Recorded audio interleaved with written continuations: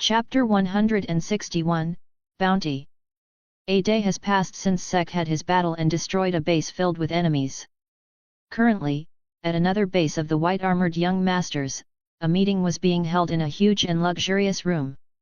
A huge table surrounded by 9 individuals, a giant magic display in the center, and a tense atmosphere could be seen. In the display, the figure of a familiar blonde-haired man could be seen. Name: Sek Bronzeza. A human harboring the soul of a strong dragon. Brought in by Squad 10 Captain Xander. Known abilities: multiple attribute magic, metal magic being a more prominent one, a magic tool sword, and the mana capacity of a medium-level soul. Kills: 983 including 3 captains and 12 lieutenants. Damn, said one of the men while looking at the screen. 983? It should be 984, Xander died twice. Weakling, said another voice. Want me to beat the shit out of you, Ryan? Asked Xander in a cold tone and declared at the man who tried to make fun of him. You can try, although I know in the end it will be your sister who will be wiping your ass after you get defeated, replied the man named Ryan with a shrug. What did you say? Yelled Ryan. Are you deaf? I said she will be wiping your ass after your defeat, replied Ryan in a provocative tone. Sparks started to fly between the two of them and soon their mana started clashing as well. But soon an even stronger mana pressure descended on them, making the two immediately stop their bickering. Be within your limits, said a woman as she glared at the two as if they were eyesores. The two men glared back at the woman but still sat back in their seats without causing any more ruckus. Getting back on topic, what do we need to do about this human? Squads 10, 9, and 8 were annihilated by him, said a bearded man. Zoro is correct. Judging by his prowess, it would be foolish to consider the remaining lower 5 to be of any good as well, said the woman who silenced Ryan and Xander. What did you say? Don't think that me and my squad 5 are weak like some other trash squads, yelled Ryan. I take offense in that as well. My squad 6 is made for assassination. We can easily deal with a human, said another woman in a cold voice. You two say that, but you two are hardly better than the other lower 5 who got defeated, replied the woman back in a mocking tone. Ariel, you bitch. While the commotion was going on, the man who seemed to be the most important one out of them all continued staring at the screen. What is it, Mr. Albert? You seem to be in deep thought, asked the man sitting beside Albert. I was wondering, why did a dragon, and someone as strong as this one, choose to hide its soul in the body of a human, considering how prideful those beings are, muttered Albert. I mean, think about it. The dragon's powers are sealed and he is just a common human. We the soul superiors shouldn't be having any difficulty while dealing with him, unless he is like him, explained Albert. Hearing that, all of them widened their eyes in shock and they got motionless. A look of slight fear appeared on their faces as they looked back at Sek's image on the magical display. I don't want to believe that he will be like him, but to be on the safer side it would be good to kill him before he awakens, said Albert in a serious tone. Albert then stood up from his seat and looked at the other people who were still sitting and said, Lower 5, deal with this Sek Bronzeza together. We cannot take chances on each of your squads trying to deal with him. Deal with him and I promise to provide you all with 20 souls worth of divine energy each. Hearing his order, the squad captains were about to complain, but once they heard the reward that they would be getting, all of them widened their eyes and nodded with smirks on their faces. The 5 squad captains immediately stood and took their leave, leaving behind the remaining 5 people in the hall. Zoro, Ariel, Merrick, prepare your squads as well, ordered Albert. Hearing that, the people in question raised their brows. You think the 5 of them combined will be defeated by a human? Asked Zoro. It would be great if they win, which is very likely. However, it would be better to be doubly sure, right? Replied Albert with a smile and left the hall as well. Meanwhile, the person, for whom such tedious preparations were being done, was walking in some random direction without any care in the world while singing with the dragon present in his body. Sek. Awima wet, awima wet, awima wet, awima wet. Awima wet, awima wet, Awimawet, Awimawet. Vritra. In the jungle, the mighty jungle. The dragon sleeps tonight. In the jungle, the quiet jungle. The dragon sleeps tonight, ho, ho. Dude, it's a lion. Nope, it's a dragon now. Continue your awimawaying my other half. Sek just shrugged his shoulders and started singing as well. Even though Vritra's voice was only audible in his head, the two seemed to be enjoying. The dark continued to move with a small jump in his steps, seemingly enjoying the singing session with his partner. But all of a sudden a loud growl disturbed the jolly atmosphere the two were experiencing. That's already the 10th time your stomach growled, and that was literally a roar my other half, said Vritra in a slightly concerned voice. Maybe it's time to get something in my stomach.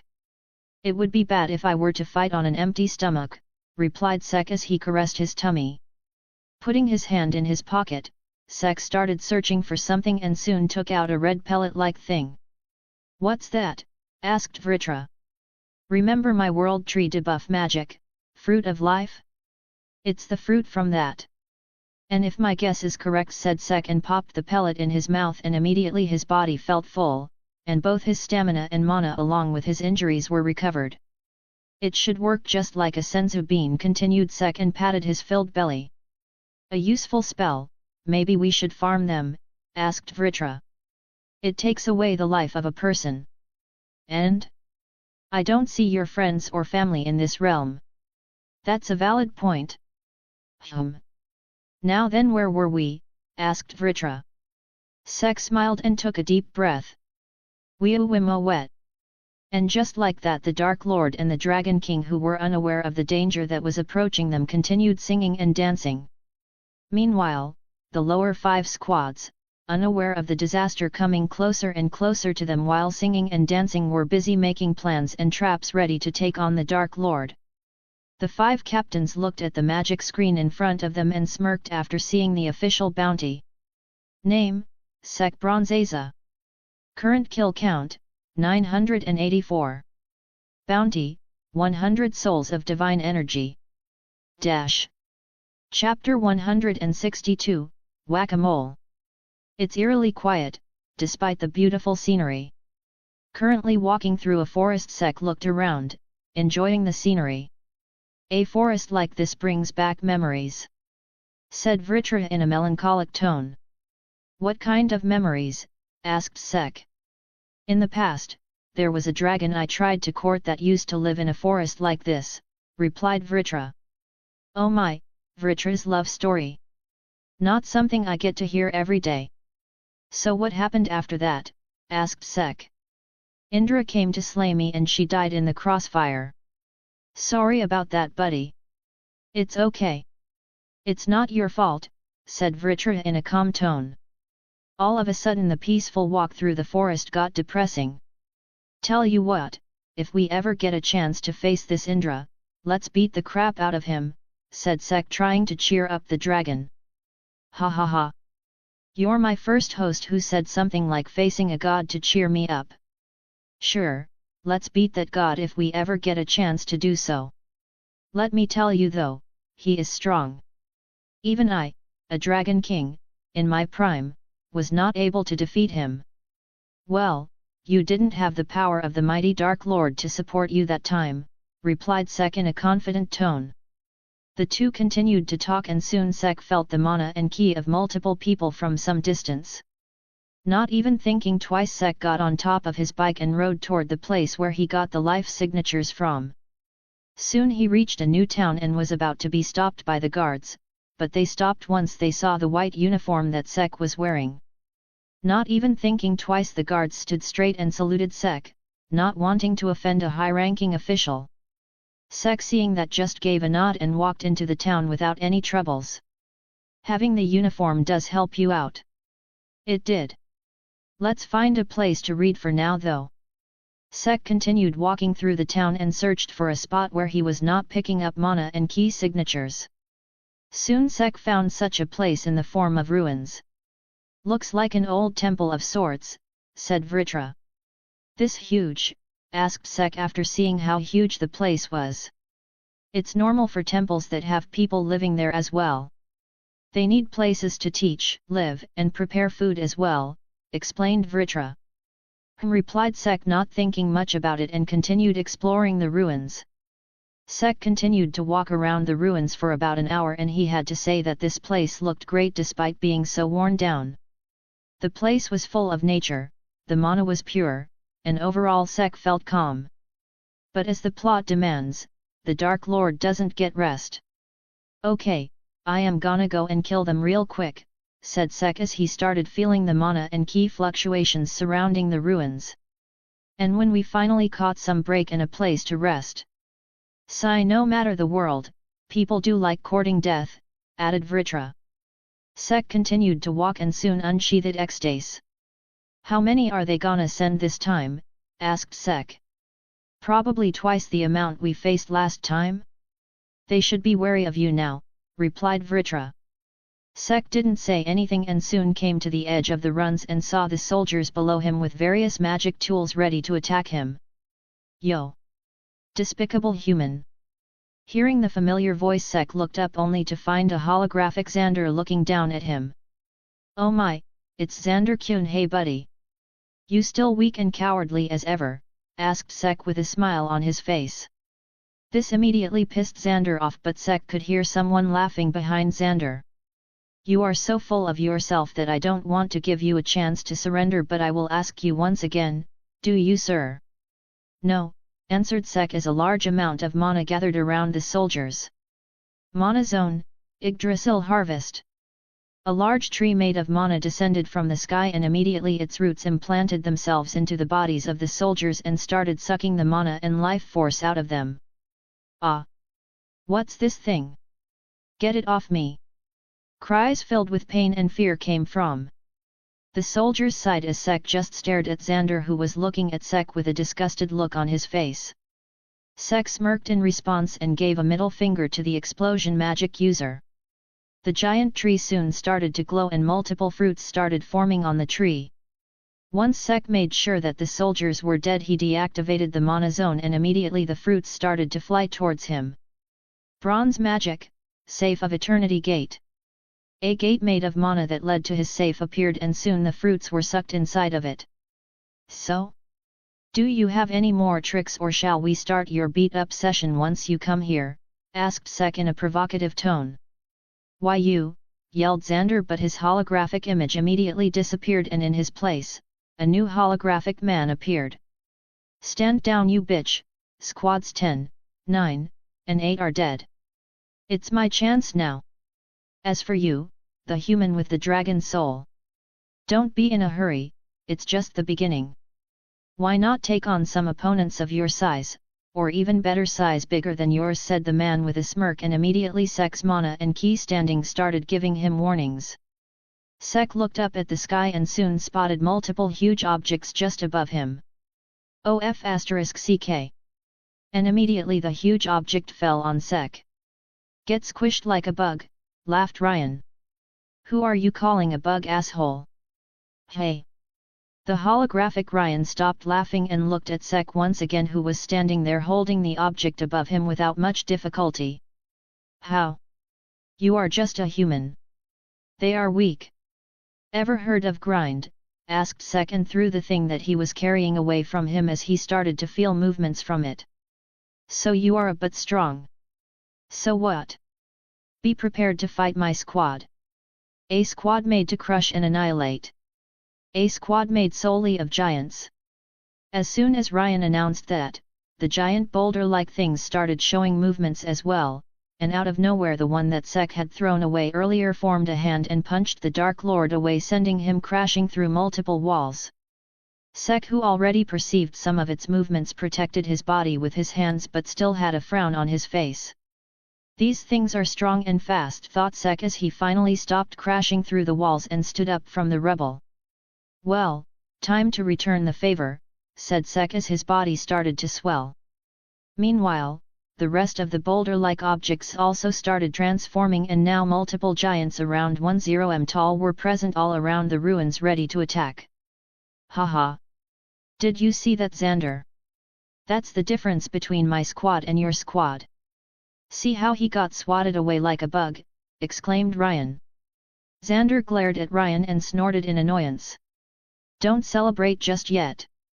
I don't think that he is dead just yet, said Xena. Ha, don't worry. He will die soon. Hey you all, show the human the might of the giants, ordered the holographic Ryan. As you command, Captain Ryan, replied all the giants in unison and started moving towards the place where Sek was punched away. But while moving they soon started spotting their comrades being sent flying in the opposite direction. Asterisk roar. Asterisk. Dark Lord smash. Hearing the roar, the giant soldiers stopped and looked toward the source of the noise and soon spotted a slightly bigger dark-skinned humanoid figure running toward them with an angry look on their faces. Soon the humanoid figure stopped in front of the giant that punched Sek earlier and charged energy in his legs before jumping up like a spring and sending the giant flying. You big! Fall harder, said the burly human in a broken speech before he glanced at the rest of the giants. Look down. I destroy, said the berserker in a cold tone.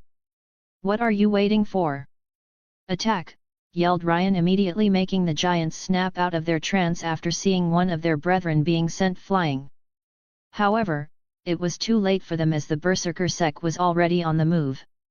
Before any giant could make a move, the berserker was already in front of them with his fist clenched. Not even thinking twice, Sek punched the closest giant in the face, sending the giant flying toward the other giants, toppling many of them in a single attack. Next, ordered Sek as he landed on the ground, making a small dust cloud below him, and glared at the rest of the giants with a provocative gaze. The giants, being the muscle-brained idiots, immediately fell for the provocation and charged toward the burly dark-skinned bug. Berserker Sek smirked and roared back at the incoming giants and immediately jumped toward the enemies, starting a brutal one-man army attack on the giants 5 times his size. Oh, so this is the mighty giants of Squad 5 getting demolished by a single human in close combat and brute strength. Remind me again, Sister Xena, but aren't giants supposed to be physically unrivaled? Asked Xander in a mocking tone. Ryan, who clearly heard those words, ground his teeth in anger. Attack him together, you morons! Use some of your brains, yelled the holographic Ryan. The giants who were yet to be defeated immediately took distance from Sek and started charging their magic. Earth magic, tectonic fury. Earth magic, Mother Earth's crushing embrace. Combination magic, continental crush. Being members of the giant clan of the Land of Death, all of them had a few traits in common: their heights that gave them pure brute strength and earth magic that they were adept at using from birth. Sek, who was in the middle of the remaining giants, was surrounded by fissures coming from all sides.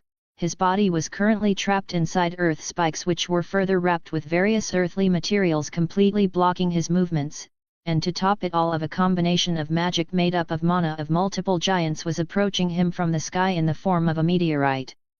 Seeing the scene, Ryan smirked, and so did the giants. Xander frowned, seeing Squad 5 overwhelming Sek when their squads were easily annihilated. The other squad captains whose squads were annihilated also felt a bit complex, but they were not showing open aggression to Ryan. Sek looked at the incoming meteor and then at his body, which was pierced with various spikes and trapped in strong restraining magic. They're really trying hard. Well, gotta reward these bastards, thought Sek, and deactivated his berserk form. Seeing the human turn back to his human form, Ryan and the giants smirked, and the giants immediately tightened the restraint to fit Sek's size. Don't think that you can escape by changing your size, human. Really? Asked Sek with a smirk. Challenge accepted, replied Sek as mana gathered in his body and started glowing. Bronze magic, bronze body titan. Soon Sek's size started increasing and mana roared out of his body, sending the earth, spikes, and giants flying. Soon a humanoid figure twice the size of the giants stood before them, looking down at them with a smirk. My other half, the meteor reminded Vritra. Without even looking at the giant rock, Sek raised his hand that started glowing. Bronze magic, Giga drill break. A giant drill formed above his hand and drilled through the meteor, destroying it in an instant. Seeing the scene, the giants had their mouths wide open, and the captains were having the same reaction. Hey, puny shits, called the Titan as he looked at the giants below him. Why yes, asked one of the brave giants hesitatingly. Every played whack-a-mole, asked Sek as a war hammer with spikes on its head formed in his hand. Huh, and immediately a giant got crushed under a hammer. It's fun, right? Asked the metallic titan in a cheerful voice, but for some reason the giants felt a shiver run down their spine. Chapter 163, No Better Way to Kill Than an Overkill. After a good whack-a-mole session, the titan looked at the holographic man and transformed back to his original form. And since he went huge, his clothes were obviously destroyed. Even these ones got destroyed. Man, I need to find new ones, complained Sek and started rummaging through the dead bodies to find suitable clothes for himself, totally ignoring the shocked captains and their lieutenants. Finally finding a pair that would fit him, Sek started changing but soon locked eyes with the holographic man. The man stared back at Sek, not knowing what the human was thinking. Oi pervert, look away. I am changing, can't you see? Ha! Who are you calling a pervert bastard? The bastard who is starting at my dong. Look away, you small prick b*tch, retorted Sek and started wearing the clothes. Ryan wanted to retort but simply turned away, not wanting to look at the human's d*ck. Once he was dressed, Sek dusted off his clothes one last time before checking out the scene around him. I killed a few too many, and I recognize many of their faces. Looks like they really have the power to bring back the dead, thought Sek. Alright, with the kids being done for the day, what about you guys? Willing to pick a fight or scared shitless after seeing this? Asked Sek with a smirk. Ryan remained silent and started looking around. Xander and the other captains understood what the man was asking and nodded their heads. Ryan's hologram vanished from Sek's sight, making the Dark Lord widen his eyes from surprise. Didn't think that they would give up. Oh well, anyway, said Sek and turned around and started walking away. But all of a sudden he felt a sudden pain in his chest, making him widen his eyes in shock. Looking toward his chest, he found the cause of the pain in the form of a dagger piercing out of him. You have some guts, lowering your guard so soon on a battlefield, said a woman who appeared behind him holding the dagger. Well, that one's on me. On the other hand, you are a gutsy one as well for standing so close to the man who annihilated your army with ease, said Sek. The woman was about to retort, but Xdace's blade immediately launched toward her like a snake and beheaded the woman. Watching the body fall, Sek used his bronze body Logia to remove the dagger from his body. He was about to eat a fruit of life to heal his wound, but his ki and mana sensing warned him as he looked up and spotted multiple people standing in the air. So she died as well, said a woman as she spotted the dead body near Sek. But she fulfilled her mission at least, said another woman as she saw the found on Sek's chest. Xander. My best friend. How you doing, bro? Asked Sek in a cheerful voice. Seeing the wounded Sek, Xander smirked and said, How does it feel, human? Are you writhing in pain after getting stabbed by her magic? Are you feeling miserable? Ha! You cannot heal that wound as well, yo. You speak too much, said Sek in a bleak tone as his grimoire started flipping. Body debuff magic, damage transfer. And Sek's injury healed in an instant while a similar injury appeared on Xander's body. Ah! Screamed Xander from the sudden pain that kept increasing. Xander! Yelled Xena in pain as she noticed her brother screaming in pain. And I told you earlier, don't look at me from above, it hurts my neck. Feather debuff magic, flightless. A mana wave came out of Sek and passed through the enemies and immediately they started falling. Except for Xander, everyone else landed perfectly. Although his sister immediately caught his body, making sure that Xander was fine. So, you used a person capable of inflicting wounds that cannot be healed to hinder me. Are you guys really the elites of your army? That was a very childish attempt. It wasn't just that, the wound inflicted would not have stopped hurting, instead the amount of pain would have kept on increasing to the point of causing insanity, and the wound itself would have gotten worse with time, replied the new unknown woman as she glared at Sek. Good thing my Logia body doesn't feel pain. Dodged a bullet there, my other half, said Vritra. While the conversation was going on, Xena healed her brother, who was still clutching his chest with a frightened look on his face. "Anyway, too much chatter. Let's end this," said Sek in a bored tone. "Mana zone, Yggdrasil harvest."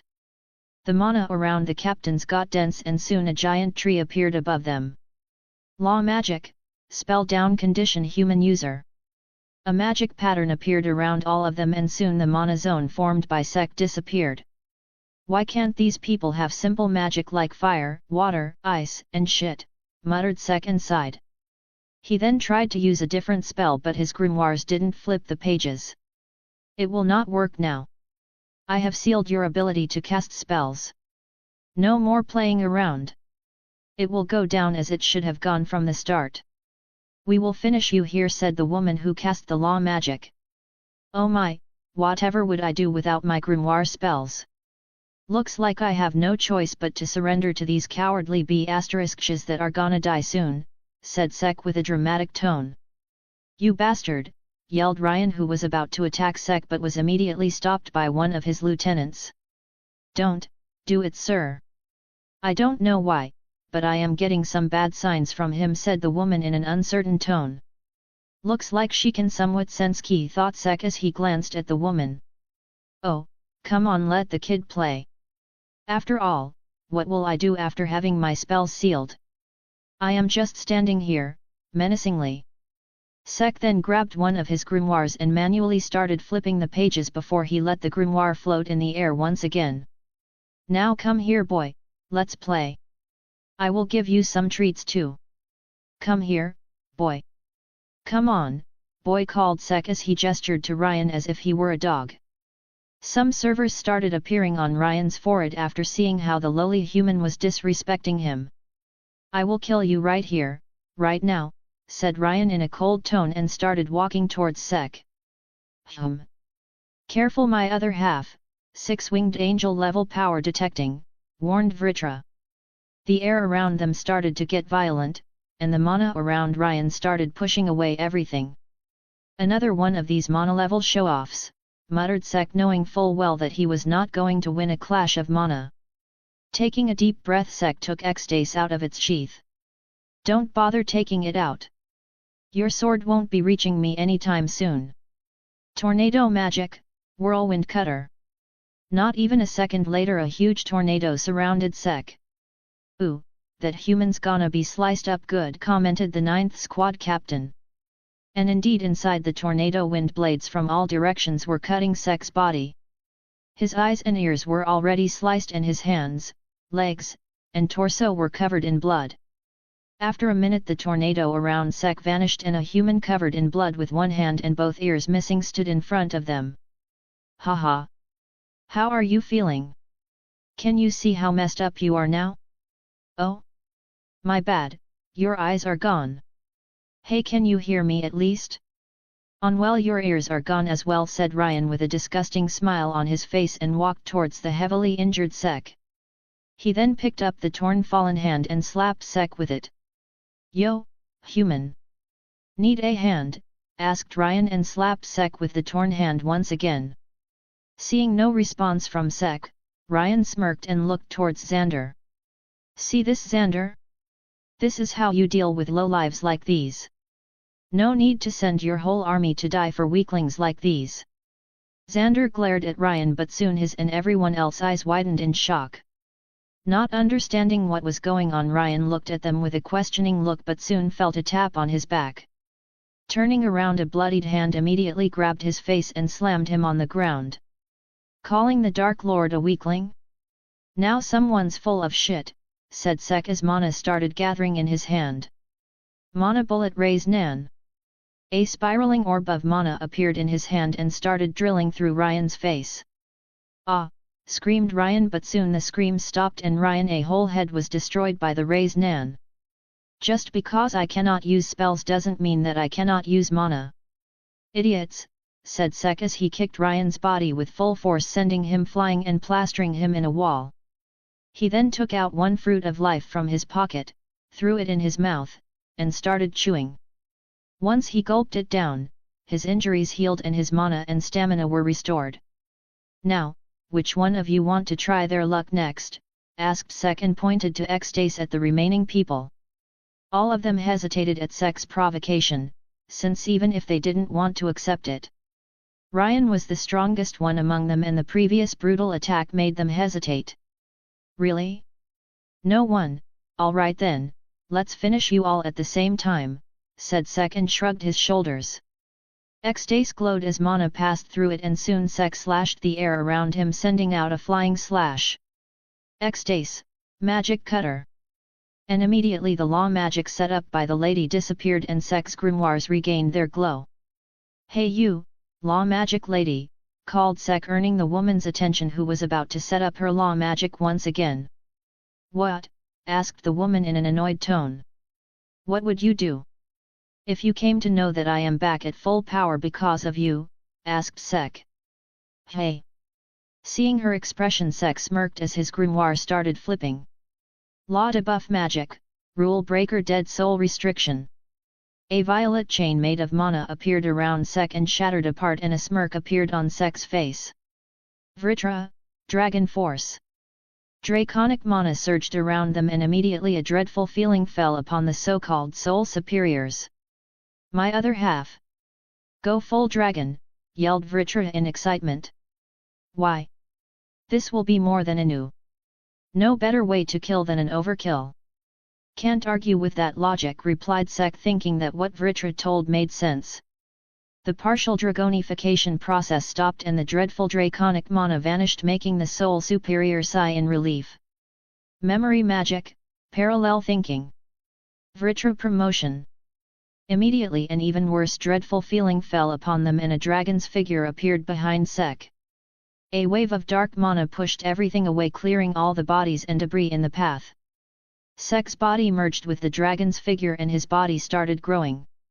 An instant later, a serpentine dragon far larger than the giants and the titan they saw earlier stood in front of them and roared out loud, announcing its entry. Ha ha ha! Be ready to feel the might of a battle-starved dragon king, announced Vritra inside Sek's head. Sometimes he just acts weird, thought Sek as he heard his partner's words. Demolish them, my other half. Full power, said Vritra. Thinking that it was best to fulfill the dragon's wish, Sek followed the order and took in a deep breath. Seeing the mana gathered around Sek, the soul superiors tried to run away, only for Vritra's tentacles to latch onto them and using delete field to stop that attempt. Black flames gathered inside the dragon's mouth and mana continued to grow inside the flames. Prison Dragon King's roar. A sea of flames blasted out of the dragon's mouth, destroying everything that came in its path. The people that saw the incoming flames didn't even had the time to register what was going on before their bodies turned to ashes. Once Sek was done firing the attack, he looked at the outcome and got speechless. I really should have held back, said Sek as he looked at the destruction that he caused. That's how the destruction caused by a dragon should look like, said Vritra as he praised the scene in front of him, feeling proud of his host. Sek decided it was not worth arguing with Vritra and just remained silent. Meanwhile, at another location, on a magic display, the scene of the destruction caused by Sek was visible and the people looking at it had a visible frown on their faces. Name, Sek Bronzeza. Current kill count, 20,981, 19,997 up. Bounty, 1,000 souls of divine energy, 900 up. Chapter 164, Major Power Up. The Draconified Dark Lord looked around him to see if some cockroach was still snooping around and then focused back on the destruction caused by him. So how do I get back to normal? Asked Sek. Like I told you in the Shadow Palace, I don't know. Anyway, what do you think about causing some more mayhem while you are still in this form? Asked Vritra. Stop sounding like a shady salesman, retorted Sek. The dragon was about to answer, but suddenly a magic display appeared above them. On the screen, the image of a dandy-looking old man behind whom 3 other people were standing. Judging by their uniform, they seemed to be with Xander and company, thought Sek as he stared at the man staring intently at him. Sup, greeted Sek. So some of these dumb lizards do have intelligence. Alright, this old shit dies the moment we meet him, said Vritra. Sek also snorted at the old man's words and provoked the man back. I thought wisdom comes with age, but seeing that you are just as much an idiot as Xander and the others, well, can't blame you. Boomers do get senile, replied Sek. As these words left his mouth, one of the men standing behind the old man unsheathed his sword. Not even turning around, the old man raised his hand, stopping the swordsman. Do you even know how many innocent lives you just took? Asked the old man. Do you even know how many people came after my life? I wonder who was the one who sent them, making me retaliate back in such a manner? Any idea, Boomer? Asked the dragon back. The old man remained silent and continued staring at Sek, but soon smirked. Killing you and breaking your ego will be so much fun, said the man. Breaking his ego? Good luck with that, old man, said Vritra. Oi! Whose side are you on? Yours, my other half. That was a compliment. Didn't sound like one. Believe me, it was. The dragon and the Dark Lord started arguing, ignoring the villain's monologue speech the old man was giving. You will be begging for the gift of death, and eventually I will grant that gift to you, but when you wake up you will find me once again, you won't find peace. Do you know why? Asked the old man. I don't know how to say this when I can see that you were clearly trying to threaten me. I kinda blanked out in the middle, so I don't know what's going on right now, said Sek. The surroundings turned silent hearing Sek's unpredictable response. In the end, you dragons are still arrogant shits. Enjoy the remaining life that you have left, you brat, said the old man in a pissed off tone. Alright, bye-bye. Tell Xander that I miss him when you resurrect him back, replied Sek as a hand made up of his tentacles waved towards the screen. The screen vanished from his sight and Sek got back to his current issue. Let's get back to becoming human once again. Why, I get to stretch my body after such a long time, let's spread terror, pleaded Vritra. Vritra, control your emotions, you will get to fight from now on, but for now, we should find a way to get back to human size, replied Sek, trying to calm down the multiple millennia old bratty dragon.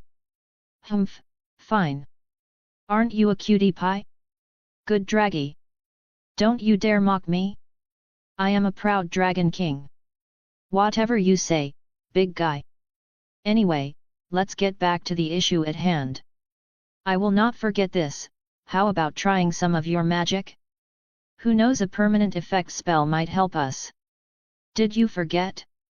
I cannot use my grimoires while using draconification. That was the case with Dragon Force. Right now you are in total draconification. Try using your powers. Sek decided to follow Vritra's advice and tried to use his magic, and soon a huge smirk appeared on the dragon's face as multiple Gaster blasters surrounded him. This is what I am talking about. The Dark Lord is even more of a threat now. Hehe, the might of the prison dragon king combined with your crafty and OP spells. I feel pity for our enemies. Now, don't make fun of those who are weak. The two laughed out loud at their words and continued to joke around for a while. Sigh, alright, let's focus back and test some spells. Light magic, cure. A bright glow enveloped the dragon and soon died down. No changes, informed Vritra. Noted. Let's see, which other spell might work. How about this one? Law debuff magic, rule breaker, dead soul freedom. A violet glow came out of Sek's body and soon some chains shackled his dragon body. An instant later the dragon vanished and Sek transformed back to his human form and started falling on the ground. Bronze creation magic, giant's palm. A huge palm materialized below him and caught his falling body, making Sek check his body for any deformities. Looks fine. Few finally got away to use Vritra promotion without consequences. A major power-up since Dragon Force. Good progress, my other half. Thank you, just wait and see me get stronger and stronger, replied Sek. Vritra was about to say something, but suddenly the sky turned dark and thunderclouds started rumbling. I don't know why, but that sounds like a bad premonition. I would like to say that it is just some common thunder, but the weather changed far too quickly for that. Sek nodded and continued to stare at the sky, but out of nowhere a magic circle-like formation appeared under him. His grimoires started flipping as Sek decided to fight back, but soon chains manifested around him and his grimoires and restrained them from moving and using magic. What the hell are these chains? Vritra asked Sek as he tried to break free. A giant magic circle appeared above him as well. Soon a black wave of mana rushed towards him and his grimoires from the magic circles. A storm erupted around him, blasting away all the rubble and debris. My other half, use my pow. Wait. What the hell? How? Yelled Vritra in Sek's head. What's happening, Vritra? Asked Sek, feeling the panic in Vritra's voice. To you who slayed countless divine beings. The black mana penetrated Sek and his grimoires as a voice devoid of emotions echoed in his head. Bear the sin upon your body. His body started turning red along with the pages of his grimoires. Ah! Sek screamed in pain as every fiber of his body started hurting. The mana inside his body started getting violent and erupted out of his body, threatening to burst the vessel it was stored in as well. His limbs turned red and the markings continued to spread around his whole body, making the Dark Lord scream louder. But soon, as if Sek remembered, he shut his mouth closed as his muscles started to tighten. The Dark Lord is not someone who screams because of such a small amount of pain, yelled Sek as he gritted his teeth and clenched his fists and ass. Damn! I was about to shit myself because of the pain, thought Sek as cold sweat trickled down his forehead. He took a deep breath and stared at his body, which was turning red, and tried to calm down. Like hell I can calm down, yelled Sek out loud as he tried to rein in the violent mana. You dare use my own mana to harm me? Like hell, I will let that happen. The scream echoed around him as the mana got even more violent, but this time it was Sek who was making it violent. The mana spread around him and soon started to push away the magic circles, trying to break them. My other half, calm down, you are facing something that shouldn't be provoked, yelled Vritra. The only thing that shouldn't be provoked right now, is the Dark Lord, yelled Sek in response as the space around him started trembling. Ecstase. The sword on his waist glowed, flew out of its sheath, and broke the chains that were restraining him. As if knowing that he was free, a sudden force pushed him, plastering him in the ground. What the hell is this? F***ck, I don't care. Don't mess with me. Sek tried to push his body to stand again, but the force continued to grow stronger. His body started to red faster and the pain intensified as well. He could feel that his body and mana were being destroyed, making him want to destroy everything around him. Stop your struggle and atone for the sins you have committed. The only sin that I committed is being awesome, and I will continue to do so, you apathetic voice in my head, replied Sek. His sacred gears appeared around him and soon the tentacles of absorption like spread around and started to absorb the mana back into his body. This action only increased the pain, as right now, his body was being destroyed, but that didn't stop him. He fired even more absorption lines, but this time the absorption lines latched onto his body and his grimoires. A smirk appeared on his face, making Vritra panic as he knew that his host was going to do something reckless. The absorption lines started glowing and started absorbing the unknown energy that was trying to destroy his body. What are you doing? Stop that act this instant. F***cku, replied Sek with a crazed smile on his face. The redness around his body and his grimoires started to slow down and soon started to disappear as well, but as they continued to be absorbed, glowing red marks started to appear on his body. His grimoires started flipping as well and got engulfed in bright lights.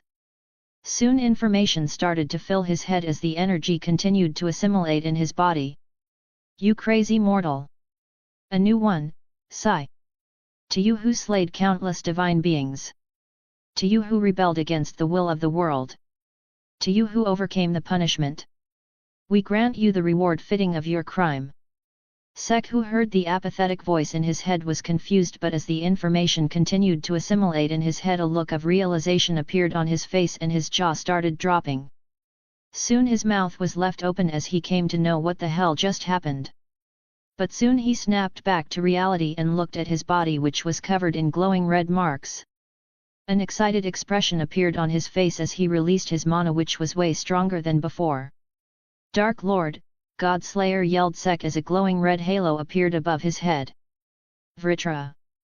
You dumbass other half, what? Another major power-up. Sigh, why am I this awesome? Asked Sek to himself. Vritra didn't say anything as he still felt another presence beside his host. You are just an idiot mortal. This made the Dark Lord snap out of his thoughts as he realized that there was someone else in his head. Chapter 165, The Will. Stopping his self-appreciation, Sek turned silent after hearing the apathetic voice once again. Vritra! My other half! You having a multiple personality disorder? We both know that's not the case. Good to know that we are on the same page. Also, for a while now, you have been acting kinda, how do I put this nicely? Cowardly. What were your original words? Why are you acting like a p***ssy? If not for the situation we are in, you would have been in for a sermon. See? Pussy behavior. You. Forget it. I am just following my personal rule of not messing with conceptual entities. What conceptual entity? The one that we've been hearing for a while. F***ck. F***ck indeed, my other half. F***ck indeed. Are you two finished with your pointless argument? Vritra fell silent upon hearing the voice. He didn't want to mess with whatever it was.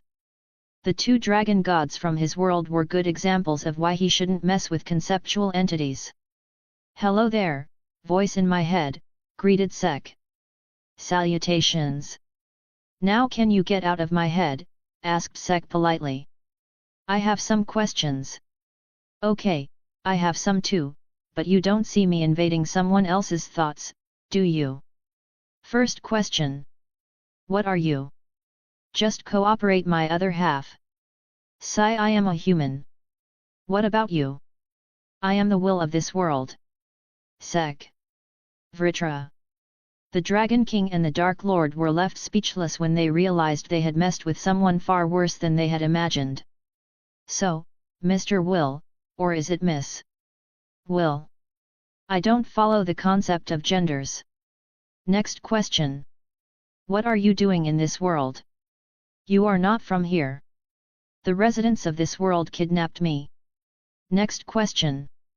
Why? They wanted to take my pal from me, replied Sek with a shrug. Question. What is pal? Pal means my friend. Before you ask, it's the dragon soul within me. Thank you for clarifying one of my doubts before I even asked the question. Next question. Why are you slaying so many divine beings from my world? These so-called divine beings are coming after my life. I am just fighting back in self-defense. Understandable. Next question. Can you stop resisting and killing the divine beings from my world? Obviously no. Request. Stop resisting and killing the divine beings from my world. Not happening. I have a family to return to. Instead of asking me to stop, ask the people attacking me to stop and allow me to return. I won't retaliate unless they attack me first. Not possible. I cannot interfere with the people from my world directly. You literally tried to kill me just a few moments ago. You are not from my world. It's within the rules. Be that as it may, I cannot simply stand back. I don't want to fight and kill people, but I won't hesitate if they come running, asking for it. Also, they are just some fake divine shits, acting so high and mighty from borrowed divinities from these so-called gods. Topic change. New question, what is the fake divine matter you just mentioned? You don't know? No. You are the will of this world, right? Affirmative. As far as I know, the people here formed a pact with beings they call gods from another world. In exchange for the souls that come to this world, these gods provide divine energy to the people here. How reliable is this information? Considering how relentless these individuals are in pursuit of my friend, I'd say it's pretty accurate. Violation of the main purpose of this world is detected. Suddenly the already apathetic voice in his head sounded even colder to Sek. You all right there, Will? Wanna get out of my head? Asked Sek. Now is not a moment for you to jest. Hearing your anger, I presume you were unaware of what is going on here. Your presumption is correct. No shit, Sherlock. How did you not know? You're supposed to be the all-knowing will of the world, right? I don't meddle in worldly affairs unless unexpected events occur. One such event included the massacre of the divine beings from my world. Why are you so fixated on the divine beings? Asked Sek. Divine beings are the greatest hope for any world for its development and protection against unforeseen foes. Some weak greatest hope your world has, replied Sek with a smirk. It is you who is the anomaly. Hearing that, Sek's chest swelled up with pride. Well, of course that would be. After all, the Dark Lord is simply awesome. Question: what is the Dark Lord? Sek was about to answer, but Vritra interrupted his host. Please don't pay attention to what he's saying, he's a delusional idiot. Mr. or Miss Will, as my other half just mentioned, we don't want to fight or harm the divine beings from your world. We just want to find a way back to our home world. Do you know of a way for that? Asked Vritra. Oi! Who are you calling delusional, you tentacle play dragon? How dare you call me that? Stop your pointless argument. The Dragon King and the Dark Lord wanted to argue further but stopped. As for a way to go back to your world, you can do so through the dimensional gate through which the souls come to this world. Hearing that, both Sek and Vritra lit up as they finally found a clue to get back to their home. Great! So where is this gate? Asked Sek, barely hiding his excitement. It should be near the main residence of the divine beings. Alright, so we just go there, give our greetings, use the gate, and go back. As if those idiots will let you go that peacefully. Not after the old man from earlier threatened us. So we go there, wreak havoc, make them lose their shit and then go back.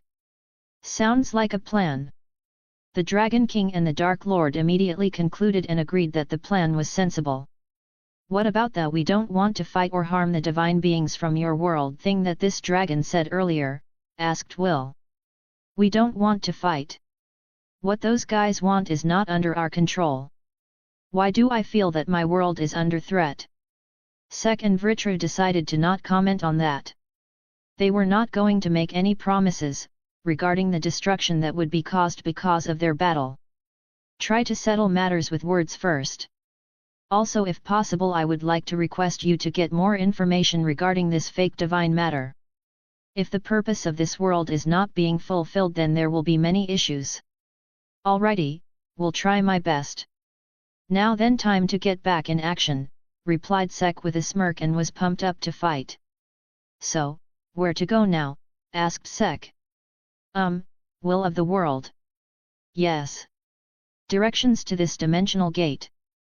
Figure out yourself. I am not allowed to interfere in worldly affairs. You told me I was different, and now you are discarding me. Yes. Sek was left speechless at the immediate reply. Come on, don't be a party pooper and help me. Not possible. Why? Common sense, why will I, the will of this world, help the person from a different world who is killing the divine beings? Why are you making a logical argument? Argued Sek. Leave it my other half, let's just get the information from them the next time we are attacked, said Vritra. Sigh, all right. It will take quite a while though, replied Sek in a slightly dejected tone. His shoulders slumped, but suddenly his ki and mana sensing flared up, making him widen his eyes in surprise. Immediately taking a step back, Sek unsheathed Ecstase and blocked the incoming attack. Ho, nice reaction time. Sek narrowed his eyes at the man who said those words. He then looked at Ecstase, which was being blocked by the sword of the man who attacked him, and got serious. His sword is not being sliced by Ecstase. You raised a flag, my other half. Also, be careful 8 to 10 wing angel level foe. Thanks for the heads up. You guys are fast, was not expecting any one of you so soon after beating the shit out of your other buddies just moments ago, taunted Sek. Haha. We were not planning to attack so soon as well, but you mocked the old man, I can't hold myself back from killing you. By the way, my name's Zoro, remember the name of the one who will kill you, replied the swordsman with a smirk. Tough talk for someone with a small c*ck. Wait. Did you just say Zoro? What the hell? Did you lose your way and come here? Asked Sek with a surprised look on his face. Hey, what the hell are you talking about? Forget it, don't have the time for that, I need to kill you before the others arrive and steal my kill. Mana gathered in the man's sword as his sword started to glow. Sek simply continued to push the man back, making the swordsman slightly surprised. Kill me? Give it your best shot, you second-rate Zoro imitator. Sek retorted with a smirk. The two swordsmen gazed at each other, and soon, huge smiles appeared on both their faces as excitement filled them both. I will beat this asshole. The two swordsmen shared the same thought and immediately distanced themselves from each other, preparing for the duel. Chapter 166, Listen here, bastard. Don't you dare think that you will be leaving here alive. The two swordsmen, filled with fighting spirit, awaited their opponent's move. Sek and Zoro continued their standoff, neither willing to make the first move. Zoro tried to gauge the strength of the human who had been massacring soul superiors without any difficulty. Sek, on the other hand, was thinking about why Xdace was not able to cut through the fake Zoro's sword. Vritra. What is it, my other half? You told me he was at the 8 to 10 winged angel level, right? Asked Sek. Yes, replied Vritra. Are you sure?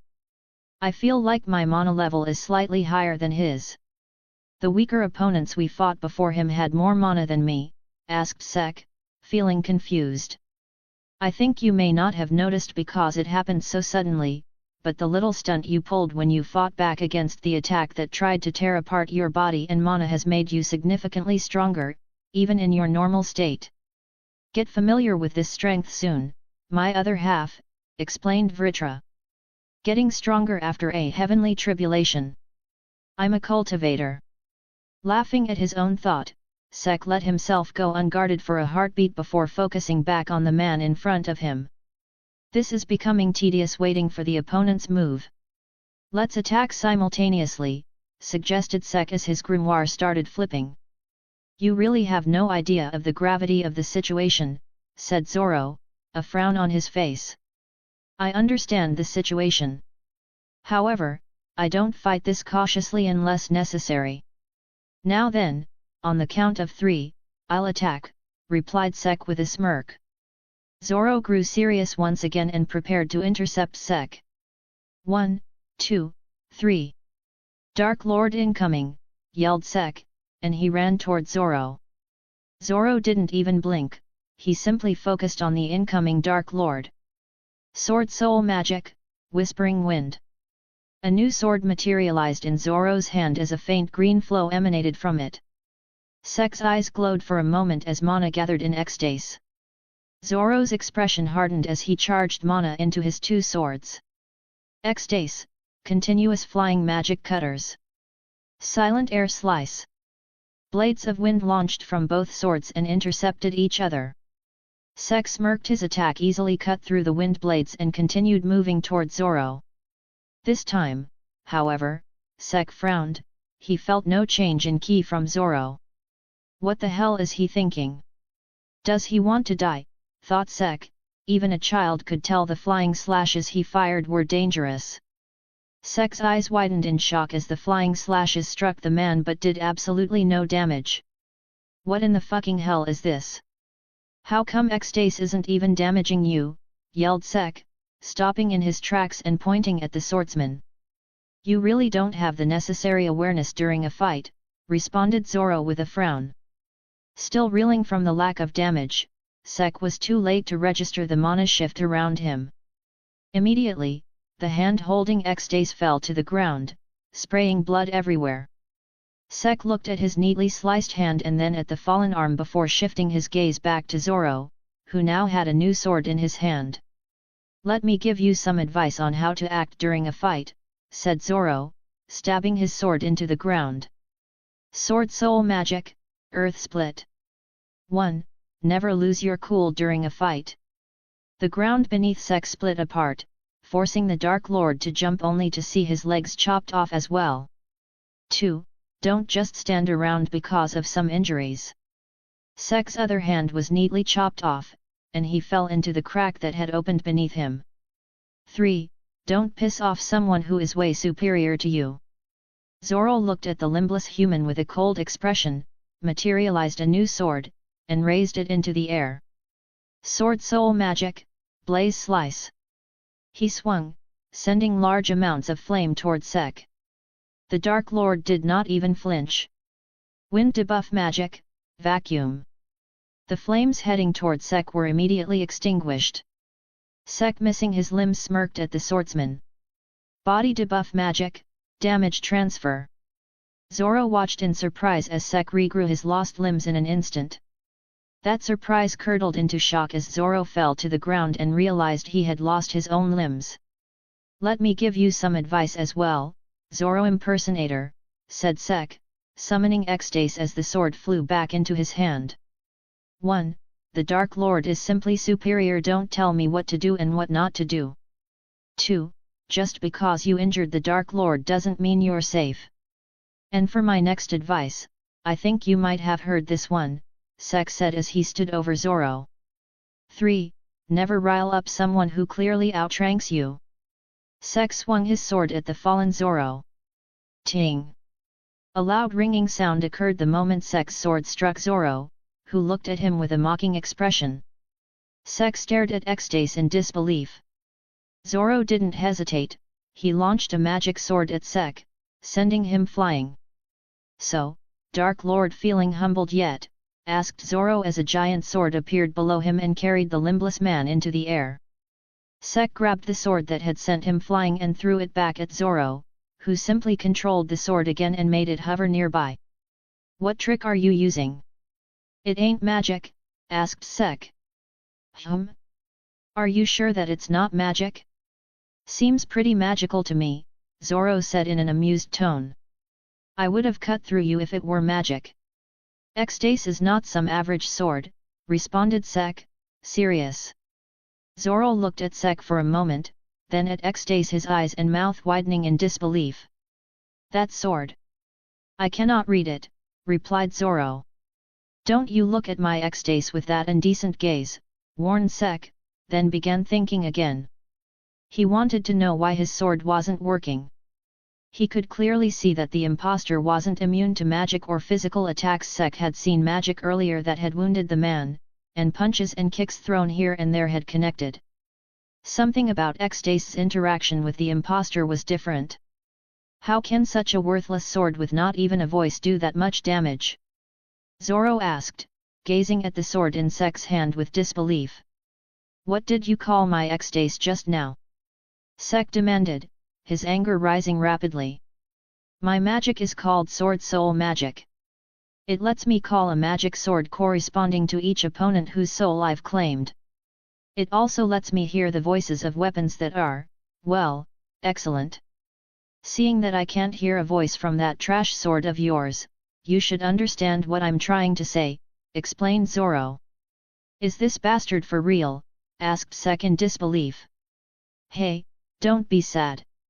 After I kill you and claim your soul for my new sword, I will personally break that waste of metal with the sword made of your soul," Zoro said with a smile. Ting! Not even a second later, Sek launched at Zoro at full speed and full power and slashed across Zoro's neck only for it to cause no damage once again. "Hey, stop it! You'll break this trash sword!" Zoro began in a mocking laugh, but he stopped mid-sentence when a loud noise sounded behind him.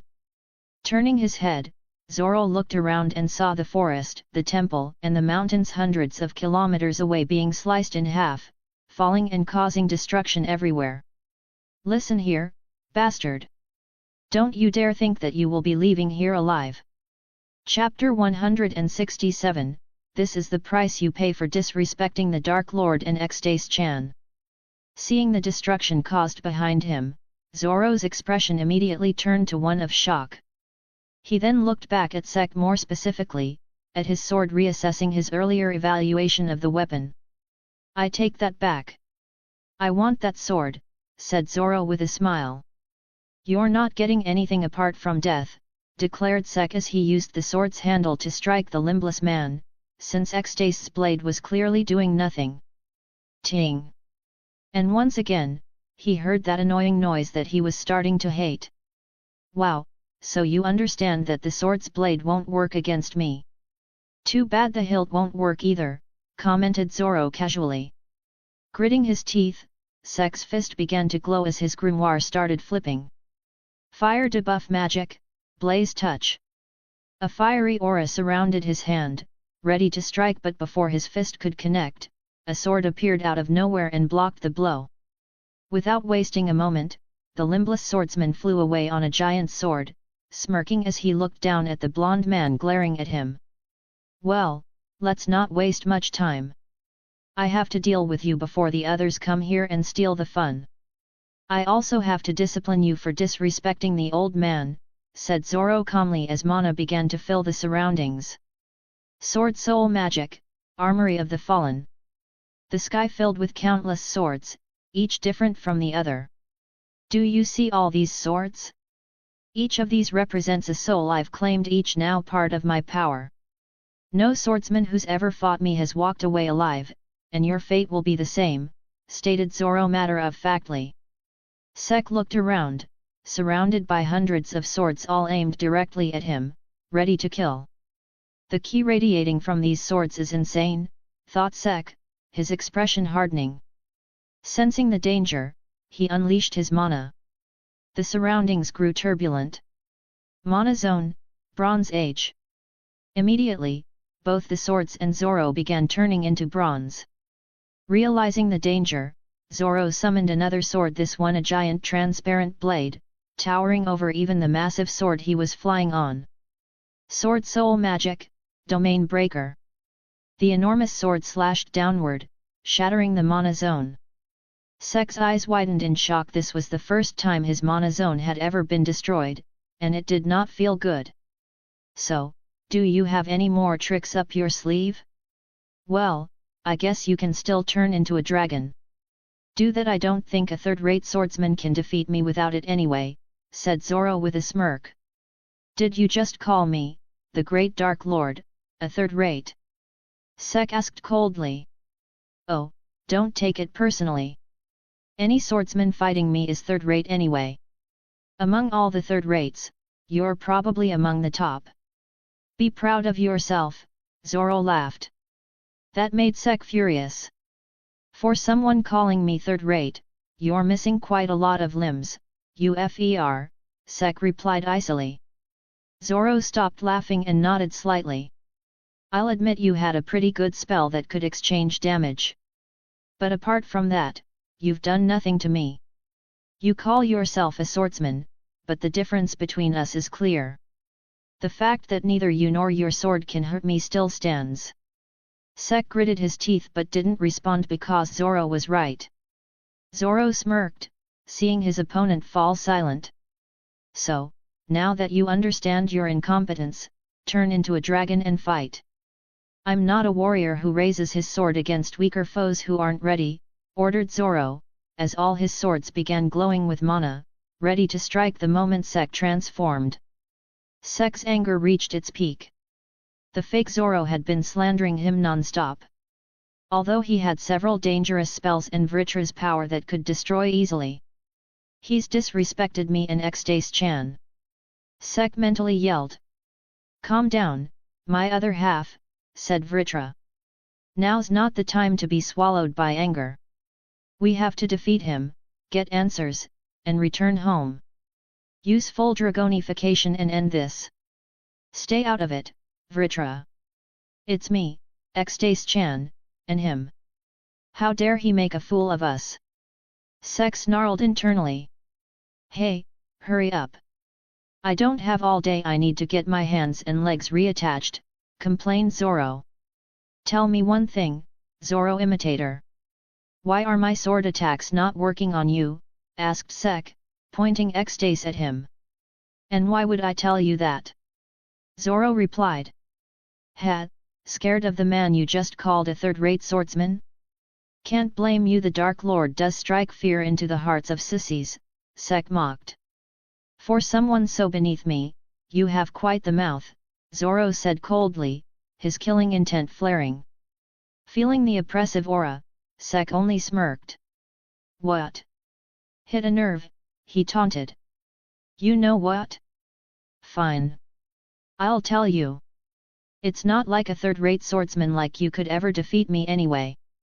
You'll eventually transform into a dragon to fight, said Zoro with a shrug. That's it, tell me your secrets like a good mob villain, Sek thought with a grin. These brain-dead idiots and their obsession with revealing their weaknesses, thought Vritra dryly, waiting for Sek to unleash his power. He wanted to wreak havoc and strike fear in the hearts of people.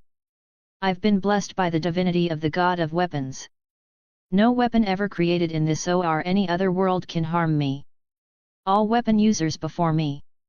But before Zoro could finish his monologue about his greatness, Sek, now aware of what was stopping him and X-Dace, smiled menacingly. A massive surge of mana erupted from his body, sending the countless swords flying away. Mr/Miss Will of the World, are you there? Asked Vritra. I am here, replied the Will. I'd like to apologize beforehand, on behalf of my other half. Why the sudden apology? Asked the apathetic voice. Because that FER dared to mock the great Dark Lord. Asterisk, roared Sek internally. Block this, you filthy casual, roared Sek aloud, his aura flaring dangerously as crimson markings spread across his body. Dark Lord, Godslayer mode. A red halo formed above Sek's head, and a crimson glow enveloped X-Dace. Zoro's eyes widened in shock, not just from the immense killing intent but because, for the first time, he heard a voice coming from X-Dace. You will pay with your life for sullying my name before my host, the voice said, dripping with murderous intent. X-Dace's edge glowed brighter as Sek poured mana into it, the blade growing sharper with every passing second. With a savage smile, Sek swung the sword with full force, obliterating any defense Zoro could muster. X-Dace, word cutter. The space around Zoro began to dissect itself. His vision turned red. Sek's smirk widened as his attack finally connected, and even more so when Zoro's body split cleanly in two. But it didn't stop there. Everything caught in the path of his swing, including the land and the sky, began to tear apart. A massive tremor shook the ground, the skies roared, lava burst from the earth, and the land itself began to split. Hell yeah! Take that, you assholes! This is the price you pay for disrespecting the Dark Lord and X-Dace-chan! Sek screamed, as if his voice echoing across world. I'm honestly worried whether my world will survive this, thought the Will of the World, watching the destruction caused by a mere mortal. Meanwhile, in another location, on a massive magic display, the scene of devastation was shown in real time. The people watching it frowned deeply as the destruction continued to spread without any sign of stopping. Name, Sek Bronzaza. Current kill count, 63,871, 42,890. Bounty, 3,000 souls of divine energy, 2,000. Chapter 168, Divine Warnings. Ah, that felt good, said Sek with a blissful expression, completely ignoring the destruction he had just caused. Sek Bronzaza, came the emotionless voice of the Will of the World. Why are you causing such a scale of destruction? Asked the Will. Hey, it was that guy who provoked me. He only got what he deserved, replied Sek confidently. That doesn't mean you should cause such massive destruction. You could have dealt with him in a calmer way. I could have, but that would have made his words about me and my dear X-Dace true. There's no way I was letting that happen.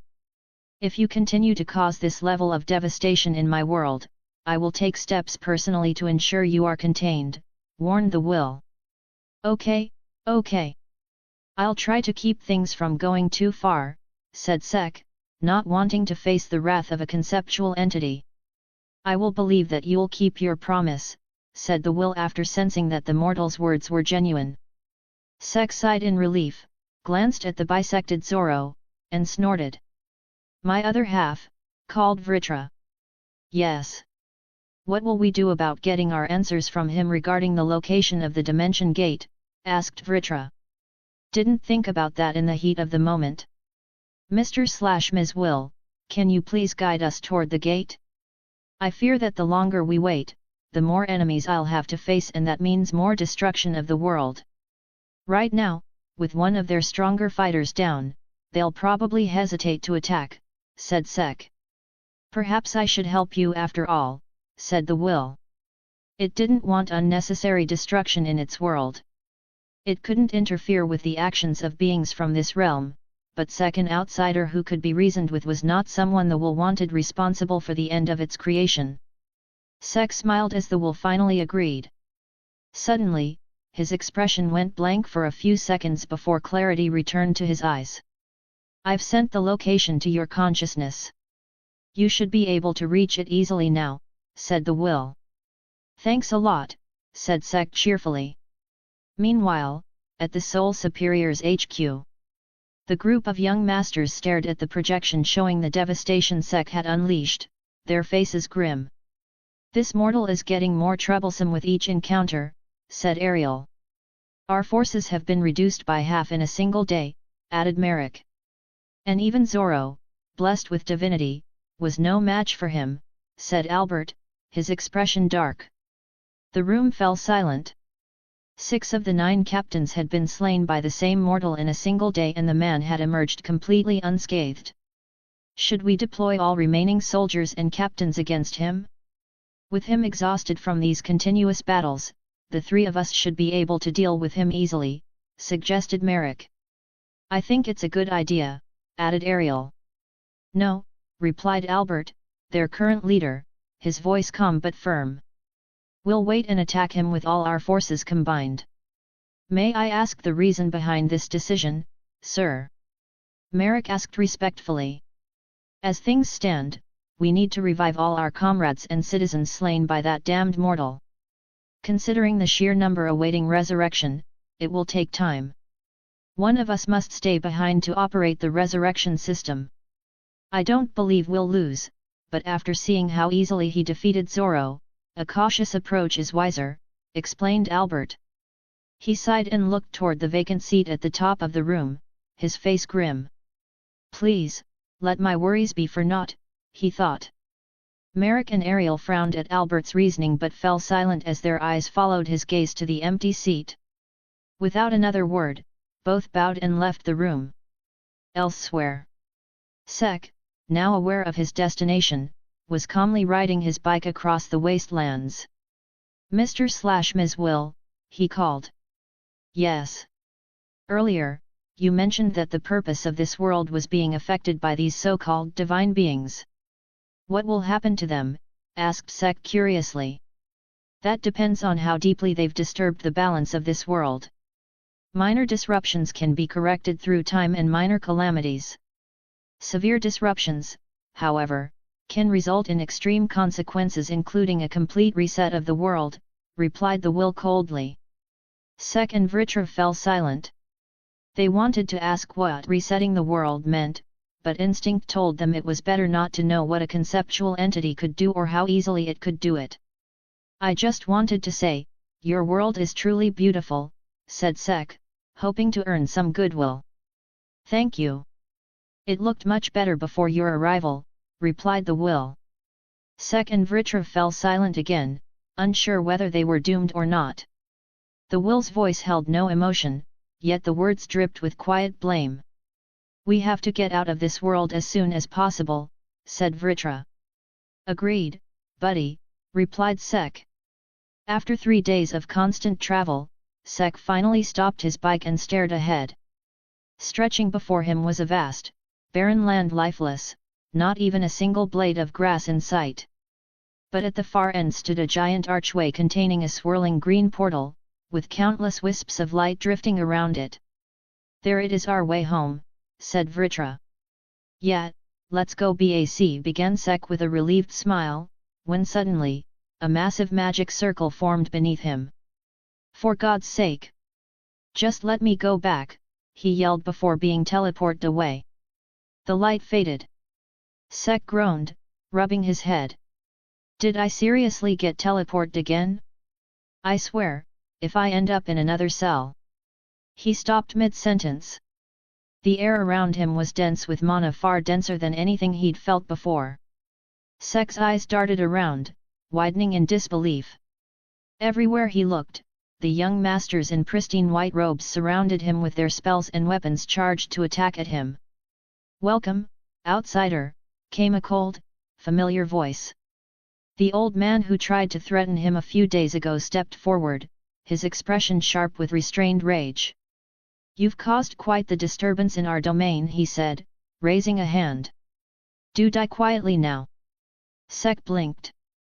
OF*CK. Chapter 169, What the F*CK is this, some kind of SM play? I'm not into that shit. Not even a second later, a barrage of attacks rained down on him, catching Sek off guard with their suddenness. His grimoire immediately began flipping as his expression hardened. Using his ki and mana sensing, Sek dodged the first few spells, his movements sharp and efficient. Ecstasy materialized in his hand in a flash, and he began slicing through the incoming magic. Time debuff magic, fast forward ×10. Sek's body blurred, his sword arm moved so fast it almost vanished from sight as he cut through every approaching attack. Law magic, spell down condition, human user. But suddenly, Sek's acceleration faltered. The magic sigils on his body flickered out, and the pages of his grimoire lost their color. "TCH law magic, hey!" Sek gritted his teeth, his ki sense locking onto the caster. "Found you!" He raised ecstasy toward the source and simultaneously formed a non-grimoire bronze shield, intercepting a new barrage of spells. Ecstasy, extend massacre. The sword's blade elongated at terrifying speed, impaling the law magic user before she could react.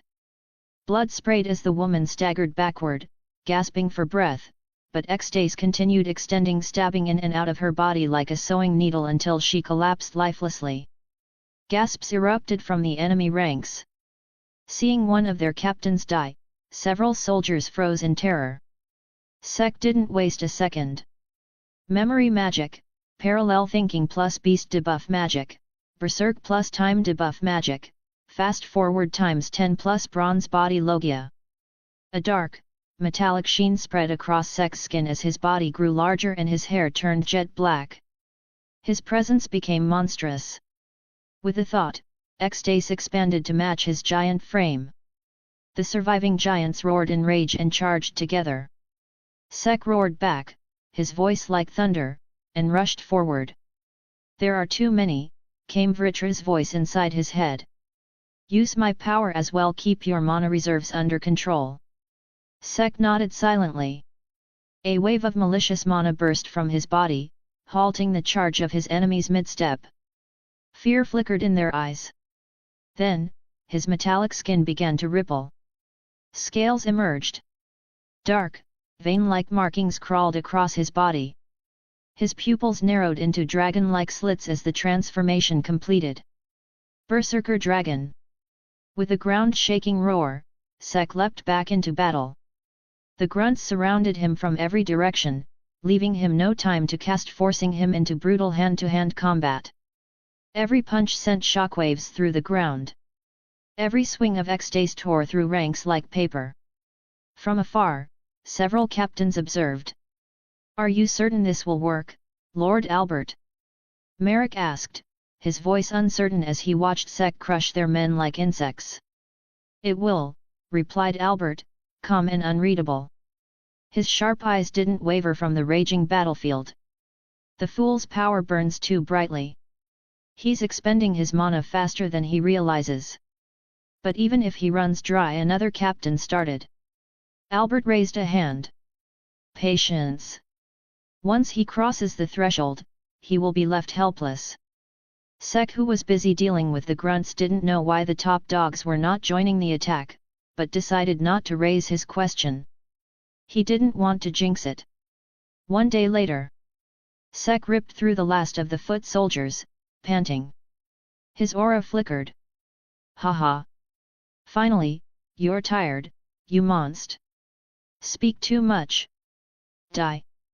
The berserker's words were broken, his speech slurred by exhaustion. He swung once, cutting the man cleanly in half. A whole day had passed since the battle began, yet the grunts kept coming. Sek glared at the captains watching him with mocking smiles and roared at them.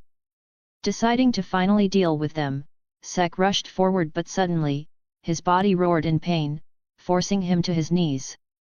Your debuff magic has taken too much of a toll on your body. Release those spells for now, advised Vritra, his voice laced with concern.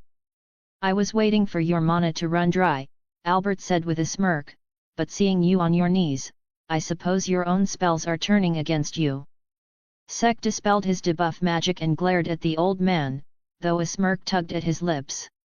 How scared are you guys, hey? Watching me cut through your men without even lifting a finger. Guess you can only act once the Dark Lord is powerless. His grimoire began flipping again, a transparent display forming beside him.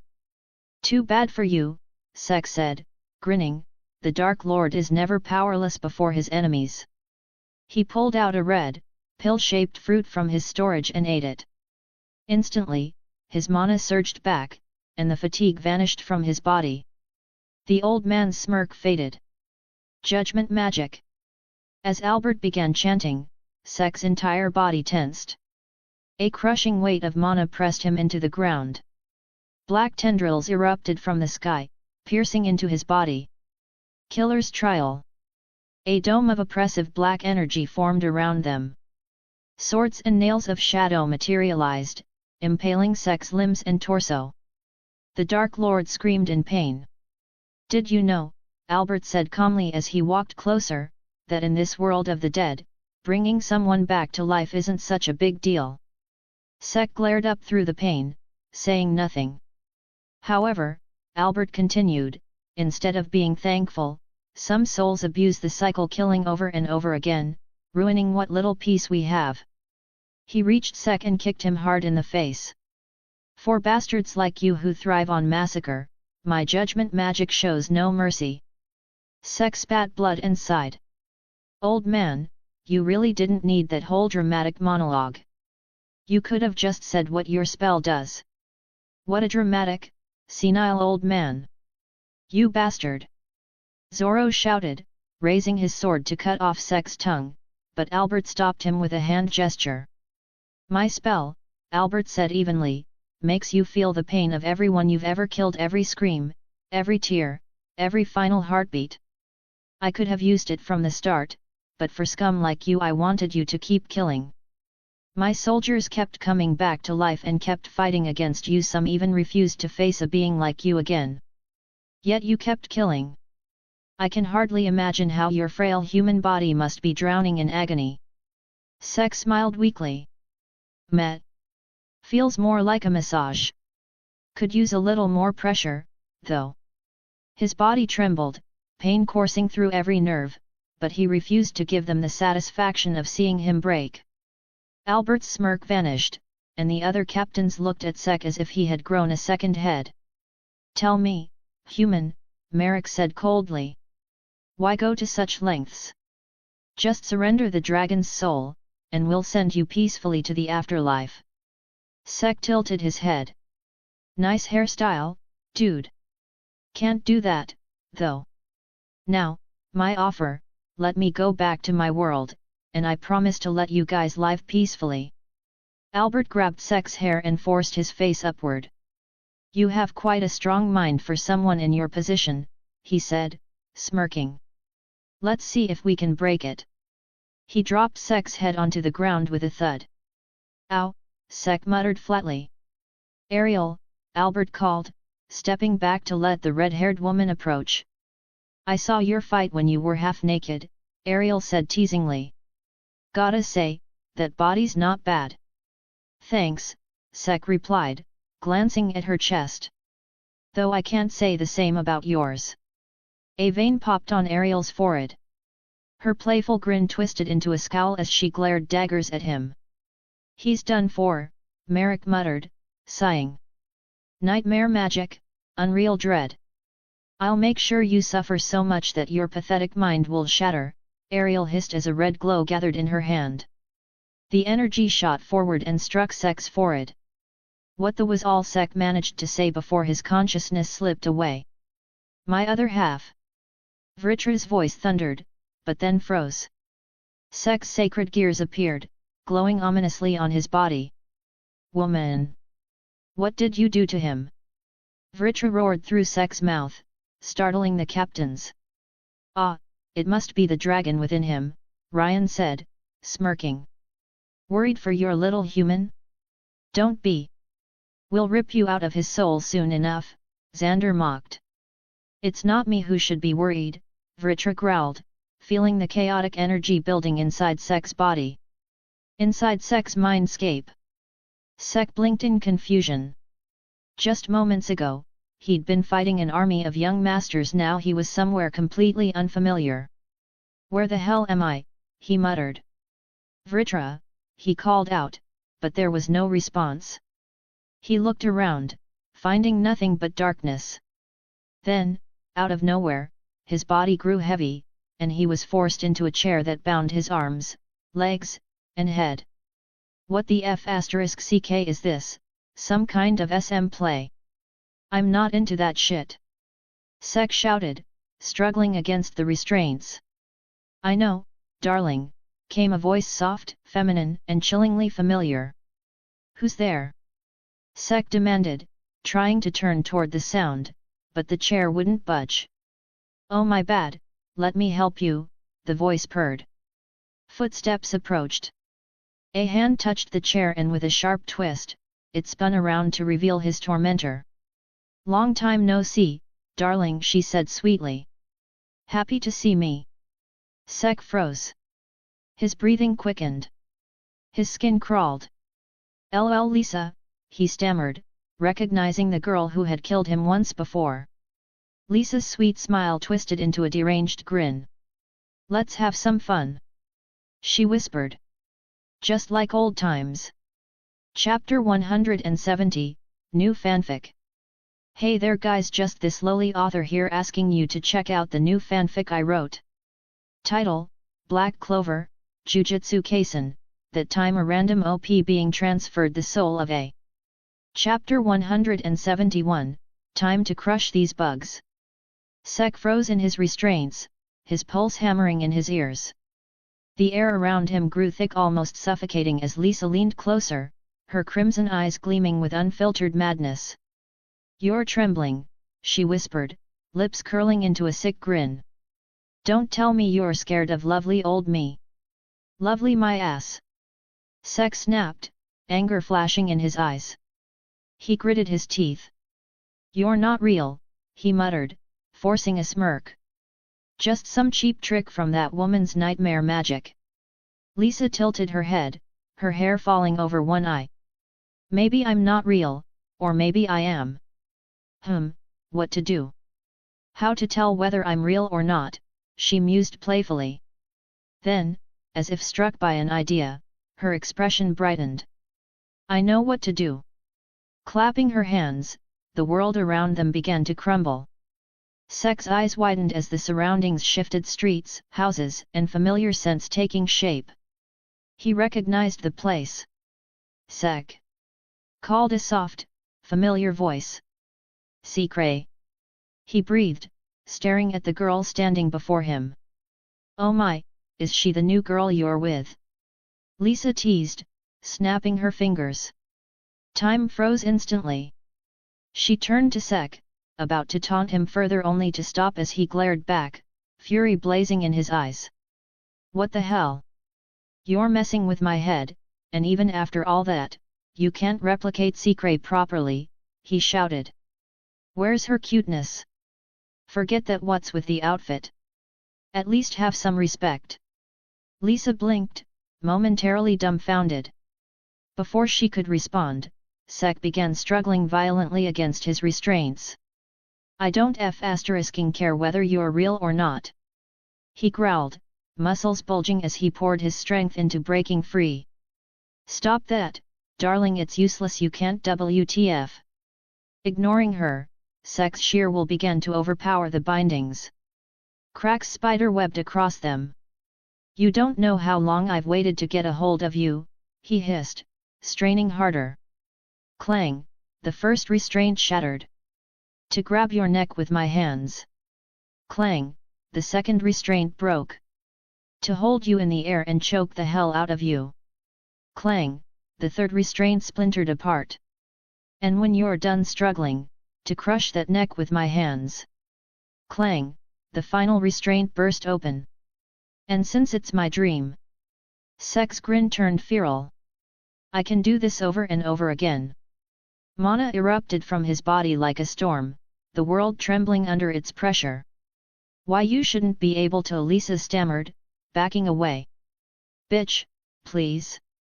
Sek barked, stepping forward. Getting into the head of the Dark Lord and thinking you can manipulate it. How foolish of you. The landscape warped again, familiar streets disintegrating into a vast, barren wasteland like the one he was fighting in earlier. And now, Sek said, smiling darkly, to fulfill my long-time wish of hearing your screams. Way. Before she could finish, Sek appeared in front of her in an instant, his hand closing around her throat. Don't break too easily, he said calmly as she struggled in his grip. Meanwhile, in the real world, the captains of the Soul Superiors stared in disbelief at the human lying before them. Is this bastard smiling? Xander asked. He is, Xena replied flatly. Their eyes turned toward Ariel, the spellcaster, whose face twisted in frustration. Why, you little, making a joke out of me? Her hands glowed with a darker hue this time, magic flaring dangerously. Nightmare magic, nightmare death. The spell shot from her palms and sank into Sek's head. The smile on his face vanished. Ha ha ha. I was going easy on you, but you made me do this. Ariel screamed. My previous spell just shows what you fear the most. But this one? This one shows you everything you fear, and it breaks your mind and soul for good. Back in Sek's head. The barren wasteland was now crawling with an army of Lisus, each looking identical to the other. Except this time, they were the ones terrified. Ha ha ha ha. Lisa, asterisk bitch. Die die die die die. It's all you can kill, Lisa fest. Sek howled in ecstasy, with the sword in one hand and his other hand transformed into a minigun. His emotions surged beyond control: rage, mania, exhilaration, until his body in the real world began to change. Back in reality, Sek's sacred gears pulsed violently, an ominous black and purple aura leaking out. What the hell are you doing, my other half? Vritra's voice echoed in alarm. Even he could feel the storm of emotions brewing inside Sek. The captains instinctively backed away, their instincts screaming danger. Ariel, stop that spell, shouted Merrick. What? No. His mind and soul are breaking just a little more, she yelled back. Stop the spell. Albert's calm voice cut through the tension. Ariel froze, glaring at him in disbelief before reluctantly lifting the magic. And that was their biggest mistake. Sek's eyes snapped open, pitch black with glowing violet irises. His body trembled, the air itself vibrating from the raw power flooding through him. A deep rumble filled the battlefield. His sacred gears flared with blinding purple light, draconic aura crawling across his skin like armor. The ground cracked beneath him. The restraining swords and tendrils shattered. The entire sky darkened as if the world itself feared him.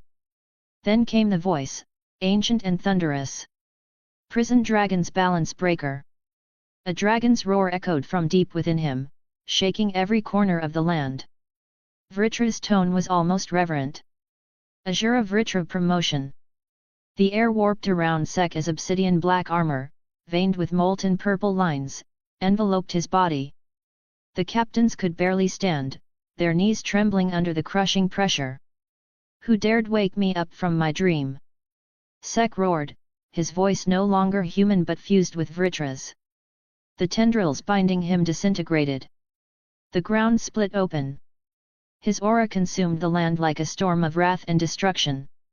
Sek, now clad in his Azura balance breaker, looked down at the soul superiors, eyes burning with fury.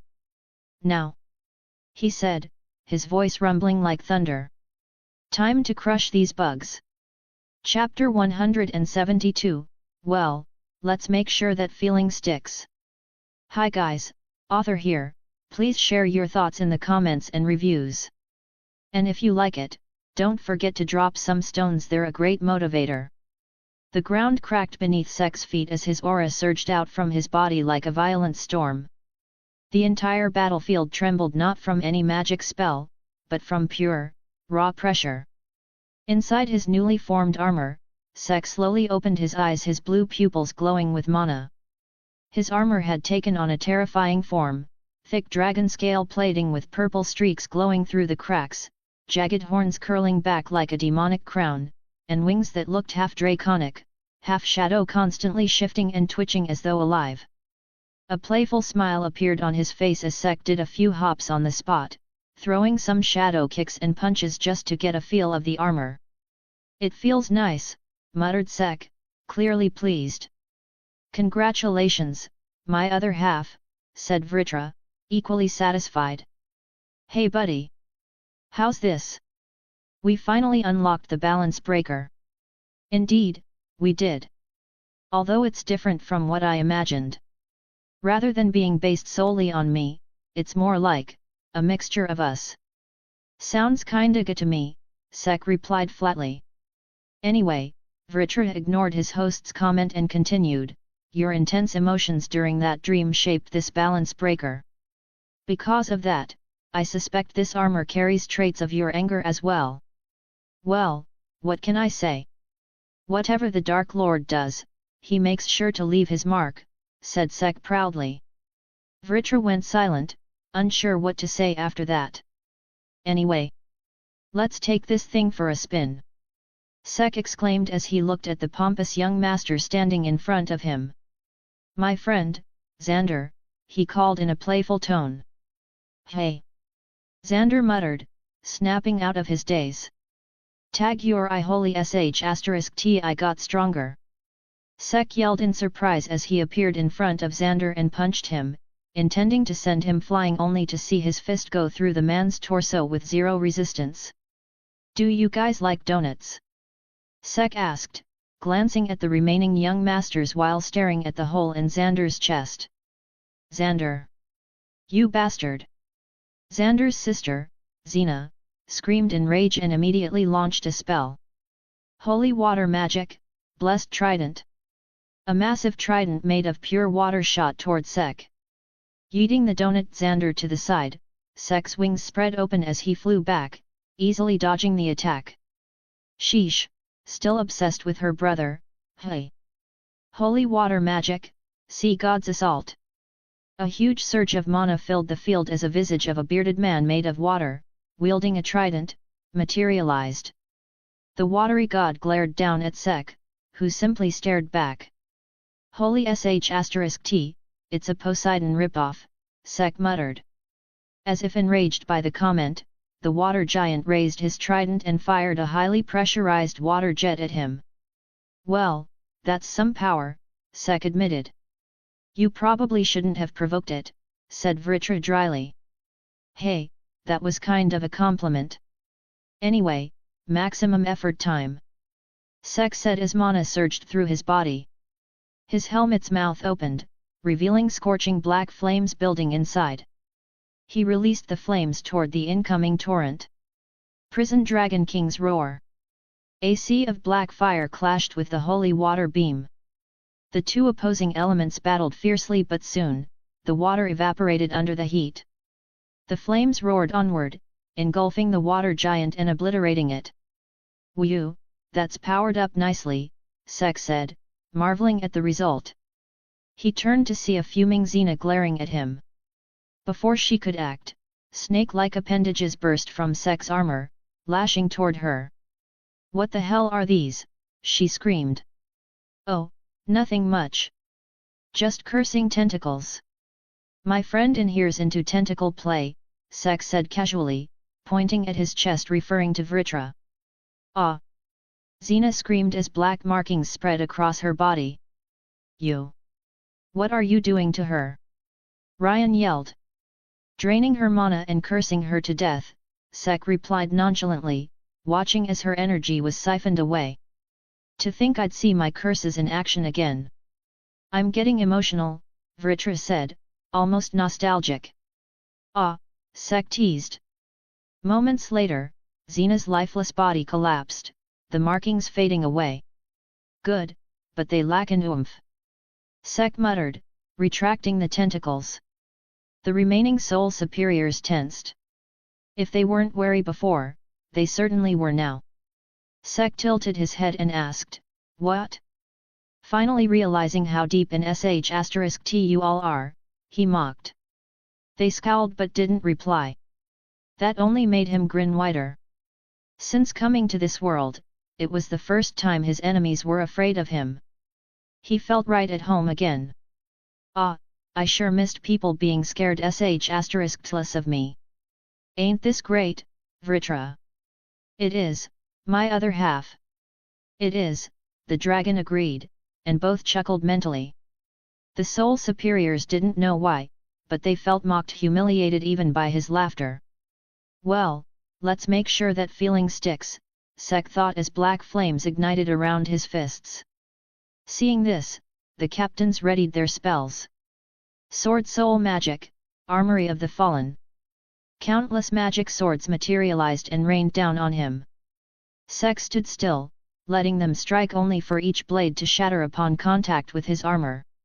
One of his grimoires floated beside him, its pages flipping rapidly. Sword Soul Debuff Magic, Blade Break. Any new tricks? Sek taunted Zoro. Suddenly, a red mana sphere shot at him. Sek stepped aside casually, dodging it. "You little nightmare mag!" She didn't finish. Sek's tail, now tipped with a jagged blade, lashed out, wrapping around her neck and slamming her into the ground. "You again? Lady, didn't you learn the first time? Playing with people's heads without consent is called therapy malpractice." Ariel gasped, clawing at the tail. "Why, you are a monster!" Sek tilted his head. "Wrong again," he said. "I'm the monster." With a flick of his tail, he threw her into the air and raised his hand. A dragon-scale cannon formed over his arm, firing a massive blast that disintegrated her. "She was annoying," he muttered. Tornado Magic, Whirlwind Cutter. Blades of wind tore through the air, striking Sek, but instead of wounding him, they were consumed by black flames, forming a flaming tornado. Prison Dragon's Black Blaze Storm. The fiery cyclone surged forward toward the remaining captains, threatening to devour them. "Merrick!" Albert ordered. Merrick stepped forward as magic circles flared around him. Holy Beast Magic, Leviathan's Roar. A spectral leviathan surrounded him, unleashing torrents of water to counter the flames, but just like before, the water evaporated instantly. The flames advanced. Judgment Magic, Righteous Sanctuary. A golden dome formed around the captains, barely shielding them from the assault. They exhaled in relief. Knock, knock. Everyone froze. They looked up to see Sek knocking on their golden barrier. He smiled, then took a stance and punched. Boom! The dome shook violently but remained intact. Albert smirked. "No matter how strong you are, this barrier won't break unless I will it." Quite sturdy," Sek thought, ignoring him. "Must have taken a lot of mana to make," Vritra noted. "It should have," Sek agreed. "Would be too bad if it broke easily," Vritra added slyly. Sek grinned. His grimoire flipped again as his hand began to glow. Oh? Trying again? Be my guest, waste your time, Albert said mockingly. But instead of punching, Sek simply knocked again. Glass debuff magic, shatter. Cracks spread across the dome and within seconds, it shattered like fragile glass, collapsing in pieces. Man, that really did pack some mana. It drained a lot out of me. Anyway, you were saying something? Sek asked smugly, cracking his knuckles. Albert stared in disbelief, his eye twitching. Well, let's end this, shall we? I had quite a bit of fun testing this new mode, but I need to head home, Sek said as his wings spread open and he took to the skies. Both his arms began transforming into enormous dragon cannons, mana swirling violently inside them.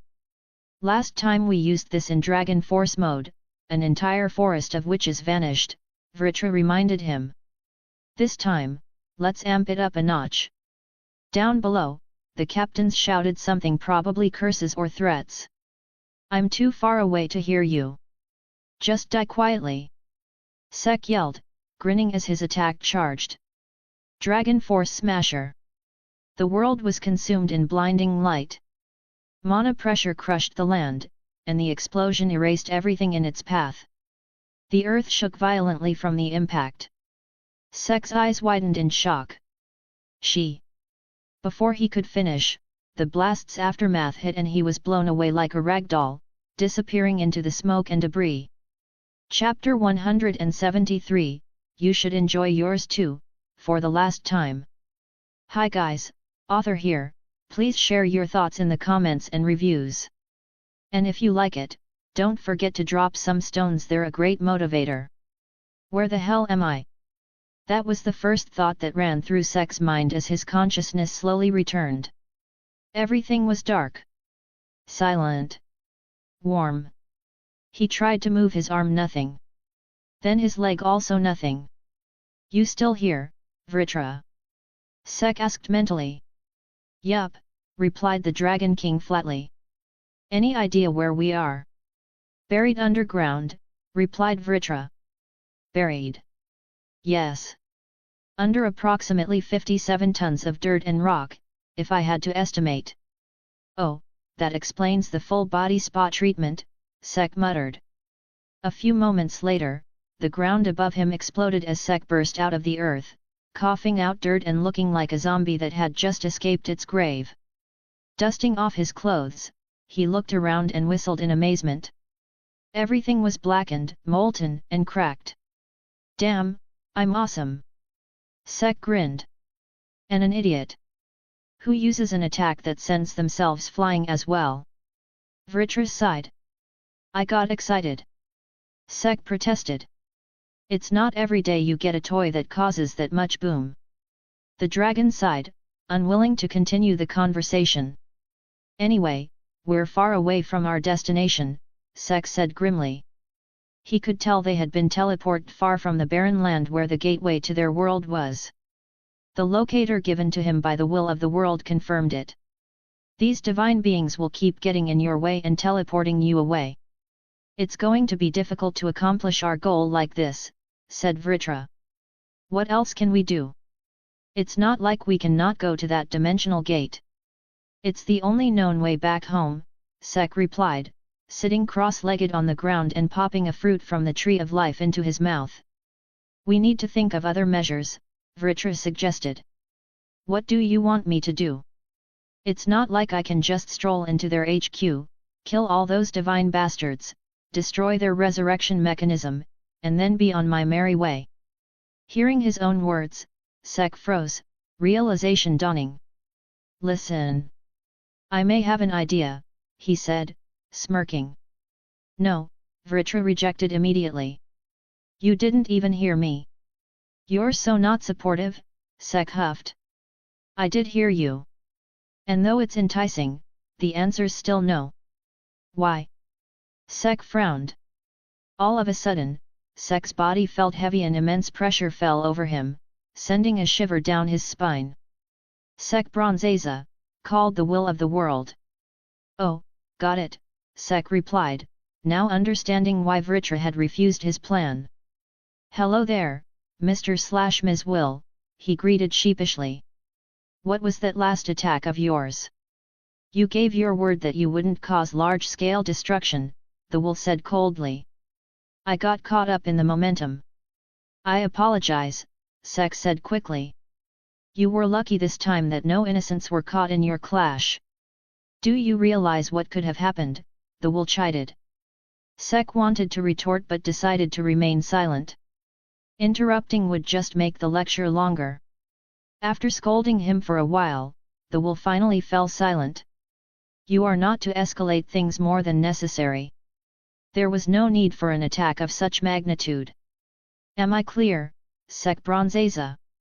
Sek was about to reply when a projection appeared before him. Inside it stood Albert, his captains, and an entire army of white-clad young masters.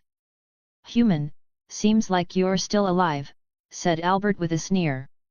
Sek simply waved at the projection, which only made them glare harder. "I'll give you one final warning," Albert continued. "Come to us and surrender yourself and the dragon's soul without struggling." "You high, dude? Last time I checked, I hooped your asses without even breaking a sweat," Sek replied, genuinely confused about their confidence. The old man turned around. "Ariel, show him." Ariel nodded, and the image of the dimensional gate shimmered to life. Sek watched as the portal's surface rippled, revealing a scene that made his blood run cold. It was his home. "Last time I toyed with your mind, I caught glimpses of your world," Ariel said with a cruel smile. "Ain't it nice? Seeing your home after so long." Sek's silence spoke volumes. "What do you think? Should me and my friends go and have a tour of your world?" Ariel's grin widened. Sek's fists clenched, his knuckles cracking. "Don't mess with me, assholes. I'll destroy you all," he said, voice low and dangerous. "Do it," mocked Xander. "We can revive." "Your people can't," added Xena smugly. "I'll make sure to destroy your so-called revival mechanism first," Sek snarled. The soldiers shifted nervously. Their fearlessness came from the knowledge that they could always come back. If that changed, everything changed.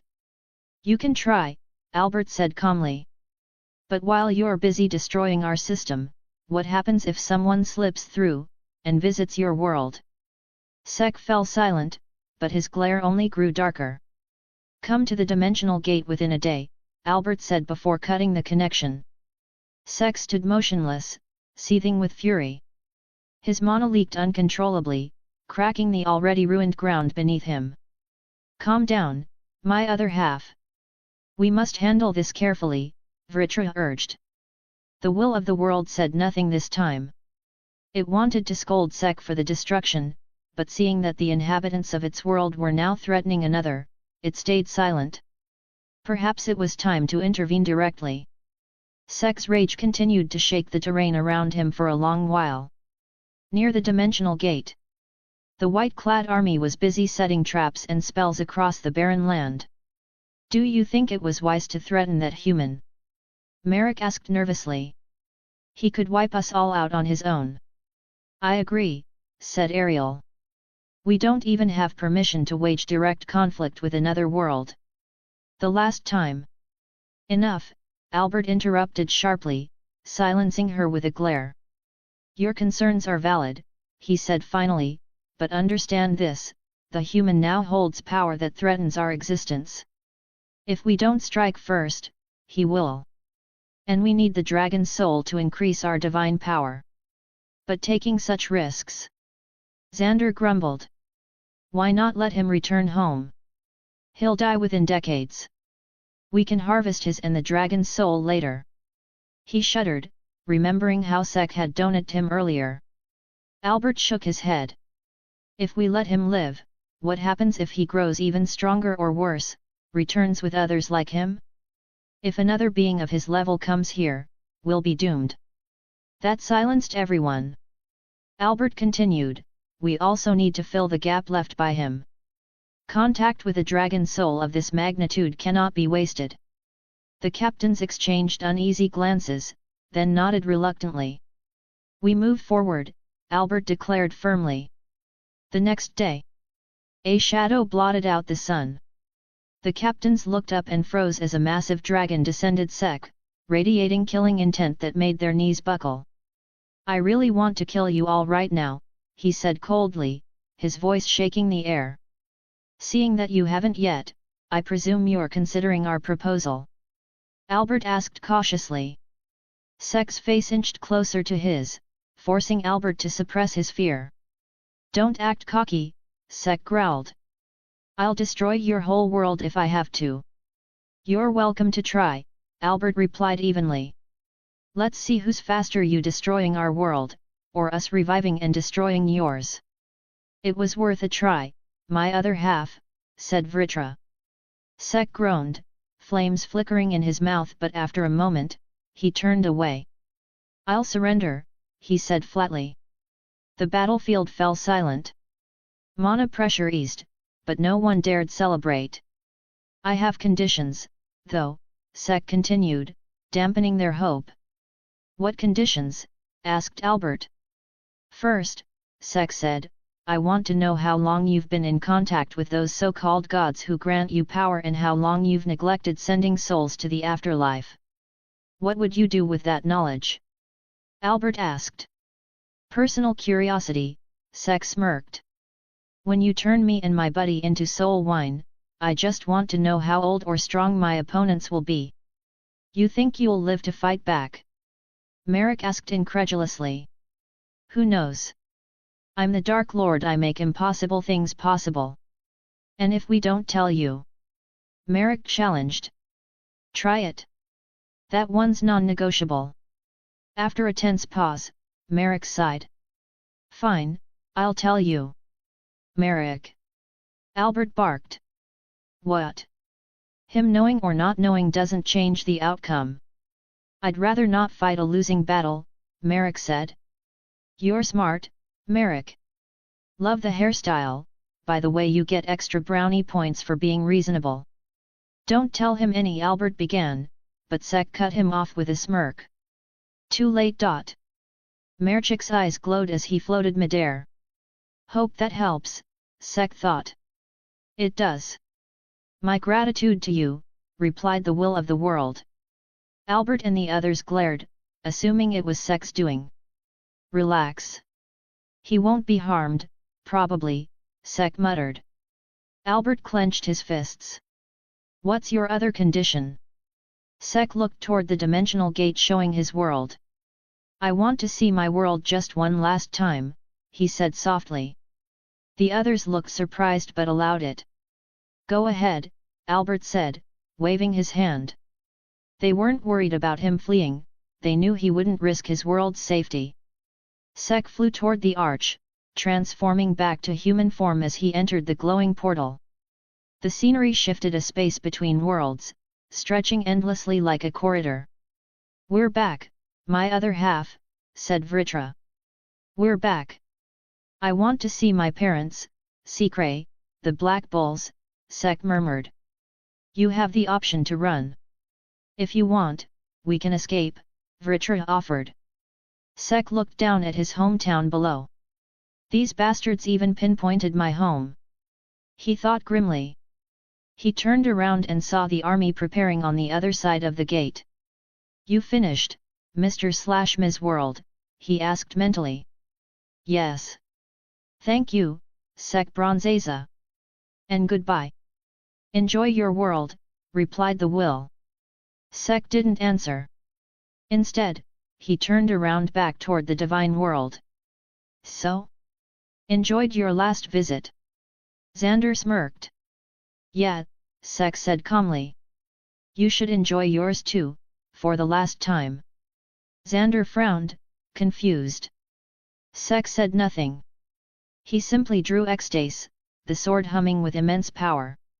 Prison Dragon's Balance Breaker, Azura Vritra Promotion.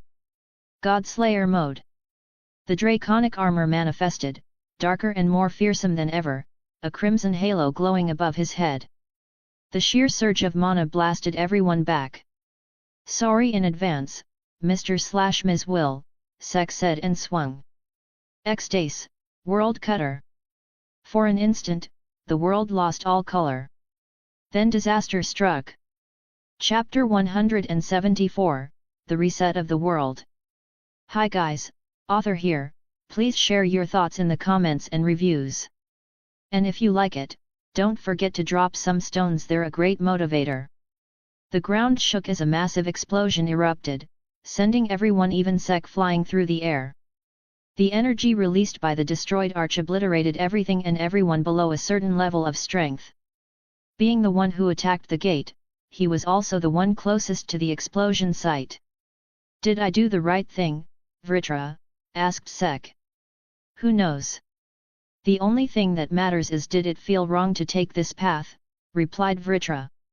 The dragon had lived for millennia and knew that there were times when there was no clear right answer. In such moments, following one's heart was often the truest choice. Sek remained silent as the explosion engulfed him. The soul superiors, watching from a distance, could only stare in horror. Never in their wildest dreams had they expected such devastation. You damn bastard, yelled Albert in rage before he too, along with the rest of his soldiers, was consumed by the explosion. One day later. The place where the dimensional gate once stood was now nothing more than a massive crater stretching several hundred kilometers across.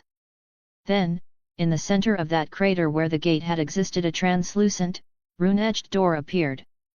From it stepped out Sek, yawning and stretching his arms. Bronze magic, eternal safe. Sek looked back at the glowing gate of his trusty magic that had saved his life and sighed in relief. Then he turned to take in the sight around him, an endless crater, silent and lifeless. I really dodged a bullet there, he muttered, thanking his quick thinking for diving into the magical storage at the last second. Closing the gate, Sek summoned another spell. Mana gathered around him, humming in resonance. Bronze creation magic, bronze rider flight mode. A sleek bronze hoverboard appeared beneath his feet. Sek stepped onto it and took to the air, flying over the crater, marveling at the sheer magnitude of destruction he had caused. He eventually reached a nearby town and began walking through the streets. The city itself appeared untouched, no visible damage, no corpses, no debris, yet the atmosphere was grim. The people's eyes were hollow, their movements sluggish, as if a shadow hung over their souls. After gathering what little information he could, Sek left and hopped back on his hoverboard. Following the direction his mana sense guided him, he soon arrived at a sprawling compound, the HQ of the young masters. Without hesitation, Sek landed at the entrance and walked in. Dressed in the same white uniform as them, he drew little suspicion. But the deeper he went, the more he noticed it: the tension in the air, the grim expressions, the hopelessness. Using his mana sense, Sek easily located the chamber where the captains were gathered. As he approached, whispers spread, people began recognizing him. Stand down. I'm not here to fight, said Sek calmly, releasing a wave of mana to keep everyone frozen in place. He knocked on the giant double doors, waited, and entered the grand chamber. Sup, greeted Sek casually as he stepped in. Albert's eyes widened slightly. So you survived? Yeah, Sek replied, taking a seat at the large table. You all look pretty grim. Merrick spoke next, his tone heavy. You've heard the situation, then? Walked through a town, saw the faces, asked around, Sek said with a shrug. Albert's expression darkened. 3 days. That's all this world has left. In 3 days, the world that has lost its purpose will be reset. Because of your little stunt, this world's purpose is gone, and so it will reset, along with every living thing on it. Sek exhaled slowly. So it really came to that, hey. He remembered what the will of the world had told him before, that reset was the worst possible outcome. It's all because of you, shouted Xander, slamming his hand on the table. Sek frowned. How the hell is this my fault? You guys were already screwing things up long before I showed up. It's because you destroyed the dimensional gateway. Because of your actions, our world and our people are doomed, yelled Xander, voice trembling with fury. Sek's eyes narrowed. You attacked me first. You dragged me here. You threatened to invade my world. I only fought back. All I ever wanted was to go home. His tone grew colder with each word. Now even that's gone. The captains fell silent. The pressure from Sek's mana alone was enough to make the room tremble. Why are you here? Merrick finally asked. Sek took a breath, calming his anger. I wanted to confirm if the rumors were true. About the world resetting. And who better to ask than the ones who broke it? Albert scoffed. So you've confirmed it now? Sek smirked faintly. What, still want to fight me? There's no point, Albert said bitterly. Without the gate, we can't contact the gods. Without them, harvesting the dragon's soul means nothing. Good for me, then, Sek muttered. Guess I can relax these last few days. He looked around the chamber, his eyes stopped on an ornate throne at the far end of the room. What's that for? No one's sitting there. The captain's expression softened with nostalgia. Albert gazed at the throne for a long moment before speaking. That seat belonged to the greatest soul superior of all time, my teacher, and the original head of this organization. The others looked surprised. The old man never talks about him, and now speaking about this matter in front of a stranger. Albert himself was surprised. He never expected himself to talk about this matter ever again, and yet here he was, talking to the man whom they were set to kill for a past few days. Was he strong? Asked Sek, feeling that the old man wanted to talk more about this teacher of his. Strong? Haha, he was epitome of the word strong. He could even destroy a world if he ever went all out. He was a Mana King after all, said Albert cheerfully, and then looked at Sek. He stared at him for a while and said, you could have been one as well. Sek looked at him with a curious look. What did he mean by that? What could I've been? A Mana King? What are those? Hearing this discussion, the rest of the soul superiors looked at Sek with shocked expressions except for Merrick. He somewhat guessed it, but still he felt amazed and bit of pity for the man. How old are you? Asked Merrick. 16, Sek replied flatly. Hearing that, Merrick sighed while the rest of them looked at Sek with incredulous expression on their faces. A man, no, a boy not even 2 decades old, was so overwhelmingly strong. They couldn't believe that. But now they understood what Albert meant when he said, that the human could have been a Mana King. If he had enough time, he would have eventually reached that level. So what's a Mana King? Asked Sek, once again ignoring the shocked expressions of the captains. Ahem. Do you know that mana exists in every part of the world? Asked Albert. Yes. But despite it being present everywhere, there are places where the concentration of mana is way more compared to other regions.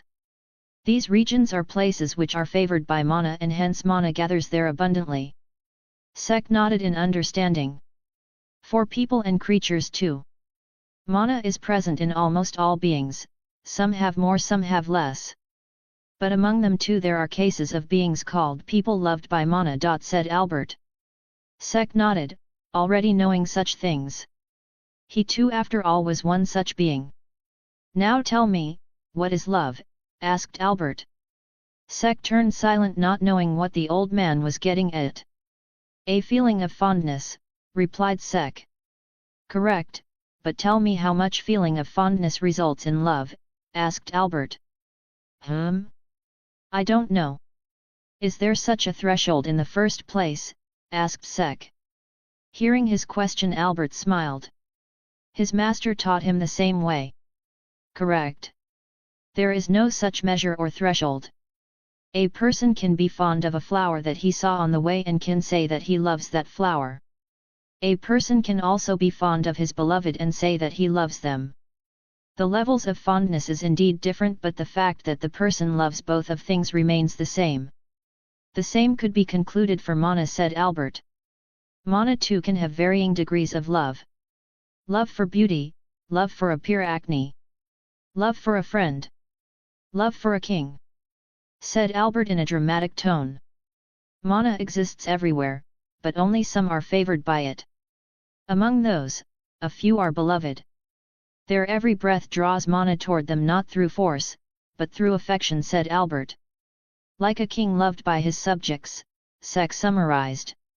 Exactly, Albert said with a small smile. That love is limitless and so is their power. Sek leaned back, lost in thought. If things had gone differently, if he'd had more time, maybe he could have reached that height. But if your Mana King was that strong, Sek asked, why isn't he here? Don't you people live practically forever?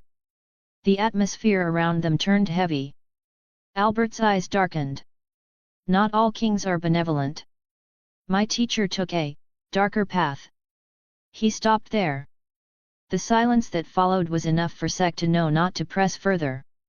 Then, the ground began to shake violently. What the?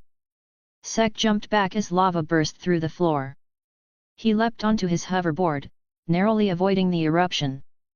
The others quickly took to the air as well, dodging molten geysers as the land cracked apart. As far as I can see, the ground's collapsing. Merrick shouted. The world is resetting, Vritra said grimly.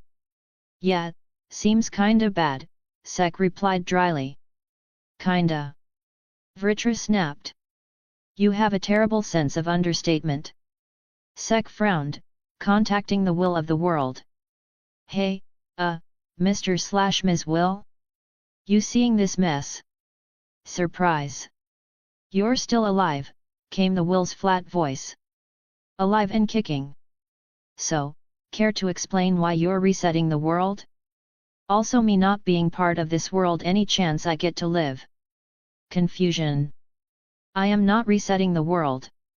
On the contrary, something else is causing this chaos. If it's not you, then what is? Sek, Vritra, and the will all fell silent, collectively realizing something was very wrong.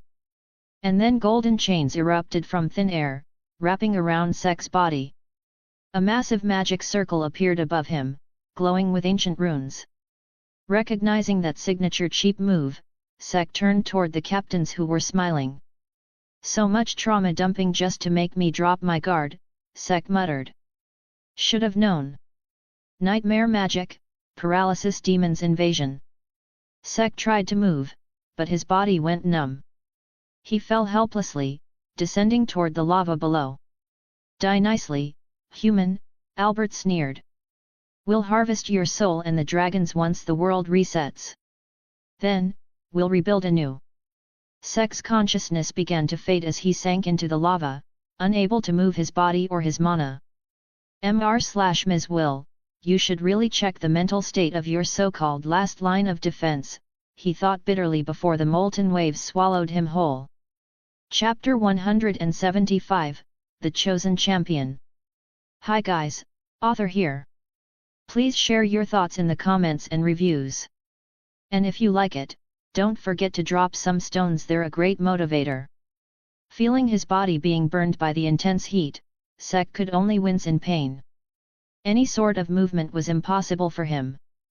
Seriously, how much did they prepare to make me drop my guard like that? And what the hell is THI? Before his thoughts could continue, his body glowed and vanished from the sea of lava. Sek, who had been inside molten rock just a moment ago, now found himself in a vast white space. No structures. No life. Nothing. He remained motionless for a few minutes due to the paralysis spell, but the moment he regained a sliver of control, he unleashed his mana, destroying the chains that bound him and dispelling the effects of the immobilization spell. Stretching his hands and legs with a few strong jerks to shake off the soreness, Sek got back on his feet and looked around. You there, Vritra? Yup. You got played there, my other half, said Vritra dryly. Ha, can't even sympathize with people these days. Anyways, where are we? I am not dead, right? I drowned in lava after all, asked Sek, checking his body. You're alive. Don't worry about that, assured Vritra. Sek nodded and looked around again but saw nothing. Having no idea where he was or where he should go, he simply sat down on what felt like the ground. Man, life's been pretty f***ed up for a while now, complained Sek. True, one set of unfortunate events after another, replied Vritra. It was almost as if someone was deliberately pushing his host into dangerous situations, like an author writing a story. The dragon soon shook his head, dismissing such an absurd possibility. Suddenly, the white space trembled, and everything was engulfed in a golden light. Looking up, Sek grew alert, gripping Xdace in his hand and summoning his sacred gears. His ki told him that whatever this presence was, it was far too strong. Stay calm, Sek Bronzaza, said a familiar, emotionless voice. Sek and Vritra sighed in relief. Don't scare me like that, Mr./Ms. Will, grumbled Sek, putting Xdace back in its sheath. Apologizing. It was not my intention, said the Will before conjuring a glowing magic display in the air. In it, Sek saw scenes of utter chaos: earthquakes, volcanic eruptions, tsunamis, tornadoes. The entire world was tearing itself apart. The beings of my world are causing the destruction themselves in order to initiate the reset, said the Will. Why would they do that? Asked Sek. Once the world resets, its purpose will restart. The dimensional gate will be rebuilt as well. And the people? Their souls will be sent for resurrection. If you had died, yours and the dragon's would have been among them, allowing the others to harvest you once the gate was remade, explained the Will. Sek clicked his tongue. These bastards sure are persistent.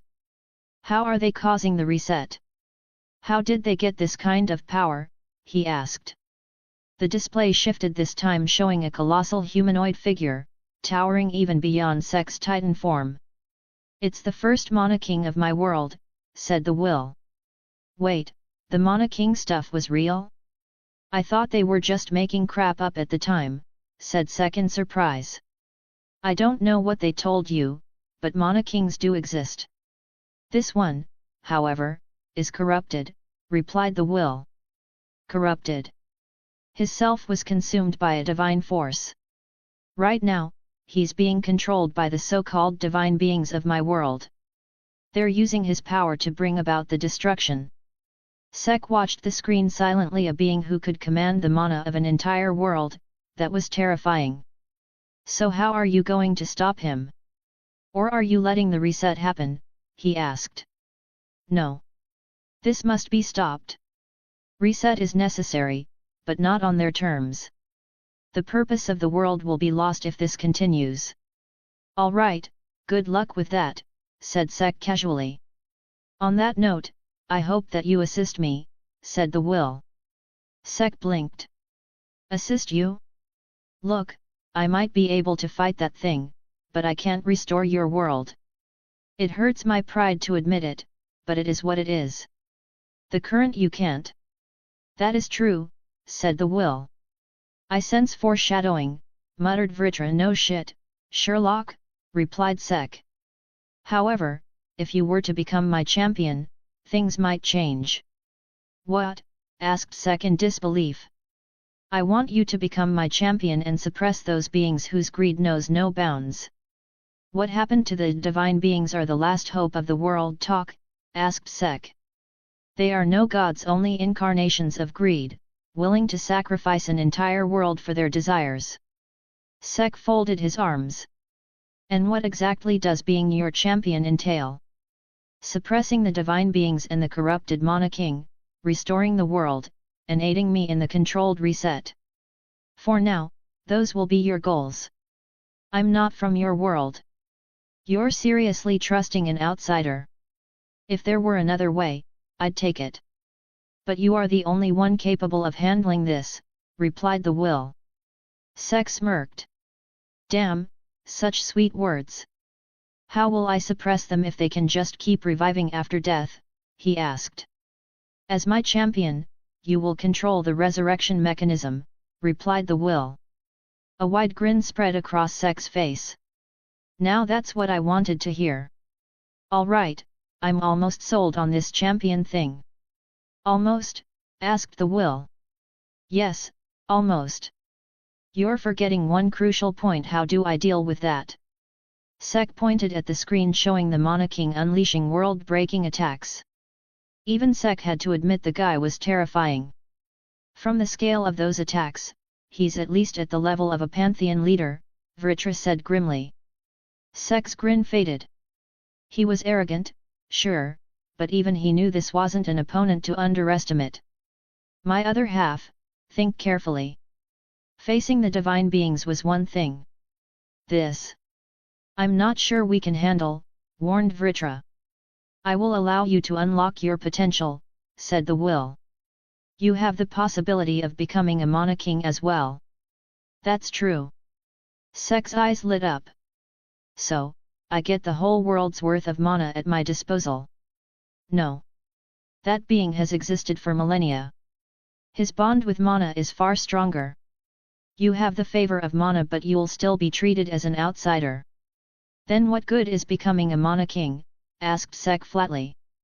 Your magic output will reach its peak. 30% boost at best.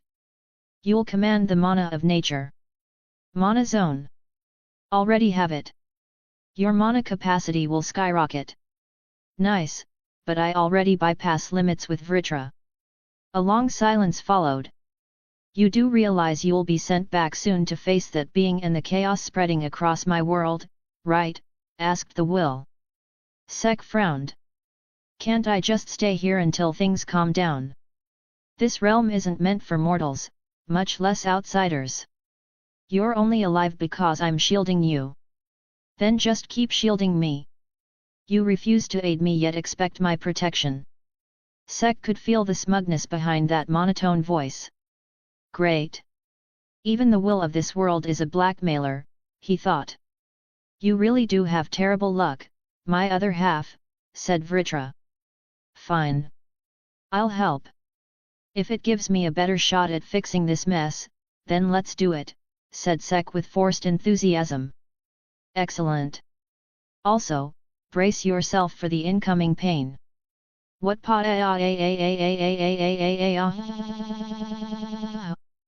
Sek screamed as his body was torn apart and reformed over and over.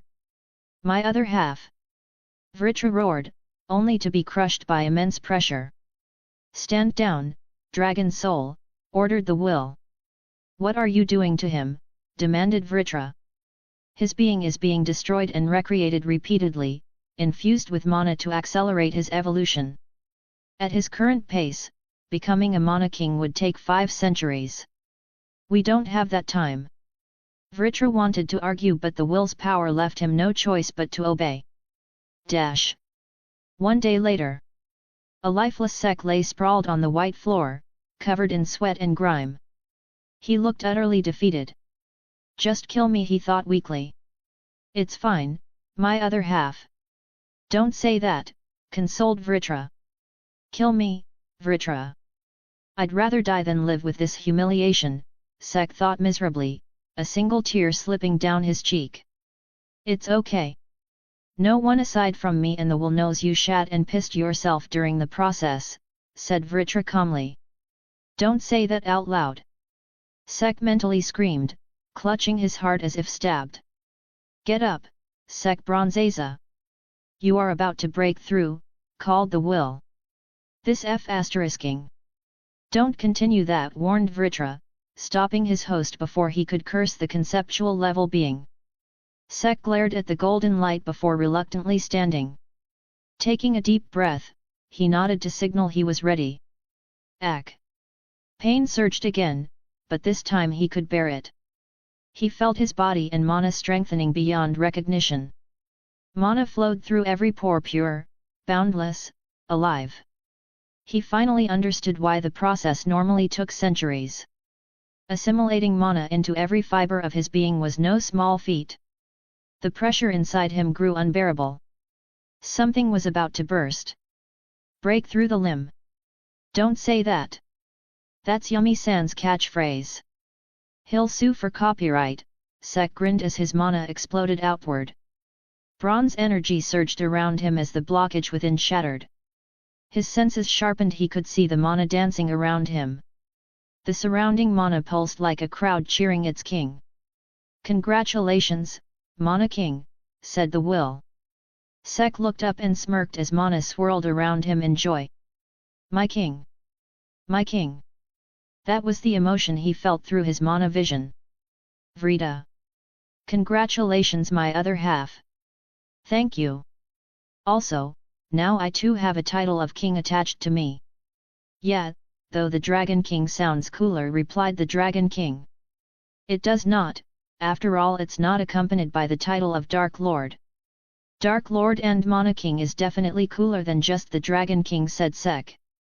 And immediately the two got into an argument, much to the annoyance of the will. Making its presence known by suppressing both of them, the will finally spoke. "I don't think now is the time for pointless banter," it warned. "Fine, fine," Sek muttered. He conjured a shining bronze mirror and checked himself, mostly unchanged, except for the faint glow in his green eyes. "Will my eyes keep glowing?" he asked. "The pure mana within you radiates through your eyes," said the will. Sek nodded. "Cool.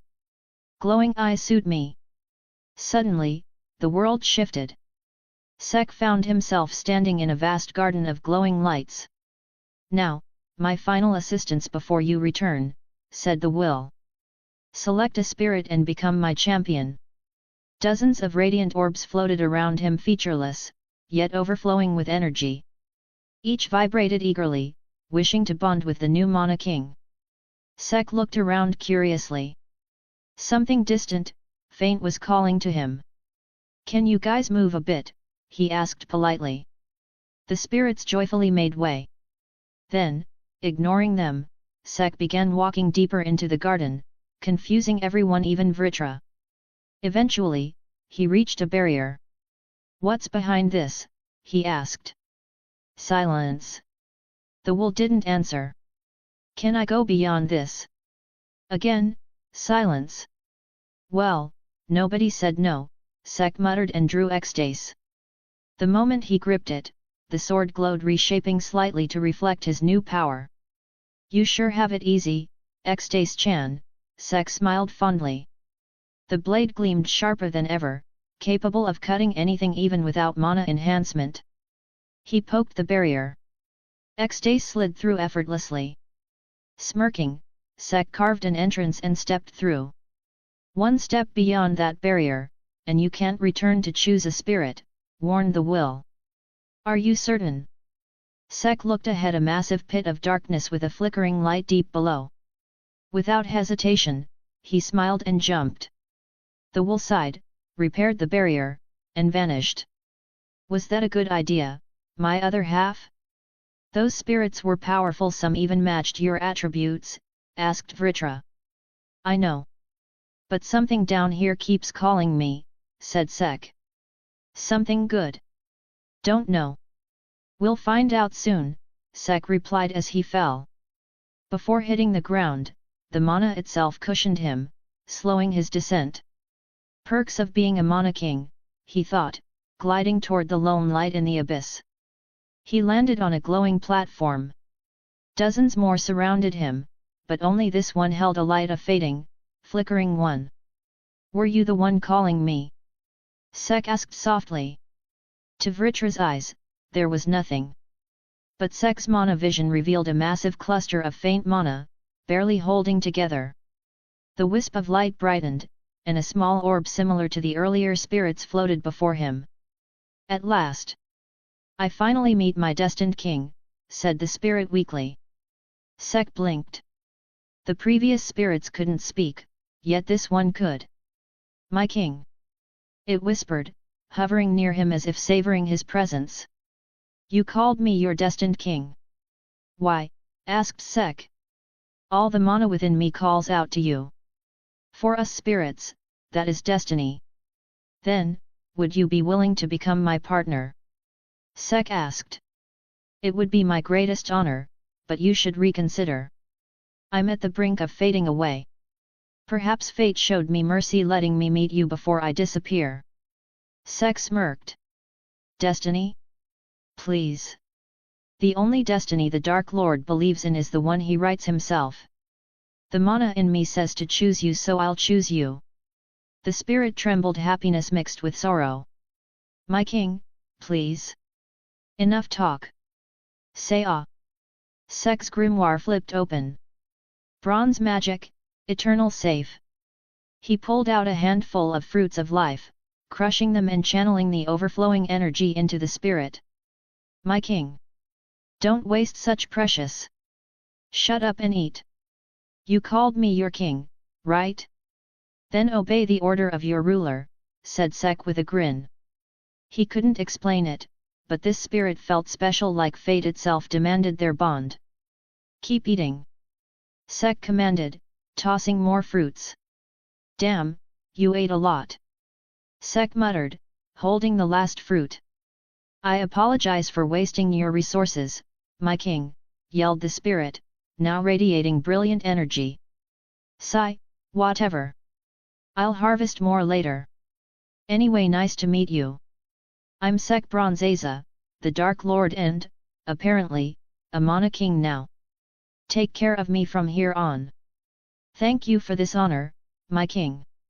I have no name or form yet, so I cannot bow or give you one, said the spirit regretfully. It's fine. I'll name you later. For now, we've got a world to save, said Sek, placing his hand on the orb.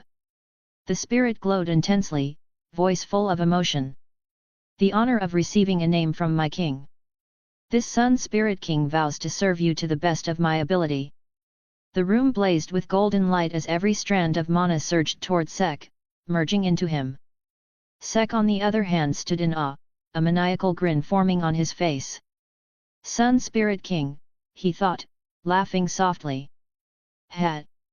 I'm so gonna cruel son those bastards. Chapter 176, Just Once?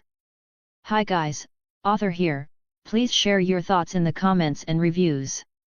And if you like it, don't forget to drop some stones, they're a great motivator. Once the light faded from existence, Sek felt his power soar to new levels. Something within his body shifted, he realized that the spirit had merged with him. Don't spirits add pages to a grimoire? Asked Sek, remembering Yuno's small wind spirit. My king. Let me answer your question, yelled a voice in his head. Ow! Calm down, buddy. Don't scream in there, said Sek, wincing. My apologies for causing you such inconvenience, replied the spirit in an apologetic tone. Ahem. For us spirits, merging with a grimoire is only possible if the grimoire shares our attribute and can handle our power. But for a spirit king like me, residing within the soul of a Mana King is the most optimal solution. That way, I can assist you instantly. It also bypasses the need for an attribute match and allows you to harness the powers of a different element entirely, explained the spirit proudly. Oh? So I can use your magic too? Nice. Looks like I contracted a great spirit, said Sek with a grin. I appreciate your praise, my liege. Serving you is my greatest wish, and now, it has come true. The spirit paused for a moment, before speaking again. By the way, my liege. I hope it isn't rude to ask this, but... What is it? Asked Sek. Let me vanquish the vile presence residing within your body, this source of great evil. I cannot allow it to taint my liege, yelled the spirit, glaring at the vile presence. Sup, Rumi. I'm my other half's other half. The Dragon King, Vritra, said Vritra casually, unbothered by the newcomer. My other half. How dare you refer to my king so casually? I shall end you for good, roared the spirit. Sek's body immediately glowed with golden mana as heat radiated from within him. Good. You're strong. But knowing your limits will be beneficial for you, said Vritra, releasing his own dark, ominous aura. The two auras, one golden and divine, the other dark and draconic, clashed violently, shaking the very air around Sek. The ground cracked beneath him from the sheer pressure. But before it escalated further, both energies were suddenly suppressed. Calm down. No infighting, ordered Sek firmly. That vile presence is my buddy Vritra. No need to vanquish him. I knew you got stronger, muttered Vritra in surprise, but this strong. As expected of my king, exclaimed the spirit proudly. Don't escalate things like that again, scolded Sek. Good thing no one was near us or that would have been bad.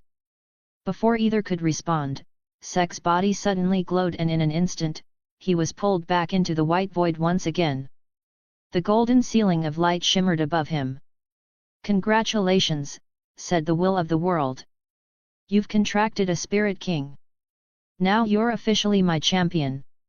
Go and save my world.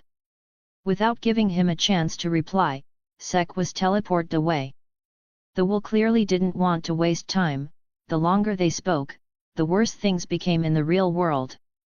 Back in real world. Sek blinked as he materialized amidst chaos. The once vibrant world was now a wasteland of destruction. The will sure is rushing me, hey, muttered Sek.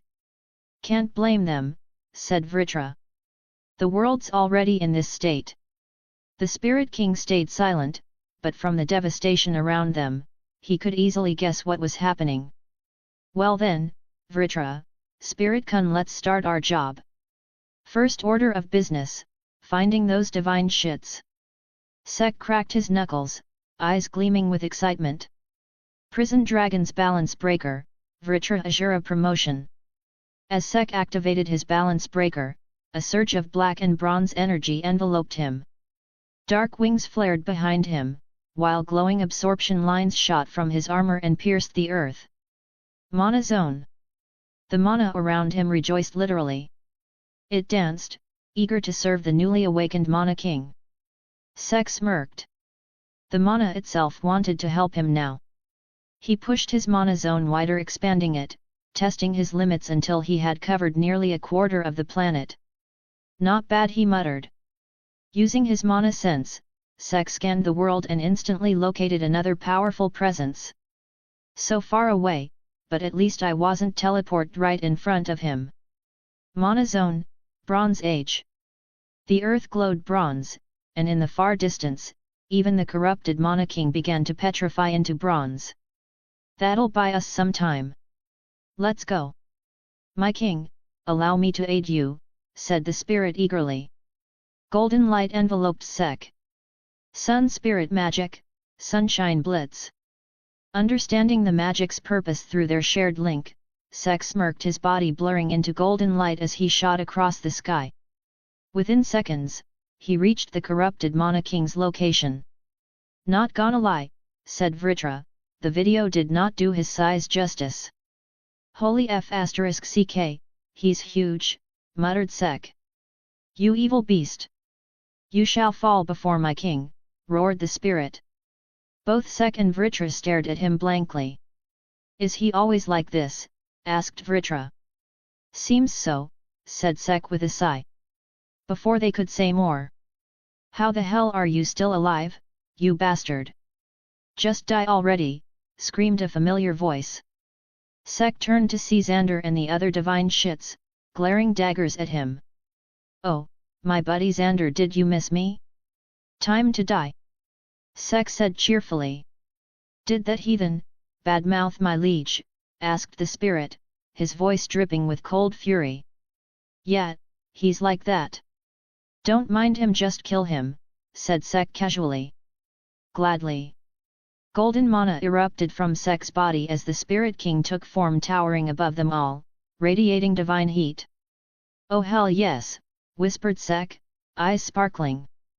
Sek looked at his contracted spirit with excitement in his eyes. He was practically mentally screaming from excitement. You! The giant's deep voice rumbled. For the audacity of mocking my king you will pay with your lives. Massive orbs of golden fire formed in his hands. Spirit Kun! I'll give you your name right here, right now, shouted Sek. The spirit's eyes widened in surprise, not expecting such a reward out of nowhere. To trust me so much before I even showed any result. My king, you are so benevolent, yelled the spirit in excitement. Yet. From now on your name is Exodia. Subarashi screamed the spirit as his power skyrocketed, golden mana scorching the air. Don't spoil him too much, my other half, muttered Vritra. He's already nuts. Now go. Exodia obliterate, yelled Sek ignoring Vritra. Yes my king, yelled the spirit king. Sun spirit magic, light that burns the sky. A blinding beam of sunlight vaporized everything in its path. When the light faded, nothing remained. Great! Another crackhead, sighed Vritra. That was awesome, shouted Sek, giving Exodia a thumbs up. My king, was my performance satisfactory? Asked Exodia, bowing his massive form. Satisfactory? That was amazing. Before they could celebrate more, the ground shook violently. Roar! The corrupted Mana King had broken free. World Magic, Calamity Quartet. Lava erupted, winds imprisoned Sek, a meteor fell from above, and lightning rained from every direction. Stay back, Exodia, Sek ordered. Mana Zone, Unlimited Bronze Works, Gaster Massacre. Giant animal skull filled with mana covered the surroundings and started firing beams of pure mana to destroy the spells that were headed towards Sek. Freed from the wind wall, Sek summoned Extase to his hand, raised it up in the air and charged it with mana. Extase, Excalibur. A beam of pure mana tore through the meteor, vaporizing it instantly. The corrupted Mana King, furious, expanded his own domain. World Magic, World Leader's domain. Sek felt gravity slam him to the ground, but mana rushed to cushion him. Thanks, guys, he muttered. You're not the only Mana King anymore, said Sek with a grin. Copy debuff magic, limiter 60 minutes. A red clock appeared above the giant's head, counting down. What's that do? Asked Vritra. It places a limiter on the spells used. From now on any spell he uses against me will have a timer applied to them before they can be used again. No spamming against the Dark Lord, explained Sek with a smirk. As if realizing that something was wrong with him, the giant marched forward trying to crush the puny being. Oh no you don't! Bronze creation magic, Titan Horde. The ground below him glowed as giant pillars of bronze rose up in the air. From with the pillar bronze titans came swarming out and rushed towards the giant, intercepting it mid-charge. Now some spice. Flame debuff magic, Blaze Touch. Ice debuff magic, Frost Touch. Lightning debuff magic, Paralysis Touch. The horde of titans glowed with different color, each gaining a new debuffing property attached to them. The corrupted Mana King fought and destroyed the titans swarming into him. Some with blunt attacks, other with spells. However, every time he used a spell a new timer appeared above him. Realizing that he was not able to use his spells, the giant stopped using magic altogether, only opting for mana reinforcement to attack the titans. He also felt his body turning cold and being burnt at the same time. His movements started to get sluggish as well, all thanks to Sek's debuff spells that were affecting his body. Feeling the hindrance in his body, the giant unleashed his mana, destroying the titans in one single attack and causing a huge explosion around him. Sek, blown back by the explosion, flew up in the air to escape the attack. High in the air, Sek looked down with a serious look in his face. The explosion caused by the giant's sheer mana was stronger than both his and Exodia's earlier attacks combined. He is stronger than what I thought. Any new ideas, my other half asked Vritra. More violence, replied Sek. What a wonderful plan, my king, exclaimed Exodia. Ugh, my sanity will die if I were to live with you guys, groaned Vritra. Don't worry, I would be more than happy to end you, replied Exodia. Try it, light show. I will show you why even gods feared the prison dragon king, replied Vritra. Ignoring the two bickering kids within him, Sek started charging mana within him, ready to end this before the giant shows some new power all of a sudden. Vritra, do your job, said Sek. On it, my other half, said Vritra, though he shot a mocking smile at his new roommate, making the Spirit King fume with anger. Snake-like appendages shot out of Sek's armor and latched onto the giant, who immediately started to struggle out of them. "Stand down!" yelled Vritra, excitement oozing out of him. Fighting a foe of this caliber was making him remember his old days. Absorption line delete field. The mana started draining out of the giant, and when it tried to use its magic to break free from those restraints, it found itself unable to do so. "Now time for a huge surprise!" exclaimed Sek. Mana erupted out of Sek as his body and armout started glowing with a bronze coating around it. Mana zone. The mana around him put pressure on the world as mana surged in excitement. Sek's figure started getting bigger and bigger. The giant looked at the huge amount of mana gathering in front of him in panic. Asterisk roar. Asterisk. Letting out a roar, the cursed king glared at the glowing figure. Sek immediately felt the mana cheering for him being pushed by the mana favoring the other mana king. "How dare you act against the mana king?" screamed the opposing mana. "How dare you act against our mana king? Be prepared to face the consequence," screamed the mana favoring Sek. "You fools! It's not too late. Join our side. Join your side. Ha! You foolish mana, can't you feel the magnanimity of our mana king? He will overwhelm you with his strength. We offer you the same deal. Join us. Join the Dark Lord." The two forces of mana continued bickering, much to the happiness of Sek. The mana itself was cheering for him. And being the show-off that he is, more mana started erupting out of him. "Now I definitely can't hold back," yelled Sek as his glowing figure got even bigger, dwarfing the cursed mana king. Mana zone. Bronze body Susanoo. A giant humanoid creature made of bronze and dragon scales stood tall. The bronze structure looked similar to the Balank breaker that Sek had, though now it lacked a tail. "Let me assist you as well, my king," said Exodia as a golden flames took place of the wings. Sek looked down on the cursed mana king with a mocking smile. My, aren't you tiny?" said Sek. "That's what she said," quipped Vritra. Sek laughed. Stace. Calling out the name of the blade, the sword glowed, turning into a giant blade, easily fitting the giant's hand. Mana gathered in the sword as Sek raised it up in the air. Vritra. Black flames swirled around the blade. Exodia. A miniature sun ignited above its tip. "Hee, now let's see how much my new powers pack," said Sek in excitement. The world trembled. Skies cracked. Mana screamed in excitement. But then golden lights appeared in the sky. Drunk on his power, Sek didn't notice the golden lights appearing in the sky. "What do you think saving the world means?" asked the will of the world. Sek froze mid-swing. "Oh! Hello there!" The will said nothing, but Sek could feel its pressure. "Just once," he pleaded. "More silence. Maybe we should hold back," whispered Vritra. "I hate to side with him, but I agree with his words, my liege," added Exodia. Sek lowered his sword as the sword turned small and got back in its sheath. "Humph, party pooper," muttered Sek as the bronze giant pouted in anger and humphed like a tsundere. "Finish the job," said the will before vanishing. Once the will was gone, Sek sighed and looked at the puny giant and said, "What were you waiting for? You should have attacked while I was distracted. Seriously, noobs." The creature felt angry on being mocked but tried to run away when he saw the bronze giant's hand coming closer to him.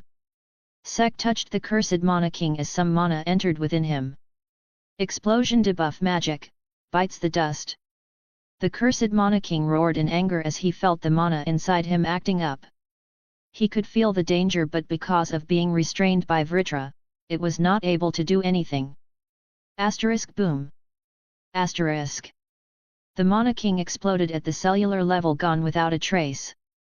"Couldn't you have done this from the start? You didn't need the mana king upgrade," said Vritra. "We could have, but as you can see, it's not fun," said Sek as he deactivated his spell dispelling the bronze giant. It felt anticlimactic. Also, about the mana king part. "Why would I refuse a power-up?" asked Sek. Vritra remained silent, not knowing what to say. His hosts were right after all. Stupid lizard! How dare you doubt my king's logic? My king, shall I slay this heretic? Yelled Exodia. Exodia! Shut up, said Sek. Yes, my king, obediently replied Exodia immediately, turning silent. What did you know? This golden loudmouth had a mute button, taunted Vritra. Exodia glared at the dragon but remained silent. His king has asked him to do so. Welp, one job done, said Sek, gazing at the broken world. Now it's up to the will. Chapter 177, Homecoming. Hi guys, author here, please share your thoughts in the comments and reviews. And if you like it, don't forget to drop some stones, they're a great motivator. Time skip, 6 years. It had been, years. Exactly how many, Sek had long stopped counting. I did so, my king. I have been graced to be of your service for 6 years now, said Exodia proudly. Sek and Vritra, used to Exodia's excitement over the years, remained silent.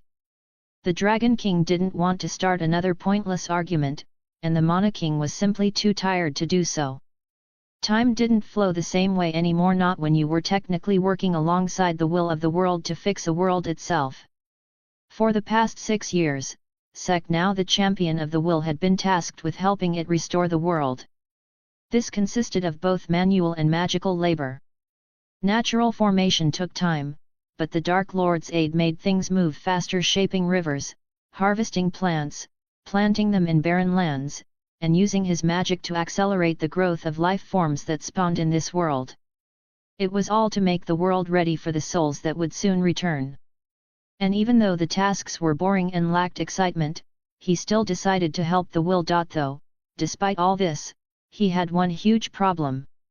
Because the world was destroyed, there was no source of life. And no source of life meant no food. Sek, who once looked like a being chiseled out of divinity, now looked like a scrawny man. His muscles were gone, his stomach deflated, and his skin wrinkled. Even looking at his reflection made the Dark Lord tear up. He was only alive because the mana itself was keeping his life force intact, but with no nutrition, he looked like a husk of his former self. Magically, however, Sek was stronger than ever. The world's mana practically fawned over the soul being, and that too, a Mana King helping to restore it. I want to eat, said Sek weakly.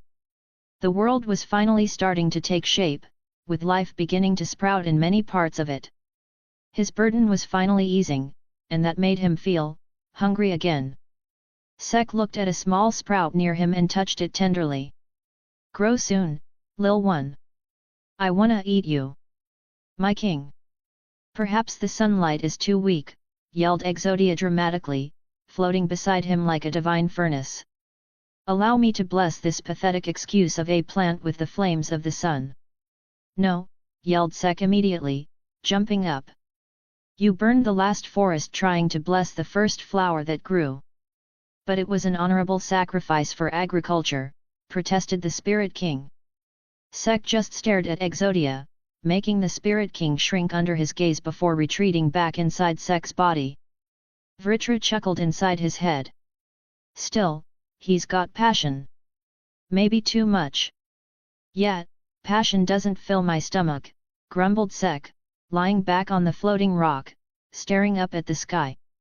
He sighed, feeling the faint hum of the world beneath him alive again, vibrant, peaceful. For the first time in years. Sek felt quiet. The feeling of life slowly returning, the sound of the wind blowing gently, the warmth of sunlight giving hope. It almost felt boring. Suddenly, a familiar golden shimmer filled the sky. Here comes the task shifter, muttered Sek. Greetings as well, Sek Bronzaza, greeted the will. Sek simply stared at the glowing lights while lying down. So? What do I have to do today?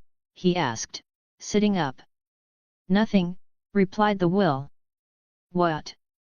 You've done well, said the will. The world is back in a functional state. The resurrection mechanism is active again. The dimensional gateway can be restored now. You mean? Sek began, a hopeful look appearing on his face. For a brief moment, he didn't know what to say. He'd thought about this moment countless times, jokingly at first, then half-heartedly, and finally, not at all. Somewhere along the way, he'd gotten used to this broken, silent world. You have done more than any mortal ever could. This world will remember you, its Dark Lord, its savior. Yet, keep the flattery coming. Sek scratched the back of his head, smiling. Knowing his name would be remembered by this world made him feel like his title of Dark Lord had finally earned its weight. Exodia suddenly appeared in the sky and landed with a loud boom that cracked the floating island in half. My king! If you leave, what shall become of me? What nonsense are you spouting? You're coming with me, said Sek flatly. My liege! Your benevolence knows no bounds. Sek looked at the will. No issues with that, right?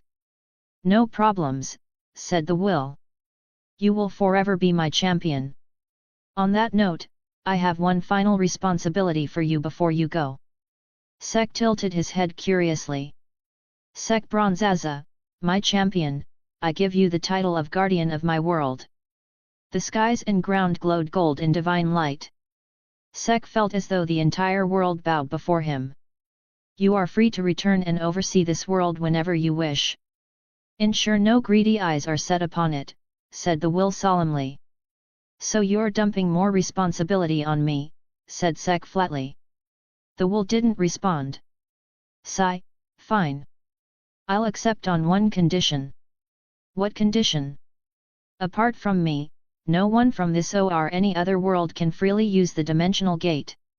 It'll only serve as a passage for souls to maintain the world's purpose. Knowing that this gate could cause problems for his world, it was better for him to nip the bud in the first place. No issue.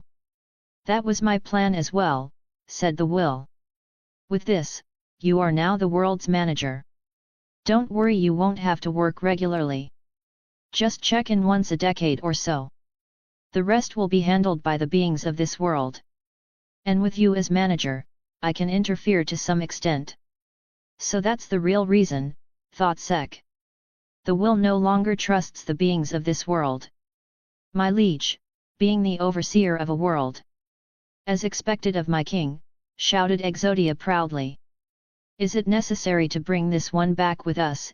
Asked Vritra dryly. You heathen! You dare sow seeds of discord, yelled Exodia. Sek shook his head. His happiness about going home made it easy to ignore their bickering.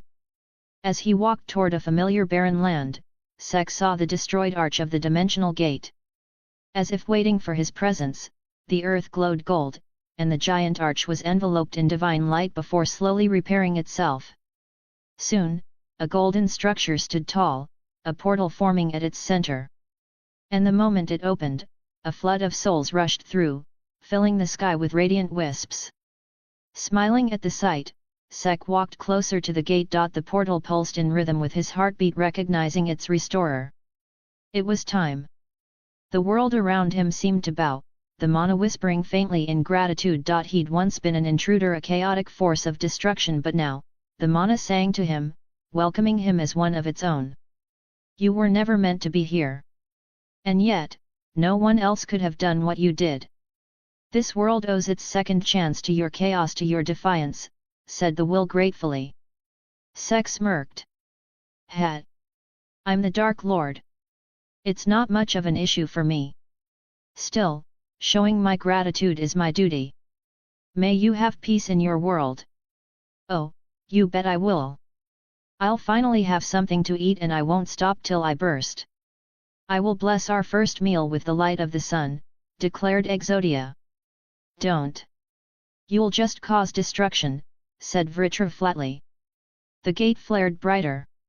Sek took one last look at the world behind him, the blue skies he'd rebuilt, the lands once broken now green again.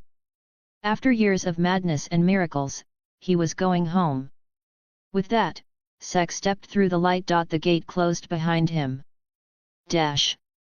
At Khitan, a town in the Clover Kingdom. A scrawny man slowly walked through the streets of the town, enjoying the familiar scenery with a faint smile and tears in his eyes. He made his way to a small house. After wiping his face, he knocked on the door.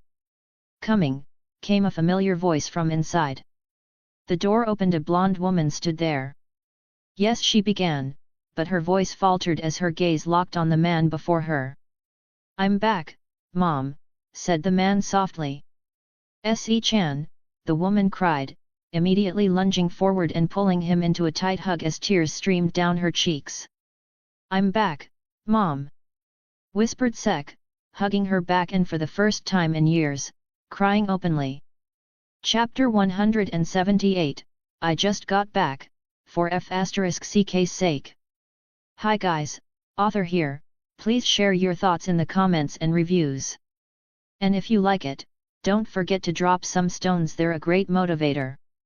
The first thing Sek felt after returning was warmth both from the embrace and the tears soaking into his shoulder. Sek and his mother, Elaine, held each other for quite some time. Growl. The touching reunion broke as a loud roar echoed from Sek's stomach. "Is there something to eat?" Sek asked, slowly breaking the hug. Elaine smiled, though tears still glimmered in her eyes. She took a step back and examined him closely and then blinked in disbelief. She grabbed his face, turned it left, then right. Her eyes widened further as she pressed a finger into his sunken belly. Finally, she sniffed him. He smelled like 6 years of disaster. "What happened to my baby? Have you not eaten for a year?" she cried.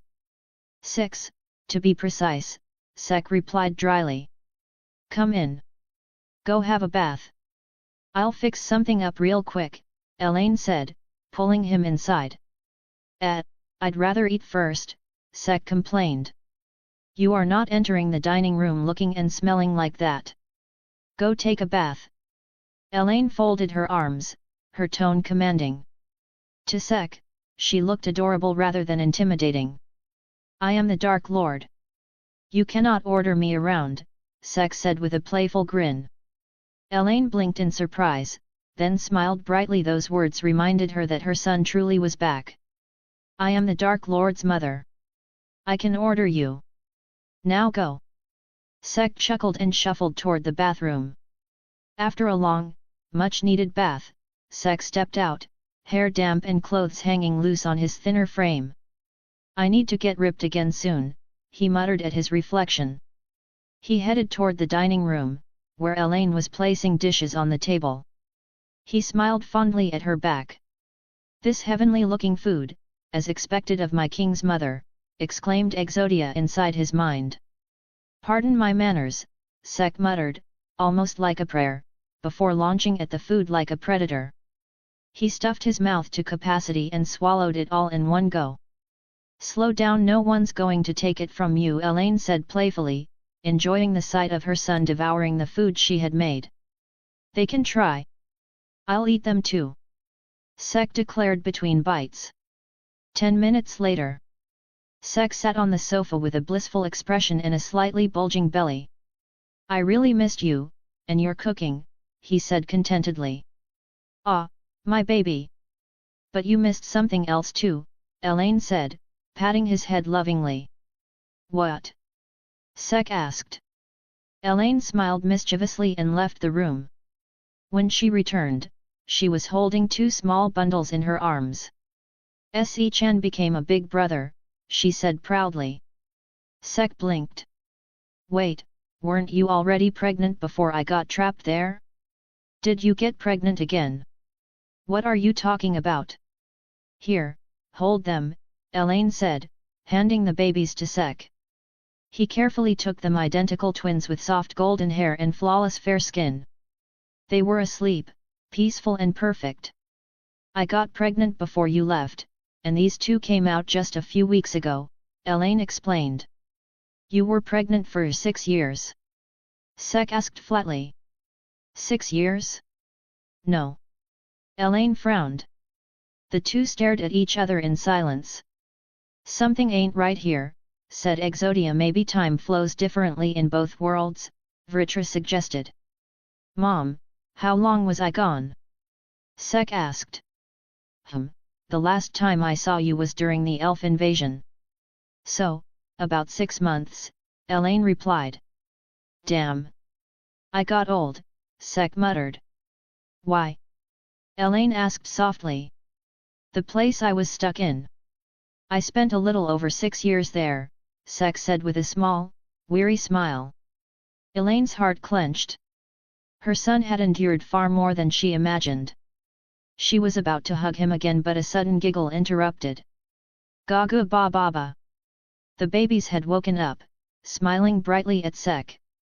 He smiled back. Ah, such cuties. I'm your big brother the great Dark Lord Sek, he said proudly, placing them gently on the sofa. The babies' smiles widened, and Sek chuckled as he poked their chubby cheeks. What are their names? He asked. We haven't decided yet, Elaine replied. Before they could continue, a loud voice boomed from the door. Baha! I'm back! A man with matching blonde hair stepped inside. Who is this man playing with my cuties? Roared Zook, Sek's father. Elaine opened her mouth to explain, but Sek stood up, holding both babies like trophies. I have been ordered to steal these kids away. Baha! Who dares take them? I'll beat you to a pulp! Zook shouted, his grimoire already floating beside him. You sure you want to attack? Sek asked calmly, raising the babies like shields. Baha! Why you coward? Zook stuttered, lowering his hand. Kyaku the babies giggled. My babies! Zook lunged forward to grab them, certain he could knock out the kidnapper easily. Sek simply gathered mana in his mouth and blew it at Zook, sending him skidding back. Be Baha! Zook yelped, surprised by the strength. Is this how you save your family? Man, you've slacked off too much, old man, Sek scolded. Hey! Zook blinked in confusion. Why am I being scolded by some random kidnapper? Oh wah! The twins began crying from the sudden noise. Ah! Sorry, big brother wasn't scolding you. Sek said in a panic. What is going on here? Zook finally asked. Dear! Sek's back, Elaine said softly, helping him stand. Zook froze. His gaze locked on Sek. Then. Baha! This scrawny man is Sek. I don't believe it. Say Baha proudly. I won't. That's beneath the Dark Lord, Sek replied. Sek, my dear son. Zook shouted joyfully, running forward to hug him. Sek dodged. Oi! Can't you see I'm holding the kids? Zook laughed, eyes wet, and Sek smiled back. After setting the twins down, the two finally shared a tight hug. When did you grow this beard? And what's with your body? Zook asked, inspecting his son. Things happen when you're stranded for 6 years, Sek replied, explaining the time difference. You really do sacrifice yourself without thinking, Baha, Zook sighed. What can I say? The world seems to need the Dark Lord's help from time to time, Sek said proudly.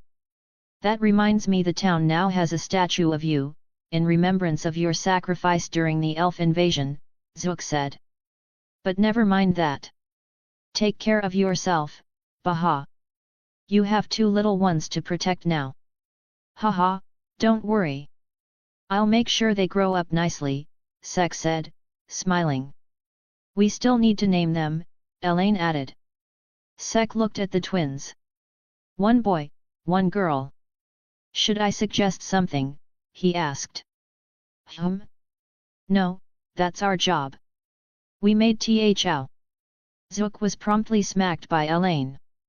Don't say that in front of Se-chan and the babies, she scolded. Se-chan, what do you have in mind? She asked. You sure? You two made them, after all, Sek said with a grin, earning Zook another smack. Just tell us, Elaine said quickly. All right. The boy can be Arthur, and the girl. Artoria, Sek suggested. Arthur and Artoria. Elaine blinked. Surprisingly normal names. It's great. Let's go with those to celebrate you coming back to us, she said, smiling warmly. Sek looked down at the babies in his arms. Arthur. Artoria, he whispered softly, a warmth spreading through his chest. To be named by my king. I still remember when I got that honor. Exodia bellowed proudly inside his head. Sek and Vritra collectively deadpanned. Where are you coming from at this time, Dad? Is mine work not going well? Sek asked. It's fine. I went to watch the Triumph tournament, but the magic display suddenly stopped working, so I came back, Zook said. Hey? Today was the Triumph tournament? Man, I missed it. Now I'll have to wait 10 more years, Sek groaned. Don't worry, Se-chan. You'll be in the next one. Me, your dad, Arthur, and Artoria will all come to cheer you, Elaine said, ruffling his hair. Sek smiled. After all the battles, this piece felt surreal. But then his expression hardened. His mana sense picked up something wrong. Sek? Elaine asked as he handed her the babies. Without a word, Sek walked outside. His eyes narrowed. Smoke and fire rose from a nearby town. Not even one day back home and someone's already causing trouble, Sek muttered, irritation lacing his tone. He extended his mana sensing multiple towns across the kingdom were under attack. Magic Tool Research Lab, Branch 0 Clover Kingdom. Deep underground, the 27th Wizard King, Conrad Leto, stood over the defeated Black Bulls Asta, Noel, Finral, and Secret, who held the injured Sally. Memory exchange magic. It's distasteful, but it allowed me to find this location easily, Conrad said with a smirk. So he used Marx's magic. Noel thought grimly. I'll tell you one more thing, Conrad continued. Several floating displays appeared, each showing a town engulfed in flames. That's Legion magic. It creates soldiers far stronger than any magic squad. And with the Imperial Sword Elsdothia, I can supply it with limitless mana. With these two citizens of Clover Kingdom came a calm but powerful voice from the magic display. Conrad stopped explaining his plan to the magic knights and looked at the screen. Asta and the other did the same and saw the announcement system magic display being activated and a figure of a frail man inside it. I am the Dark Lord, Sek Bronzeza. Just like before, please close your eyes on the count of 3. 1, 2, 3. Mana Zone, Bronze Age. The air itself trembled. The giant soldiers of mana collapsed instantly. Their caster, Princia Funny Bunny, was crushed to the ground under the overwhelming mana pressure. Flames turned to bronze and extinguished. The towering soldiers followed, disintegrating into raw mana. Yo, bad guys, can we do this some other time? I just got back, for f***ck's sake, Sek said, clearly annoyed. Conrad and the others stared in disbelief. Asta blinked, then shouted, Sek! What happened to your muscles? How is that important right now? Yelled Noel. Chapter 179, I swear, this works every time. Hi guys, author here, please share your thoughts in the comments and reviews. And if you like it, don't forget to drop some stones, they're a great motivator. The first rays of sunlight crept over the horizon as the announcement system echoed across Khitan. Giving his announcement, Sek waited for a response. And it did come in the form of a massive army of giant chess pieces flying straight toward the town. Sigh. They have eyes but can't see MT Tai, muttered Sek, turning off the announcement system as he prepared for battle. Bronze creation magic, weapon make Gaster Blaster. A colossal bronze construct in the shape of a beastly skull emerged above the town, casting an enormous shadow. Sek stood atop its head, smirking as he fired the blast. A beam of concentrated mana erupted from the creature's jaws, slicing through the army and erasing every giant in its path. After what we went through, this looks rather mild, said Vritra from within. Can't help it, the higher you climb, the smaller the ants look, Sek replied with a shrug. Using his key sensing, he quickly pinpointed the caster and decided to end it before any more civilians were caught in the crossfire. Sun Spirit Magic, Sunshine Blitz. Disappearing in a golden blur, Sek reappeared in a town near the Clover Kingdom's capital. There stood a red-haired woman in a white military uniform, glaring coldly at him. "So it's you who's neutralizing my attacks. I am Princea Funny Bunny, th." Her words were cut short as her body split cleanly in half.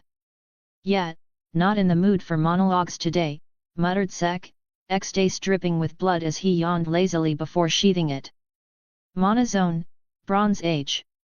Sek's mana flooded the entire kingdom once again, but this time, only to disintegrate the remains of the chess piece soldiers, preventing collateral damage.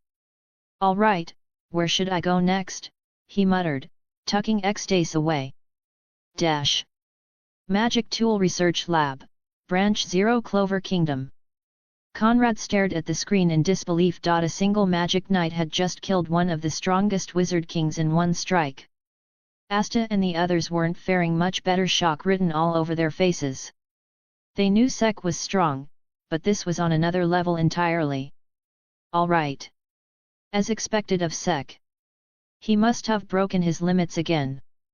"I can't hold back either, I'll surpass myself right here, right now," yelled Asta, his spirit reignited. Conrad snapped out of his daze, glaring at the overexcited twerp before restraining him with his magic once again. "You think you all have a chance just because of one magic knight? See this," Conrad sneered, gesturing toward a display. The screen showed the magic knight captains injured, restrained, and suspended inside the flying stadium. A massive barrier surrounded it, glowing ominously. "Can you guys be any more obvious?" came a familiar voice from another feed. Everyone turned. Sek was floating outside the barrier, arms crossed and an unimpressed look on his face. "I mean, it clearly looks like a boss villain location to me," said Sek dryly, tapping the barrier. That barrier was created by Jester Garandros, the 16th Wizard King. His barrier magic combined with limitless mana. Glass debuff magic, Shatter. A single flick. The sound of glass breaking echoed through the air as the unbreakable barrier shattered instantly. "FBI, open up," yelled Sek, flying straight into the stadium. Conrad's jaw dropped. "Just what the hell is that magic knight?" he thought, rage simmering beneath disbelief. "I need to go. If we don't deal with this now, he'll ruin everything," Conrad said sharply before creating a gate and vanishing through it. The Black Bulls were left stunned. "Wizard Kings revived? Sek returned? Sek lost his muscles? Sek killed one Wizard King in one hit? Then broke another Wizard King's barrier with a flick? And the villain just fled? So Sek's back?" asked Noel hesitantly. "Are we sure it's him though?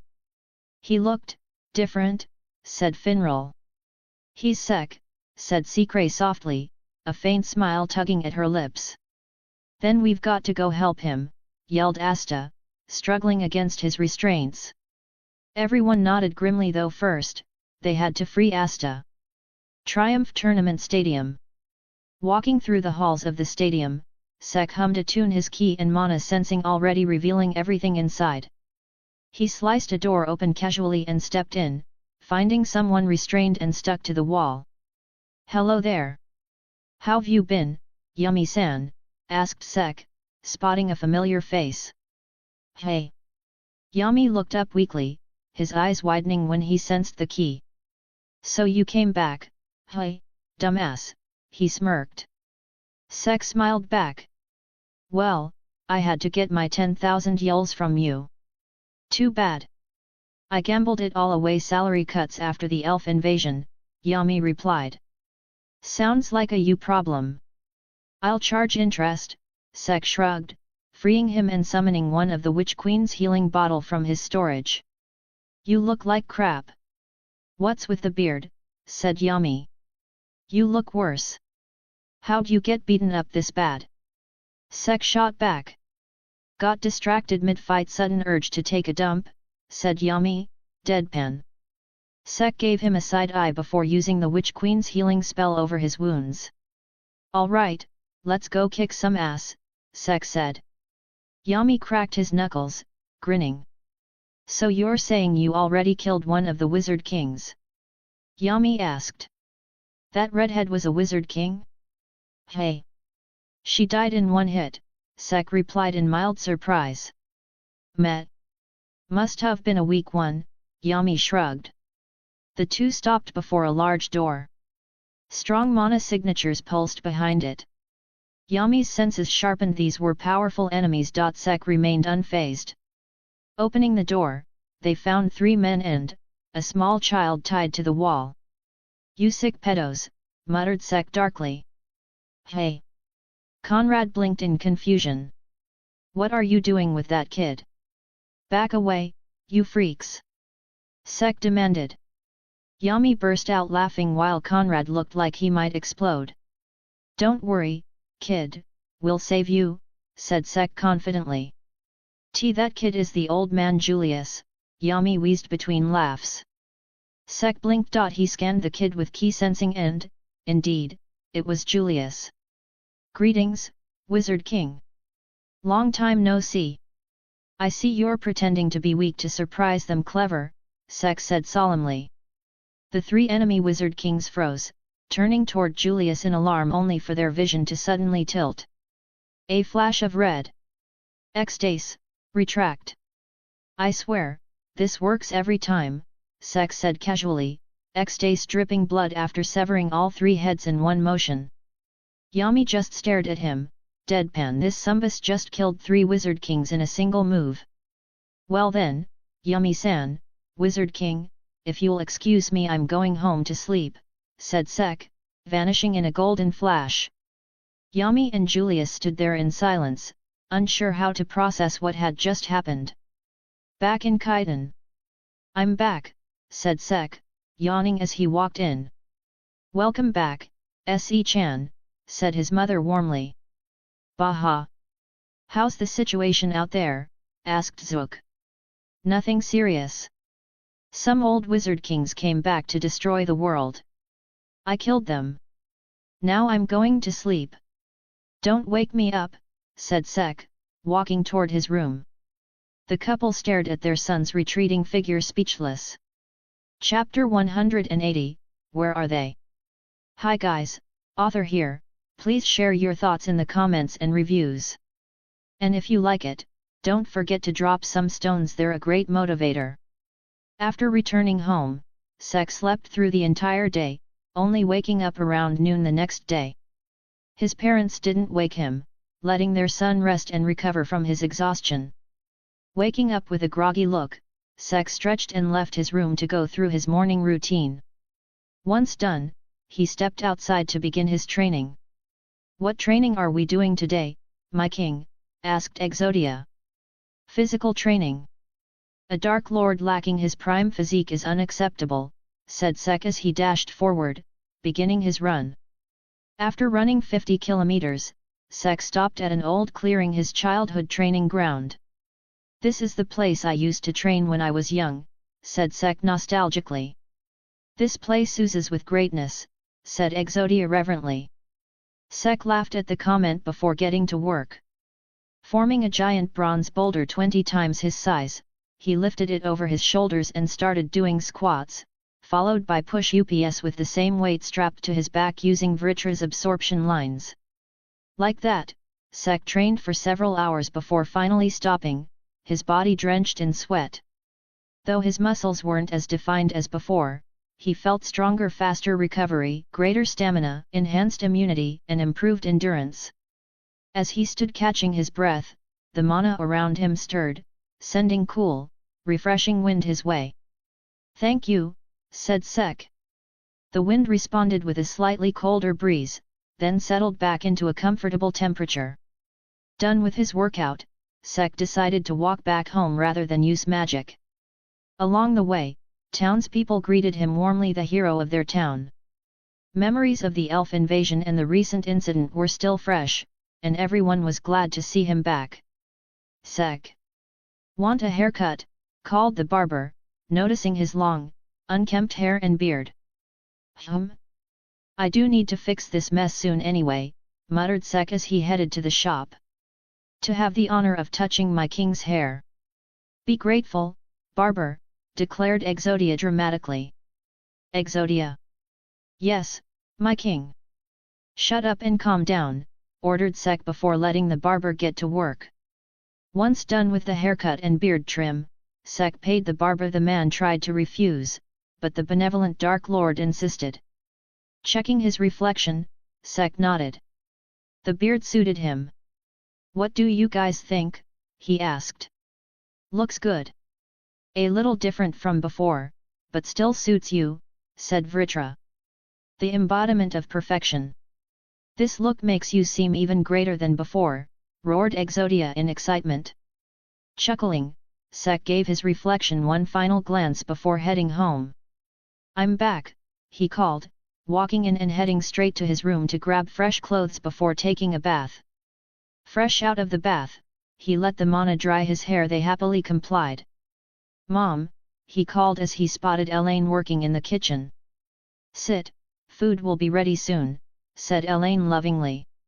Sek nodded, but wandered to his parents' room to check on his twin siblings, Arthur and Artoria, who were sleeping peacefully. Such carefree children, he murmured with a fond smile. The children know they are blessed with my king's protection, said Exodia proudly. They're babies. They don't think much, said Vritra dryly. They are my king's siblings. They instinctively feel that, shot back Exodia. Light magic, cure. Sek ignored their banter and cast a healing spell over the twins. He didn't know if they were sick, but considering the high infant mortality rate in this world, he preferred to be safe. Finished, he quietly left the room so as not to wake them and headed to the kitchen, the aroma of freshly cooked food already pulling him in. Sek sat down and smiled. All his favorite dishes lined the table. He had missed them, especially when made by his mother. My king, do you like these foods? Asked Exodia curiously. Yes. They're some of my top favorites, replied Sek. A small bundle of light gathered on his shoulder, and a miniature Exodia materialized. My king's mother, exclaimed Exodia, startling both Sek and Elaine. What is this glowing thing? Asked Elaine, blinking. Exodia landed on the table, knelt, and bowed deeply. This humble spirit king is Exodia, my king's loyal subject. I greet you, the mother of my king, he declared dramatically. Exodia-chan, right? Nice to meet you. I'm Elaine, SC-chan's mother, she said, bowing back. My lady. Don't bow to me. You rank far higher, wailed Exodia in panic. Sek sighed. Let me introduce myself as well. It's high time they met me too, said Vritra as Sek's sacred gears materialized. Greetings, Mrs. Elaine, came a deep, resonant voice that made Elaine freeze. My name is Vritra, a dragon king and your son's other half, said Vritra, his tone regal but respectful. Vritra-chan, nice to meet you too, said Elaine, still dazed. Mom, these two live inside me. Long story. But don't worry, they're good and help me a lot, explained Sek. I don't completely get it, but if you two keep my son safe, then thank you, said Elaine warmly. Such radiant kindness, murmured Exodia, mesmerized. No need to thank us, said Vritra. It's our honor to fight beside him. So, Exodia, why'd you suddenly pop out? Asked Sek. Oh. Right, my king's mother. You can call me Elaine. Or Mom, if you'd like. I wouldn't dare commit such disrespect, said Exodia. Calling me my king's mother every time will get tiring, said Elaine with a smile. Then. Lady Elaine, said Exodia, bowing once more. Yes, Dia-chan, said Elaine, already giving him a nickname. Vritra didn't know why he felt a twinge of envy after hearing that name. Please, teach me how to cook these dishes so I can better care for my king, declared Exodia with determination. Elaine blinked, then smiled and agreed to teach him next time. My king. Don't worry. I'll master Lady Elaine's recipes so you can enjoy your favorites anytime, vowed Exodia. Hoh, bold of you to think you can rival a mother's cooking, teased Vritra. You vile lizard. I will surpass myself for my king's sake, cried Exodia. Still, a mother's cooking can never be copied. It's seasoned with love, countered Vritra. True. Mom's cooking is unmatched, added Sek. Reality shattered for Exodia at those words. The power of motherly love was too great a wall. Se-chan, and Vri-chan saying such sweet things. Elaine's face beamed with happiness on hearing that praise. It wasn't every day that people appreciated or complimented her cooking. It was mostly Sek who did so, and after his disappear acne, she unknowingly missed that. Unbound to her feelings, Sek focused on finishing the food while Elaine tried to ease Exodia's suffering. After finishing the meal, Exodia took it upon himself to clean the plates and the utensils while letting Sek and his mother rest. He had asked Elaine to teach him, so cleaning the dishes was the least that he could do in return. Sek and Elaine were talking happily, with Sek laying his head on her mother's lap. She insisted on doing it and was now happily telling him some stories that happened while he was gone, while slowly but tenderly patting Sek's head. Sek, who had a satisfied smile on his face, simply HMMD in response from time to time and asking some questions here and there. Just like that, the mother and son happily spent their afternoon. Later that day, around sunset, Sek took a walk around town with his baby siblings in tow. The twins giggled at every sound and sight, their laughter filling the air. Suddenly, Sek sensed a shift in mana.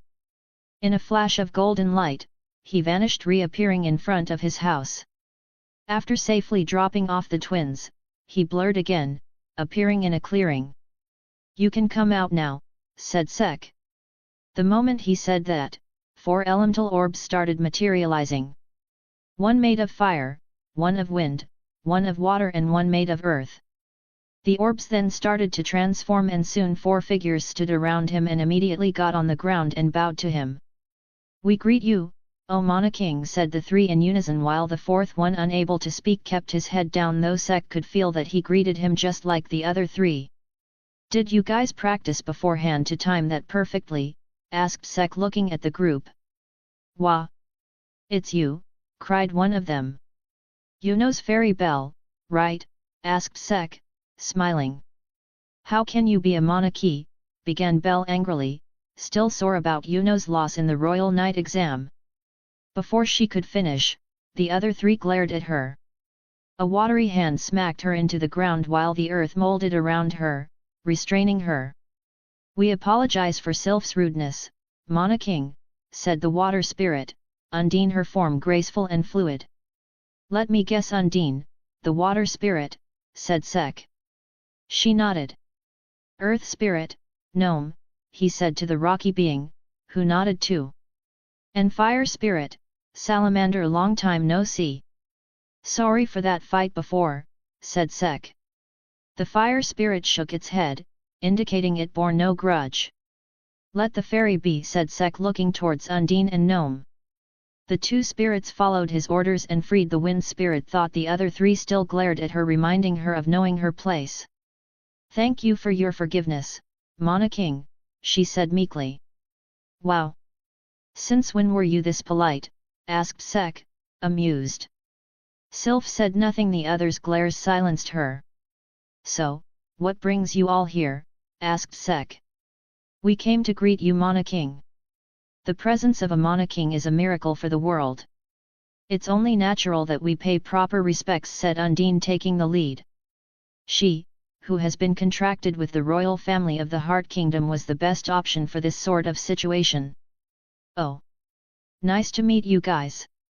Salamander and Sylph there know me already, but Gnome and Undine are new, so let me introduce myself. I am Sek Bronzaza, the Dark Lord, and as you guys said, a Mana King, said Sek. The pleasure is ours, said Undine, bowing again, followed by Gnome. Mana King, if it isn't too rude, may we ask your goals for the future?" asked Gnome. "Why the sudden curiosity?" "You're starting to sound creepy," said Sek suspiciously. "It wasn't our intention. We just wanted to know if we could aid you in your ambitions," said Undine, trying to neutralize the situation. In truth, they wanted to know what type of person the new Monarch was. Whether to trust him or be wary of him. "I don't need your help. As for my goals, haven't decided yet. I'm just taking a break to calm my nerves," replied Sek casually. "That's right. The only spirit my king needs is me," yelled Exodia mentally. "HOH, you are stopping my other half to gain more followers. Some loyal subordinate you are," taunted Vritra. "You filthy lizard! You dare doubt my loyalty? My king, it's not my intention to restrict you from getting more subordinates." "Don't believe the words of this vile lizard," said Exodia. "Calm down, you two," mentally scolded Sek, immediately shutting Exodia, while Vritra just laughed at the Spirit King. "I see. Still, do tell us if you ever need our help," said Undine, feeling complex since she was not able to get any info out of the man. "Don't worry, I have no ideas of conquering the world or killing everything, and unless I am forced to do that. This is my home as well," said Sek, understanding what the spirits were trying to ask. The spirits panicked, their true motive exposed. They immediately dropped to the ground, bowing and apologizing profusely. All right. Calm down," said Sek, sighing.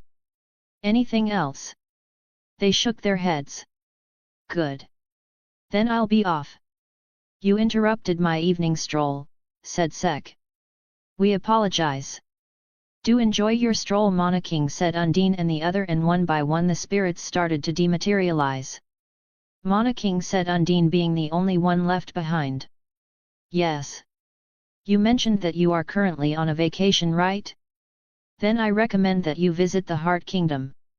It's a very beautiful place, perfect for relaxing.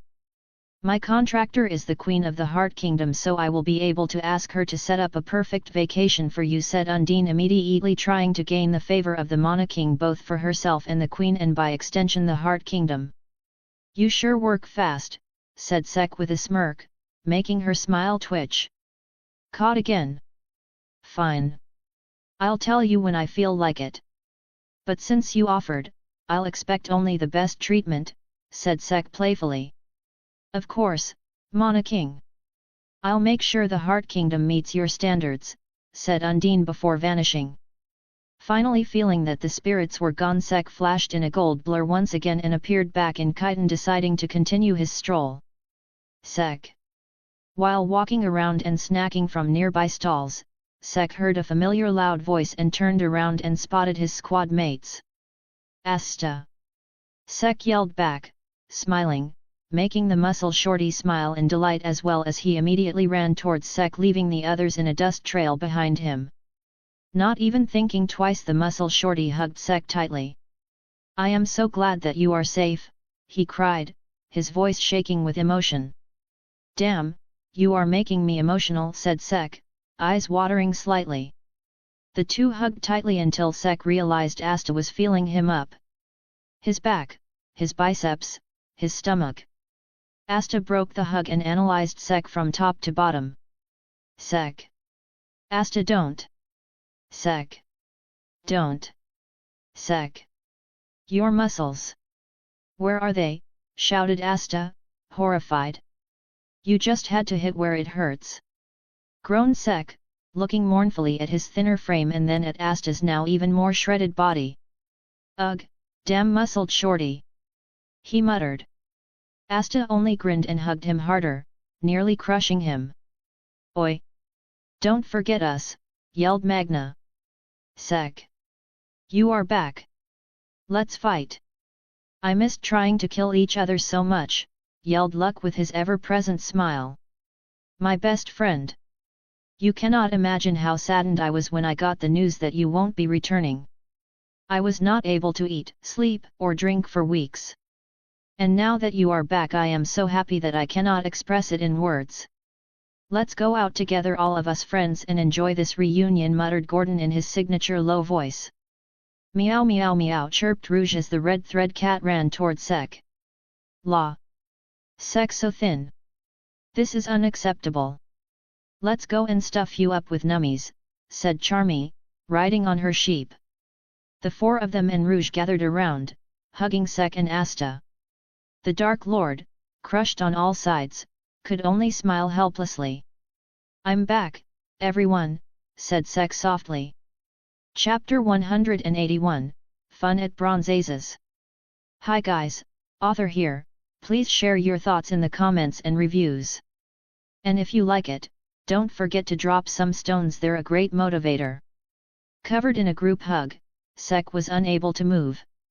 The other members of his squad crowded around him as well, seeing which Sek's smile widened.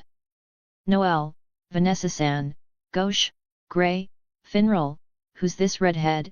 Asked Sek, looking at the newcomer who was also wearing the squad's robe and a face mask with pointed teeth. It's Zora Ideal. We fought together during the elf invasion, remember? Said Zora. Sek thought about it for a moment.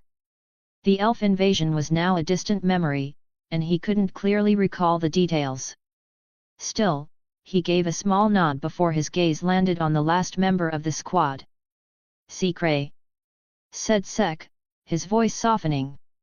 Sek, replied Secret, her eyes growing wetter by the second.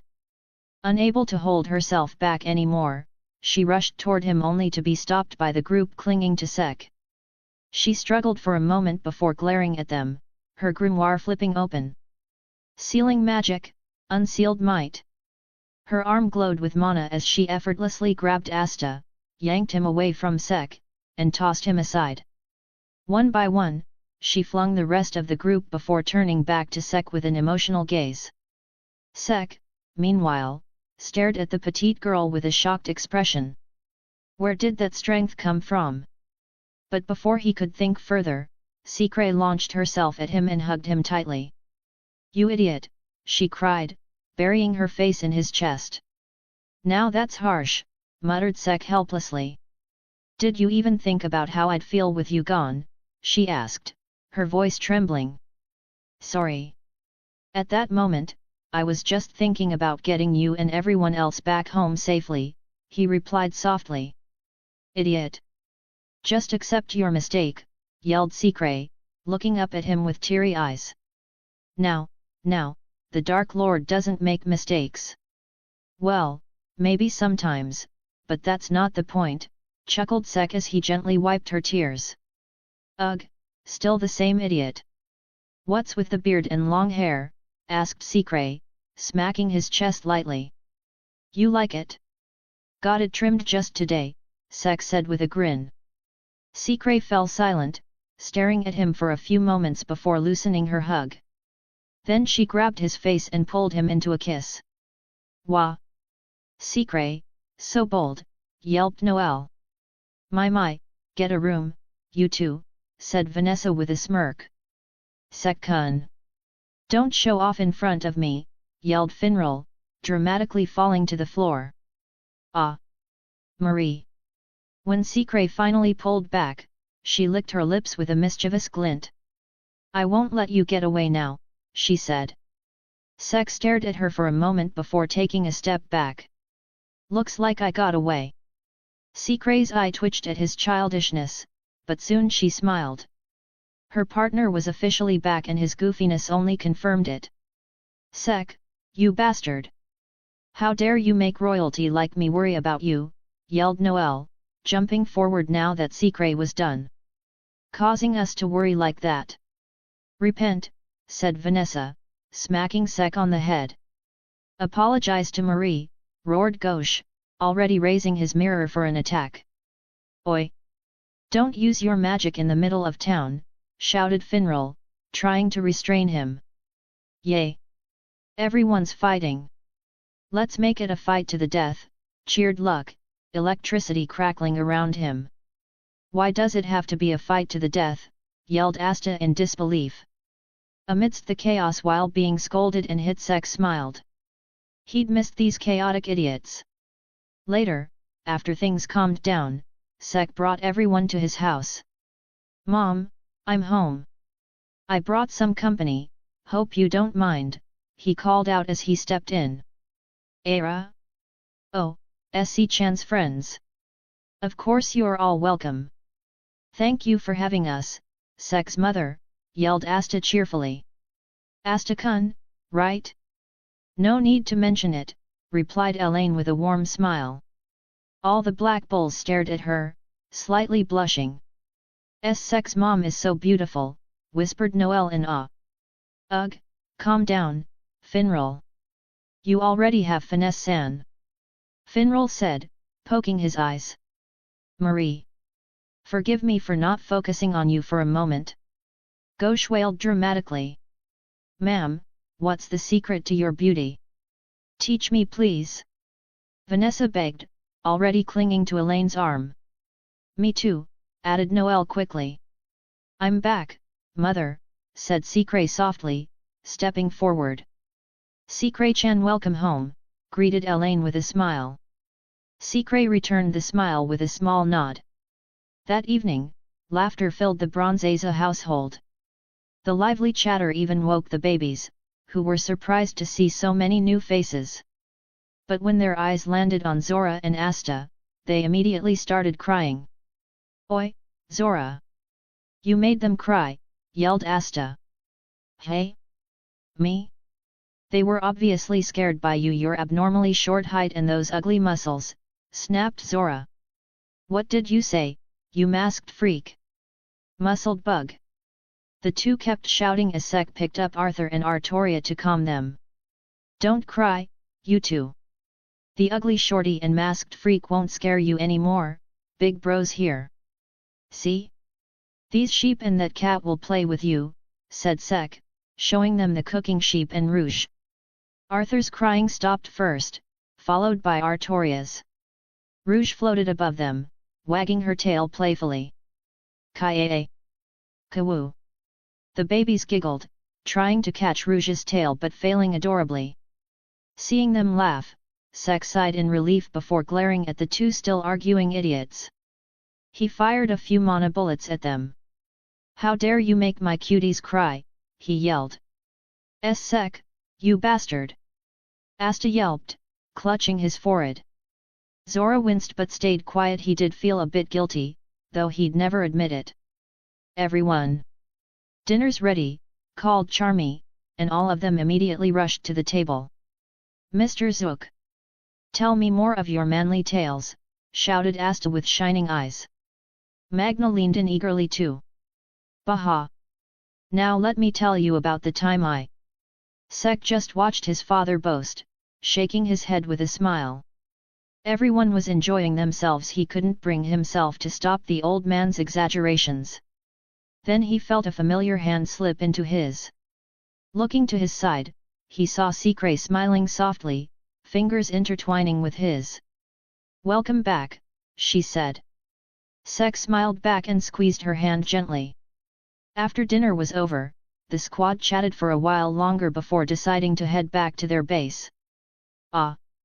Before I forget, Sek, Captain Yami told me to bring you to the Magic Knights HQ tomorrow. I'll come and pick you up around noon, said Finral. Sek gave a nod in understanding. I'll stay here tonight, said Secret, glancing at Finral, who was waiting for her to step through the portal.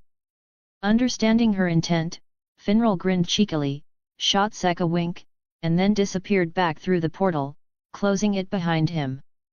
Once everyone had left, Sek decided to head to bed, stretching a little as he walked toward his room. But before he could even sit down, the door closed softly behind him on its own.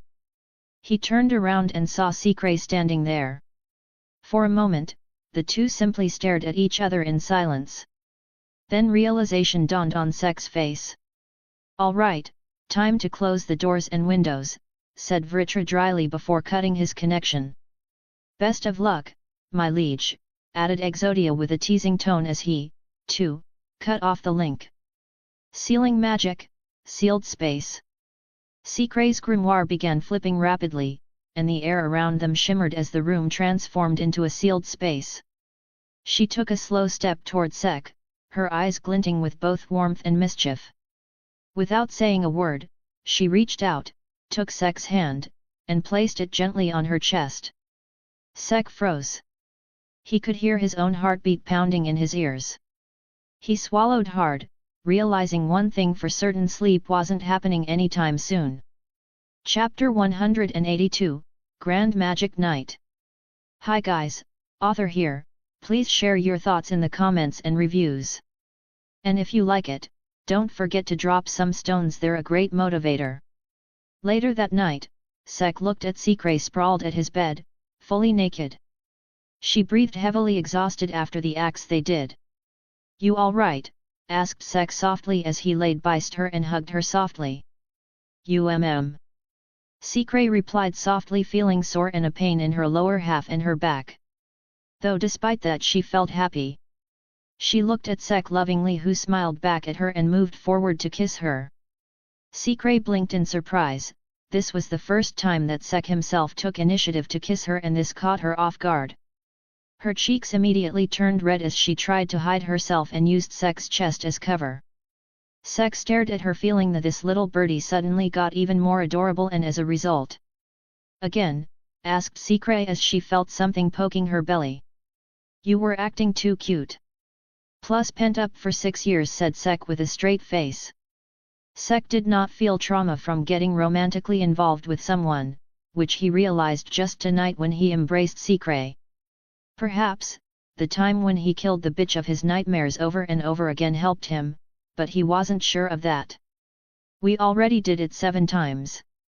Muttered Sikray in disbelief. Just sleep, I know it must be painful for you, said Sek as he simply caught her in his embrace, once again shaking her gaze away from his member. Sikray wanted to say that she could do it, but felt a caring caress over her head. She stared at Sek, who was lovingly looking back at her, and simply rested on his chest. Good night, Sek, muttered Sikray. Good night, Sikray, I love you, said Sek, feeling a bit embarrassed by his own words, and averted his gaze. Sikray blushed and looked up, only to find that Sek was blushing as well and was trying to avoid her eyes.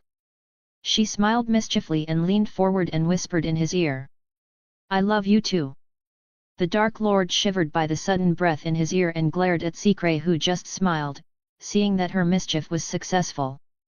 She gave him one final kiss before laying back and drifting off to sleep. Sek looked at the sleeping girl for a while before he too drifted off to sleep.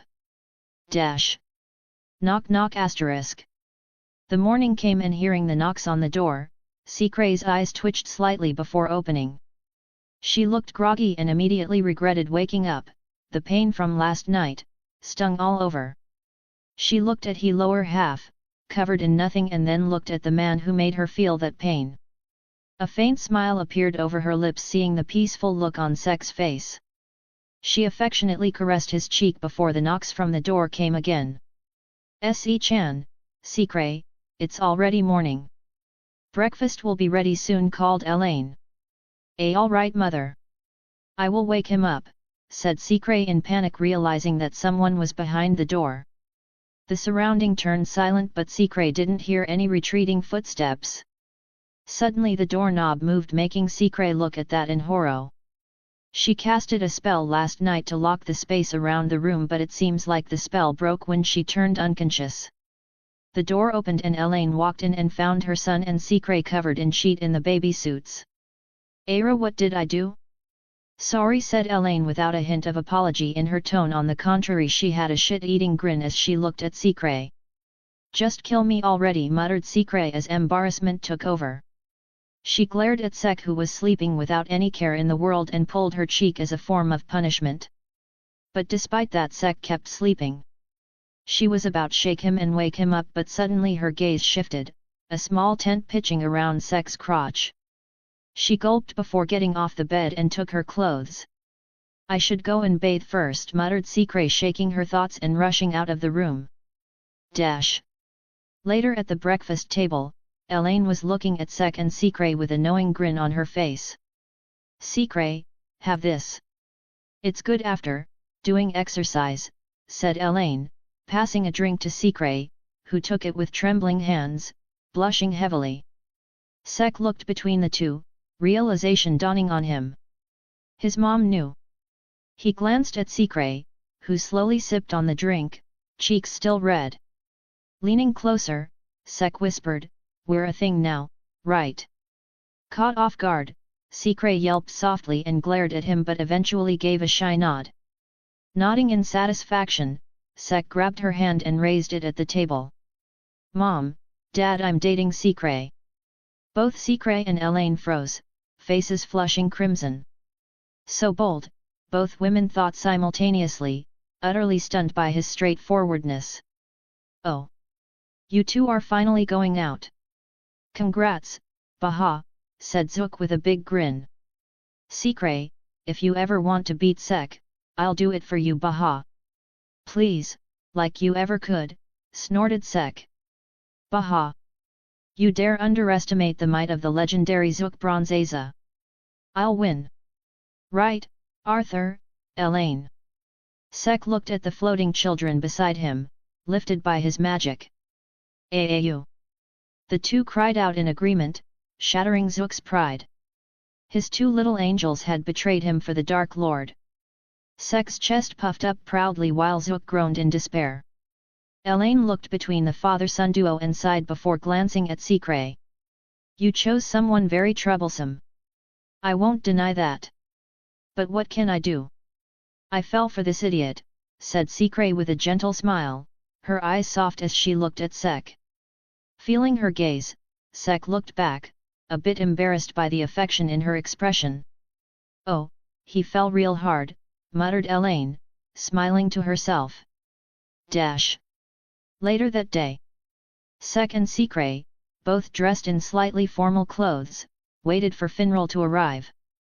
Sek had been called to the Magic Knight's HQ for some reason, and he figured it was best to look presentable. Suddenly, a portal shimmered open beside them. "Hello, you two, your cool senior has arrived," said Finral, stepping through with a flourish. "Morning," greeted Sek, while Secret simply nodded. "Let's go then," said Finral, gesturing for them to follow. They stepped through the portal and emerged before the Magic Knight's HQ. "This place really took a hit, hey?" muttered Sek, looking at the once grand building now stripped of some of its glory. "It was tough rebuilding the kingdom after the elf invasion," explained Secret. "They even decided to extract all the gold from the structure." Sek nodded in understanding, then floated into the air to survey the capital. From above, he saw a city slowly healing, bustling streets, repaired homes, and laughter returning to the people. A satisfied smile spread across his face. Yeah, it was worth it. Landing back on the ground, he joined the others and entered the HQ. Almost immediately, people began whispering, and one by one, the Magic Knights turned toward him. When they realized who it was, expressions of gratitude filled the hall. Sek grinned, soaking in the praise. "Ah, I missed this." Before he could get carried away, Finral and Secret dragged him off. "Hey! Let me enjoy my moment," he protested. "Not right now. We're busy," said Finral. "Those girls were getting too close." Secret muttered, her cheeks puffed slightly. Sek's sharp hearing caught that, and a teasing smile crept across his face. "Are you jealous?" The two started playing around, much to Finral's annoyance, as he felt like he could cry tears of blood. After what felt like an eternity of bickering, they arrived at a large door. Finral straightened his posture and knocked. "Finral from the Black Bulls. I've brought Sek Bronzeza." A moment later, the door opened, and the three stepped in, only for Sek's eyes to widen. All the squad captains were there, along with his friends from multiple squads. "Sek Bronzeza," said Julius, standing with a smile. "I didn't get to say it before, but on behalf of all the Magic Knights and the Clover Kingdom, thank you, from the bottom of my heart, for your service. You truly embody what it means to be a Magic Knight." He raised his hand in salute. One by one, everyone else followed suit. Sek chuckled and returned the salute. "No need to thank me. The Dark Lord is just built different." "Haha. That's true," Julius said, laughing. Before Sek could speak further, a voice called out. Sek-kun. A soft body slammed into his chest. It was Anna, tears welling in her eyes. It really is you. I missed you so much. I was so worried once I got control of my body back. Anna.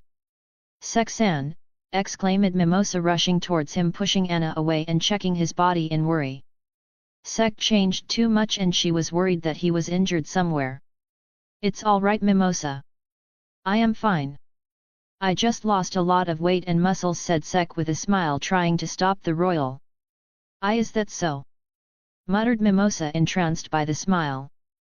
Somehow the mature-looking Sek felt even better to her. Oi! How dare you push me away? Anna yelled. I was only worried, Mimosa replied sweetly, smiling like a saint. This royal brat! Anna fumed internally.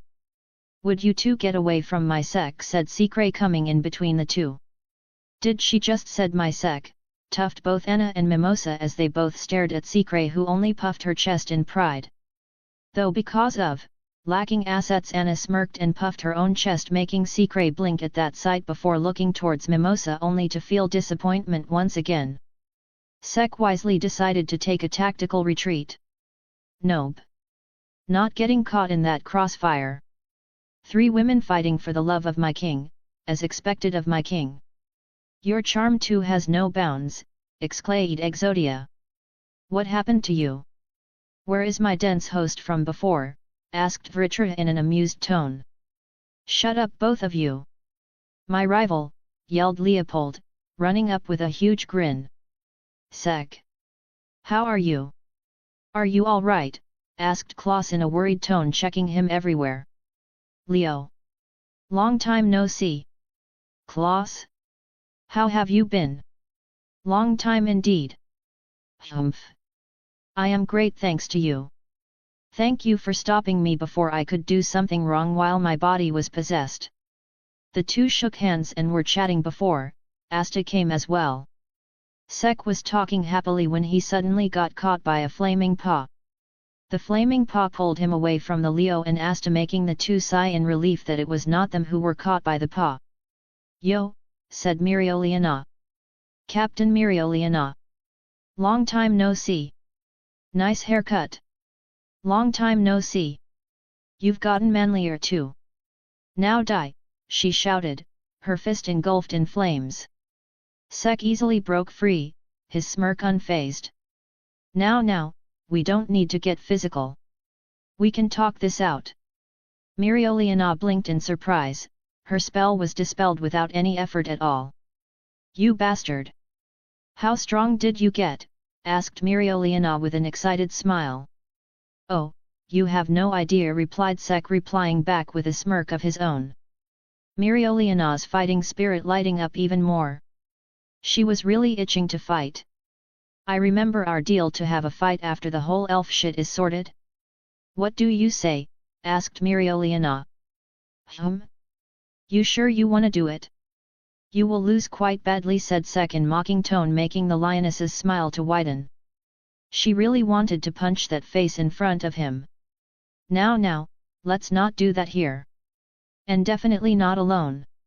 I wanna see new spells as well, exclaimed Julius with glittering eyes. Sek smiled at that. The Wizard King didn't change at all. Suddenly the door opened once again and Yami entered. Yo, sorry for the delay. It was a huge one, so it took quite some time to flush down, said Yami. Oi, dumbass, Yami called, tossing something at Sek, a brand new black bull robe. Thought you lost the old one. Take care of this one, yeah? Replacements cost 1,000,000 yuls. Like I will pay. I will ask Vanessa-san to fix mine if needed. Hey? You won't pay. You need to pay first. The money from our last bet. I don't recall what you are talking about. In fact, who even are you? Asked Yami in a serious tone. Want a dose of shit urge enhancer spell? Asked Sek, his finger already covered in mana. Ahaha. My best squad member of all time. How've you been? Yami instantly switched tones. Everyone suddenly moved aside as Julius called out again. Now that everyone's here. Sek Bronzeza, come forward. Sek stepped up, confused but obedient. For your extraordinary service and unmatched bravery in protecting the Clover Kingdom, said Julius proudly, holding out a medal, I, Julius Novacrano the 28th Wizard King, promote you to the rank of Grand Magic Knight. The hall fell silent. Sek's eyes widened.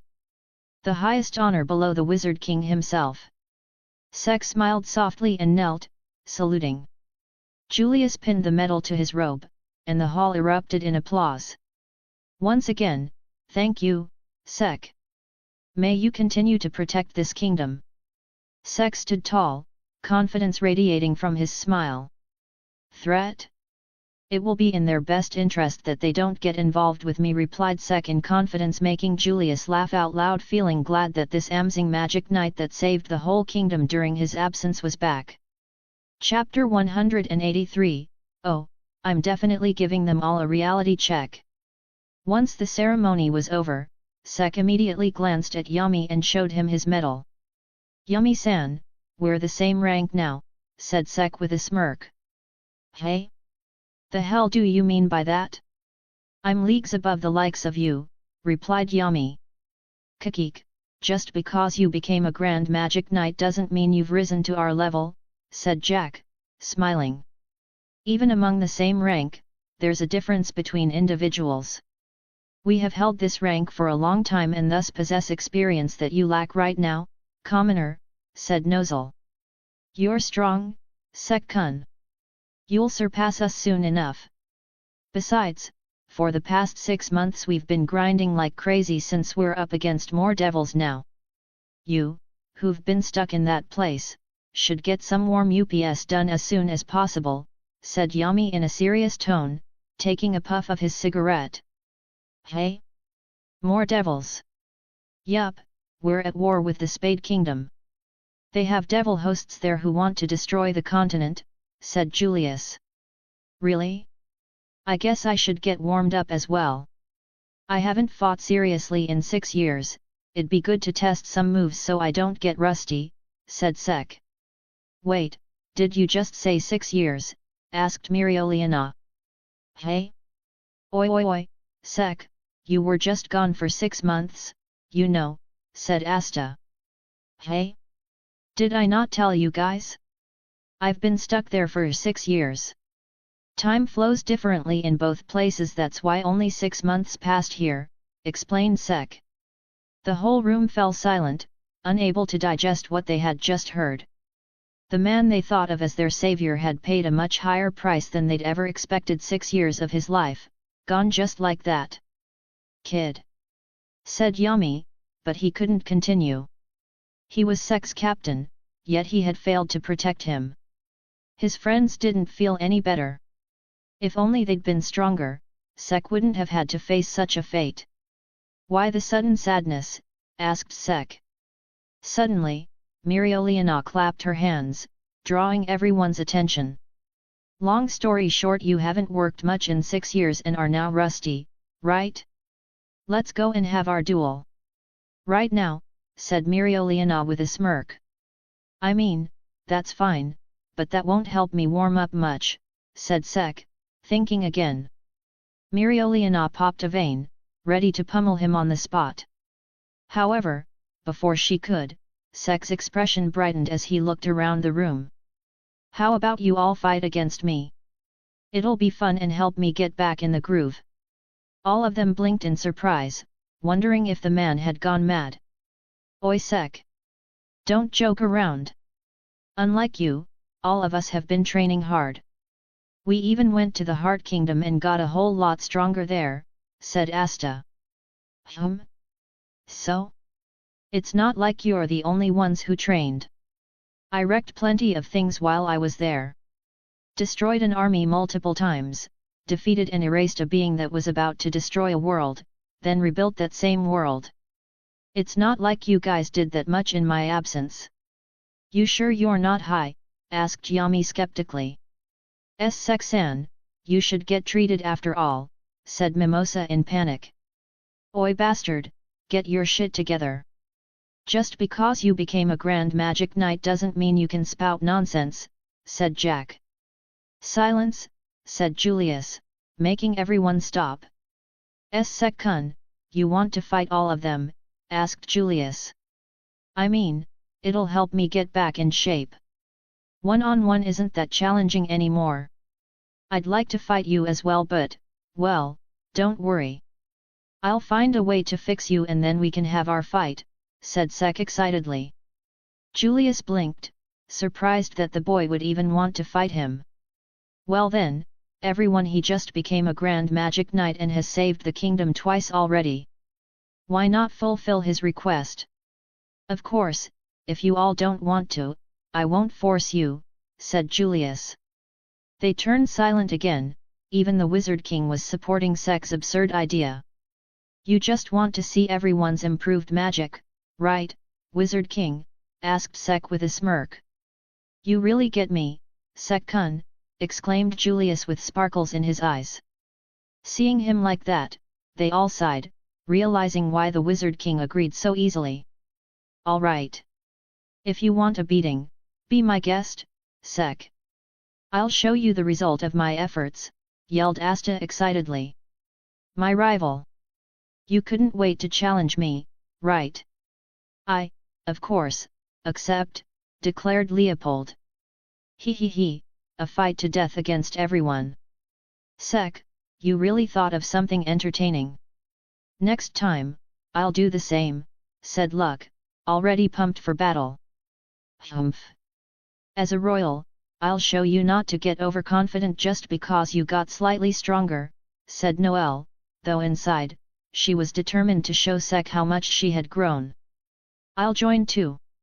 I still owe him payback for the Royal Knight's exam, said Yuno. Why Yuno dear, perhaps we should sit this one out, said Belle, trying to coax him out of it. The rest didn't know, but she did. They were up against a Monaking, and she didn't like this at all. What's wrong with you, Belle? Asked Yuno, confused. Sigh, if Master Julius wants to see a show, we can't help it. Oi, dumbass, don't come crying if we beat you too badly, said Yami. Well, as captains, following the Wizard King's orders is inevitable, said Fuegoleon with a smile. No, I said only if you want to, said Julius.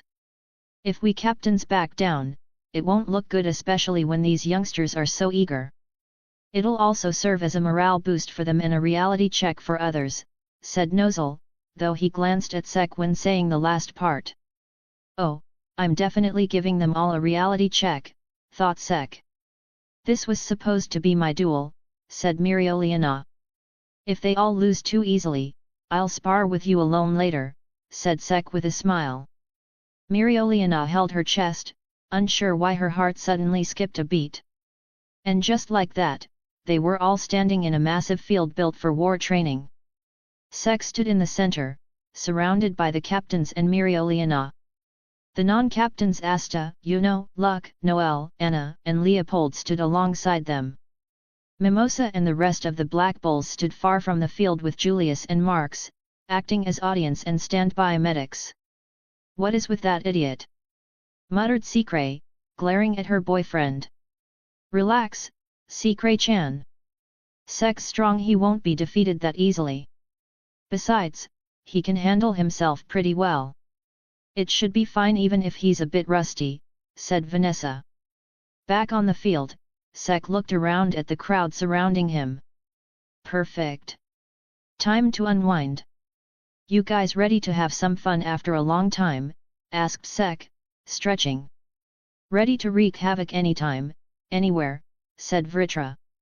I have been yearning to aid you in battle again. And as I have learned from you, my king, I call dibs. Use me first, exclaimed Exodia. It doesn't work like. All right, Exodia, said Sek aloud. Huzzah! Take that, you scaly fiend, cheered Exodia. I really liked it when it was just us two. Even then, this bastard refused to use me for a whole tournament just to satisfy his ego, grumbled Vritra. Don't cry, Vritra. How about this? Once I'm done playing around, I'll use your powers for the finale, said Sek. My king, so benevolent. You vile dragon, wait, are you laughing? You guilt-tripped my liege, yelled Exodia. Ha ha ha, roared Vritra in delight. All right everyone, just get ready. We're done installing the barriers. You can go all out, but don't cross the line, came Marx's voice. Oi dumbass! Seeing that we outnumber you so much, why not have the first move, said Yami with a smirk. Really? Thanks a lot, Yami-san. I'll make sure you regret it, said Sek with a cheerful smile. Yami snorted, not thinking much of it. Falling for trash talk in a fight was the worst thing to do. However, everyone except Asta suddenly froze as they felt a massive wave of mana pressure crash down on them. Sek, having released his limiters, had his glowing eyes back. The mana in his body surged wildly, and the energy around him seemed to rejoice, thrilled to play with their king again. Exodia, called Sek as a bright light emerged and materialized above him into a giant figure of condensed mana, the golden giant himself.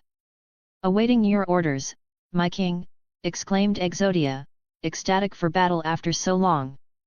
Sek raised his hand, a smirk curling on his face. Exodia, Spirit Assimilation King's Ascension. Sek's and Exodia's bodies glowed as the spirit disintegrated into fine mana particles, merging with him.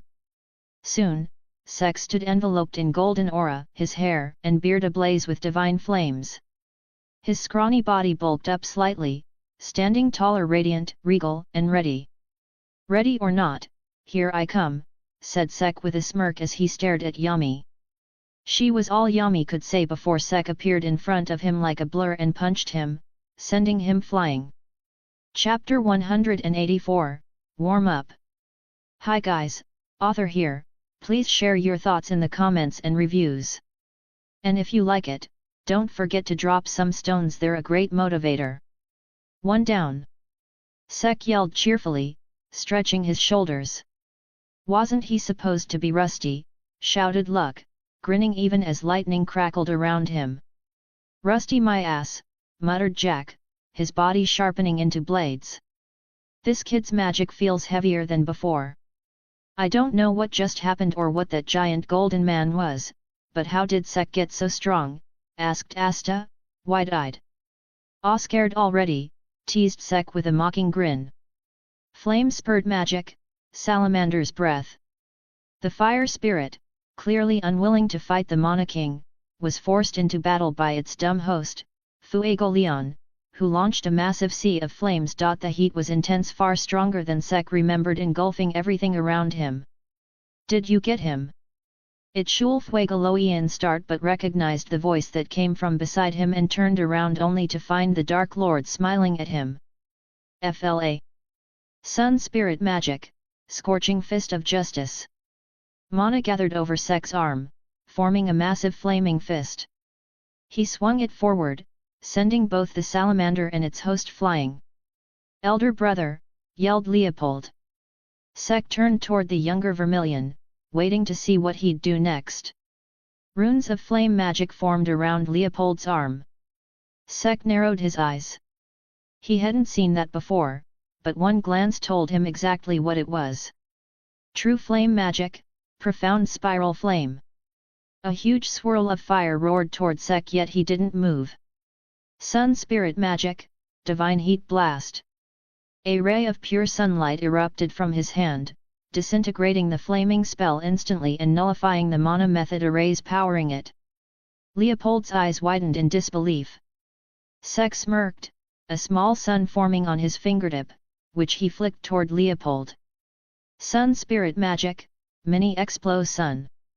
As the name suggested, the miniature sun exploded right before Leopold's eyes, unleashing a blast of blinding heat and concussive force that sent him flying. Man! I never realized how much I missed overpowering people in a fight, Sek said with a chuckle, stepping aside to dodge the incoming strike from the praying mantis captain. Slash magic, death scythe. Seeing his attack dodged, Jack stopped mid-motion, glaring at Sek, who only smirked back mockingly. Slash magic, Death Scythe Lunatic Slash. Jack spun wildly, blades cutting through everything around him. Sek, however, stayed calm. His enhanced key sensing, monstrous strength, and reflexes further boosted by Exodia allowed him to dodge every attack effortlessly before countering with a kick. Slash magic, severing scythe. Jack smirked, forming a blade where Sek's kick landed, slicing off Sek's leg before being sent flying by the force of the hit. Sek glanced at his missing limb, unimpressed, as his grimoire flipped open. Bronze magic, bronze body logia. In an instant, his leg reformed good as new. Sek, yelled Mirioliana, charging at him with full speed, her grimoire already flipping and a large amount of mana gathering in her body. Flame magic, Hellfire Incarnate. She landed before Sek, her body entirely cloaked in flames. You've mastered your flame magic quite well. Your body itself is turning into mana, said Sek, impressed. Had got some inspiration from your body transformation spell. The one you just used, she replied with a feral grin. Shall we? She asked, crouching low like a predator. Mirioliana-sama, I will.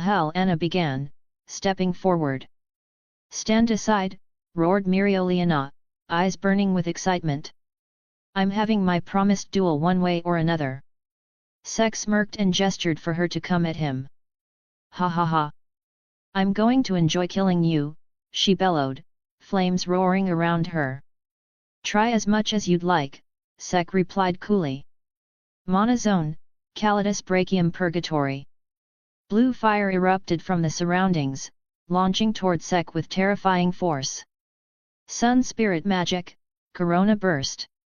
A golden-white explosion of divine heat burst from Sek's body, incinerating Mirioliana's flames in an instant. She leaped back, gritting her teeth, barely avoiding the radiant inferno. Throwing out mana zones so soon? Maybe I should do it too. Mirioliana-san. Pick a number 1 to 3, said Sek casually.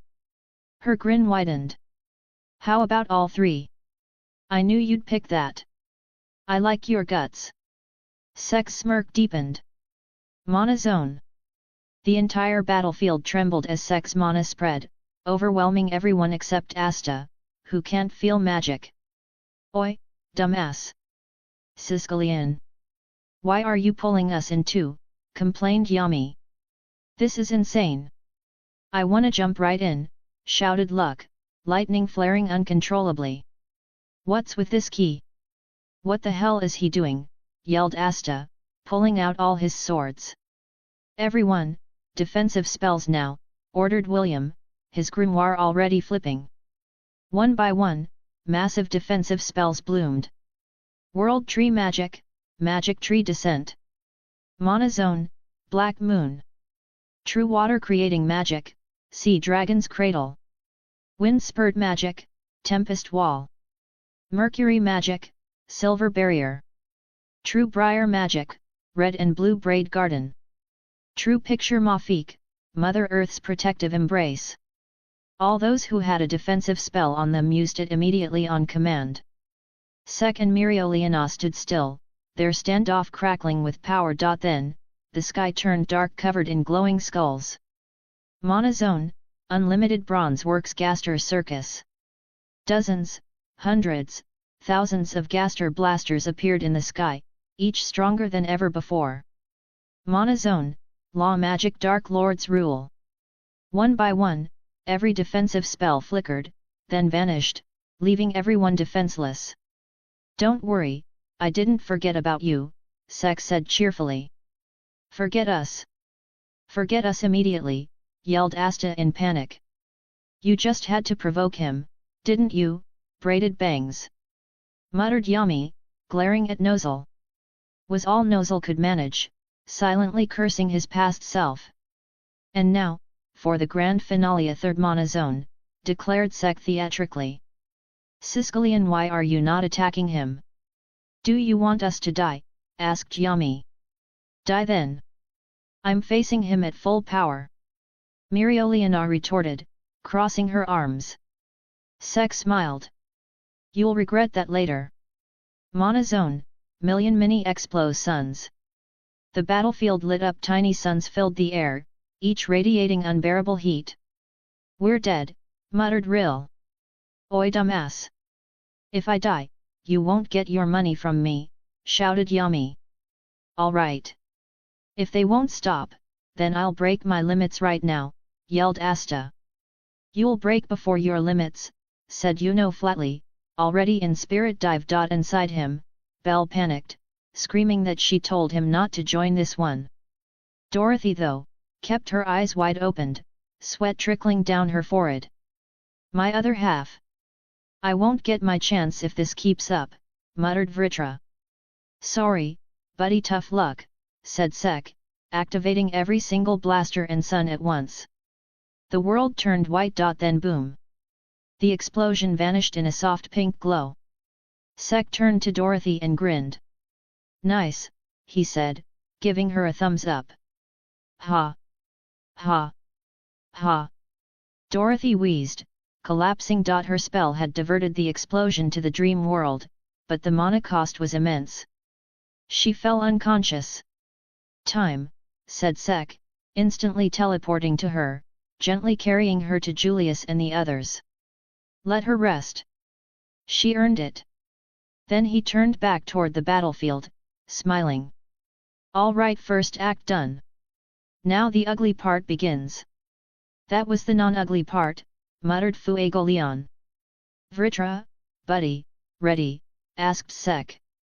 The dragon didn't answer, just smirked. The golden glow vanished. The captains tensed. "Oi Sek! Don't tell me you're holding back now," shouted Mirioliana, furious. "Oh, don't worry. You'll still get plenty of Aukis," Sek said as his sacred gear manifested. Prison Dragon's balance breaker, Vritra Azura promotion. Ominous mana flooded the area. Even Yami's cigarette went out. "What the hell is that?" Asta yelled, eyes widening at the sight of a fully armored, scale-mailed Sek standing tall amidst the smoke.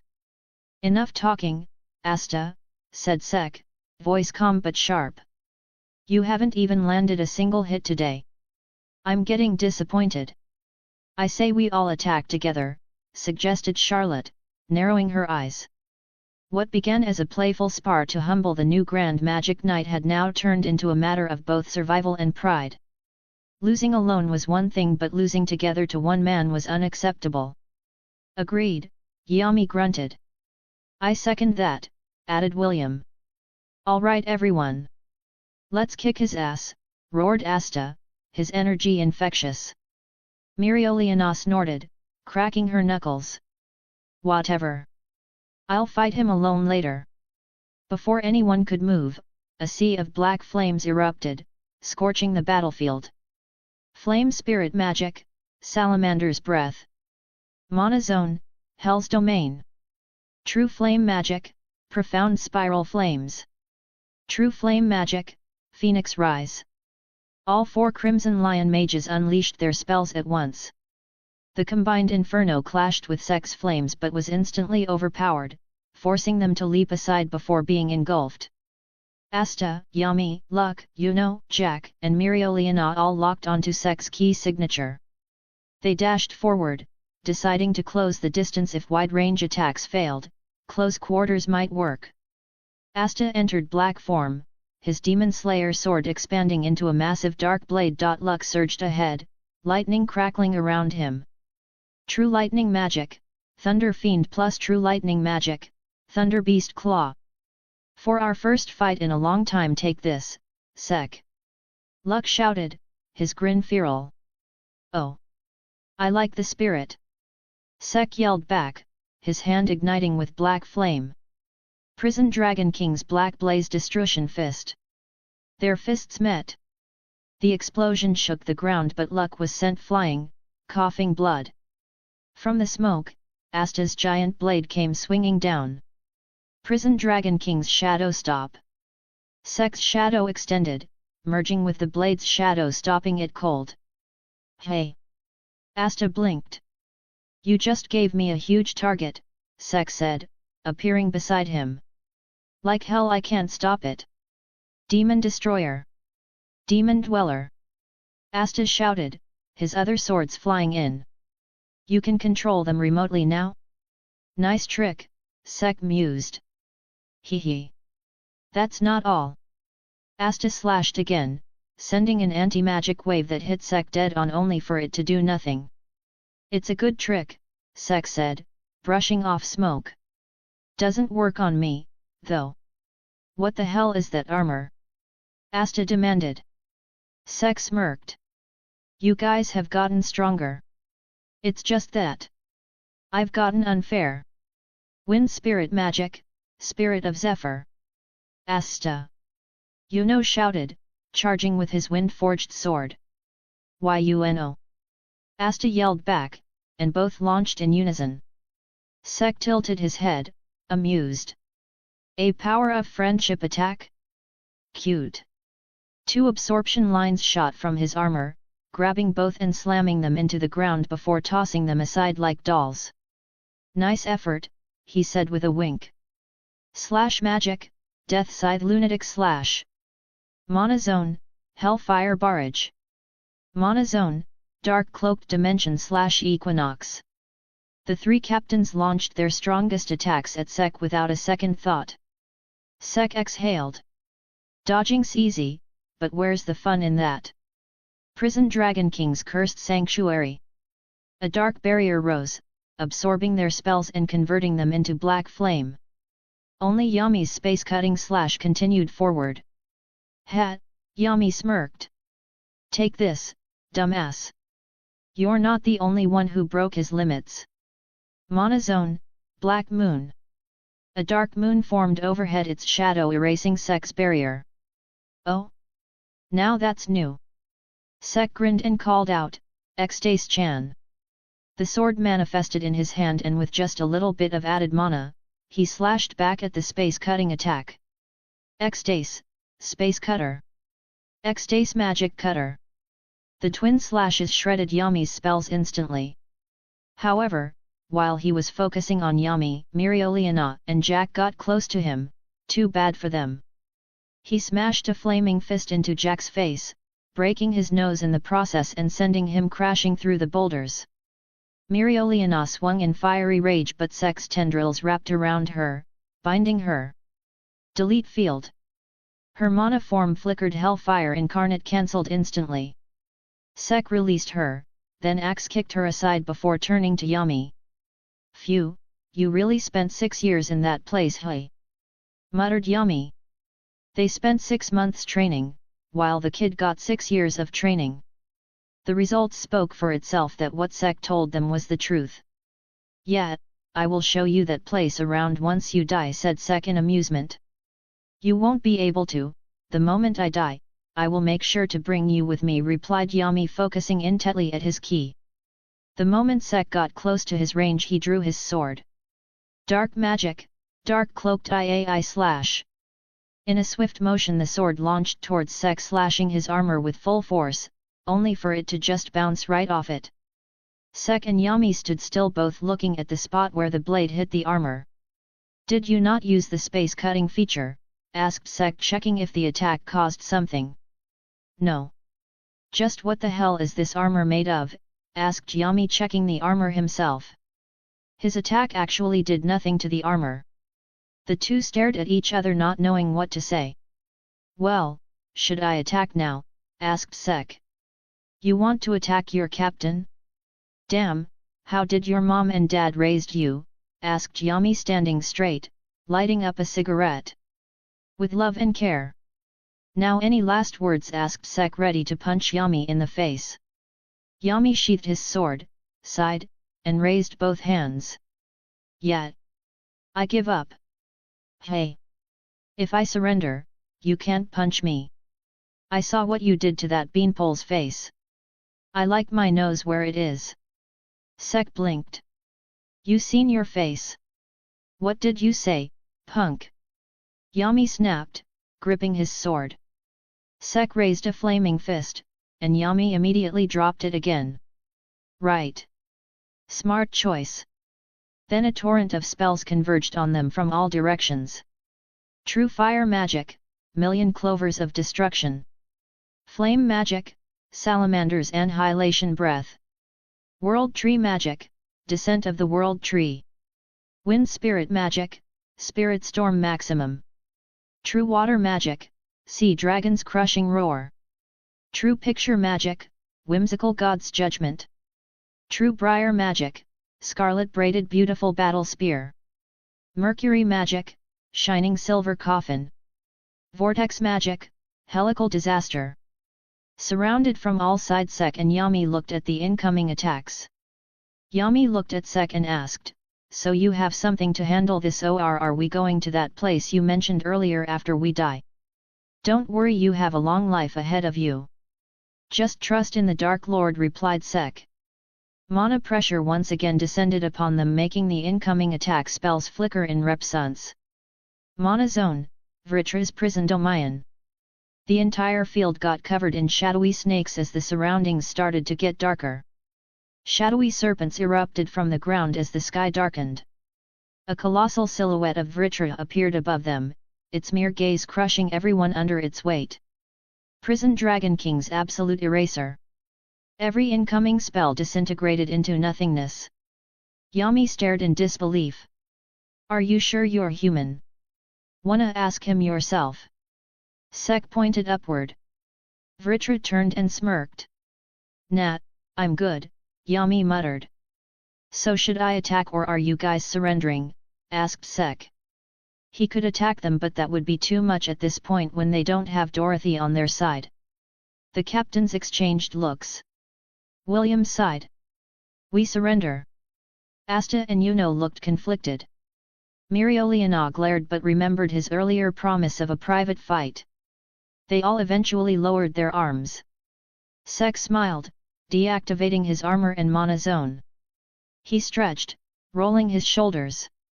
"Man, being this awesome is exhausting."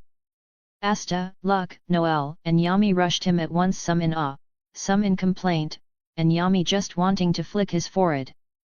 The warm-up was over. The Dark Lord had won. Chapter 185, After Party. Hi guys, Author here, please share your thoughts in the comments and reviews. And if you like it, don't forget to drop some stones, they're a great motivator. Smoke rose in lazy curls from the training field. The ground, once a proud stretch of grass and stone, now looked like it had been personally insulted by every natural disaster known to mankind. A crater here. A scorched trench there. A mountain-sized hole somewhere in the back where Jack had accidentally hit himself mid-spin. And in the middle of it all stood Sek, proudly admiring the result of his hard work. He stretched his arms casually, as if he hadn't just bullied the entire upper echelon of the Clover Kingdom's combat force. "Whew! That was a good warm-up," he said, looking at the destruction he had caused. Suddenly, a magical gate appeared near him, and the audience stepped out of it. Julius came running toward Sek with sparkles in his eyes, clapping like an excited child. "That was amazing! I haven't seen that much power since, well, ever." "Thanks," Sek said with a grin. "Though I still think I went too easy." Nobody went boom this time. Marx pinched the bridge of his nose. "Why are you disappointed that no one exploded?"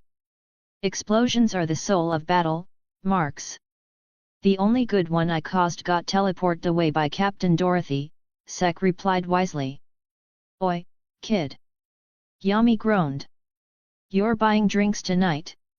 Sek raised a brow. "Shouldn't the loser buy drinks?" "Loser?" Yami spat. "I'm calling it a tactical surrender. There's a difference." Sure, Sek snorted. Marx, nearby, took out a notepad from nowhere. "Do you have any idea how much this field cost to build?" "I'm sorry, but it was you who told me to go all out," said Sek. Marx groaned in annoyance and glared at the self-proclaimed Dark Lord. Asta came running toward them. You monster! You didn't even break a sweat." Sek smirked. "Of course not. Sweat implies effort. You can't just say that like it's cool." "I can, and I did." "Grr, this smug bastard. Asta gritted his teeth. Luck suddenly popped up beside them, sparks flickering around him. That was awesome. When you punched me, I think I saw my great-grandfather waving from the afterlife. Well, sorry about that. I've got a bit of a self-control issue, said Sek. Can we do it again? Sek blinked. What are you, a masochist? Luck beamed. If it means fighting you again, yes. Okay, Sek said, at a loss for words. Noel, he called, making the silver-haired royal flinch. You improved, but not by much. Are you slacking off? He asked, genuinely confused. Compared to the others, her growth was lackluster. Noelle's gaze dropped. She'd wanted to show Sek that she could improve on her own, that she didn't need his help. But in the battle just now, she hadn't even managed to land a single hit. You improved so much when I trained you, Sai, looks like you need retraining. A disciple of mine falling behind? Unacceptable, said Sek. Noelle nodded, feeling a little disappointed until she felt a hand on her head. She looked up to see Sek, who promptly began crushing her head with his hand instead of patting it. What are you doing? I'm a royal, you know. Unhand me. What are you looking sad for? If you are not strong enough, just work hard till you get to that point. Be angry at yourself for not working hard instead, said Sek. If you are a royal, then act like one. As for me, I am the Dark Lord, I can do this to my lazy student, said Sek, finally releasing Noelle, who immediately crouched down holding her head. From the sidelines, Nozel glared. How dare a commoner treat my sister like that? Feeling the gaze, Sek smiled at him. So? Got the reality check you needed? Nozel snorted but answered, yes. Smart man, Sek replied with a smirk. Suddenly, Sek felt someone tugging his cheek secret. She didn't look amused. He smiled at her, but she only pulled harder. Why the hell did you escalate things this much? She demanded. Escalate? They're all in one piece. What else do you want from me? Sek asked innocently. You. Secret fumed. He'd nearly destroyed everyone on the field, and this was his reaction? Don't worry, they wouldn't have died. I would have saved them at the last moment, though Captain Dorothy beat me to it.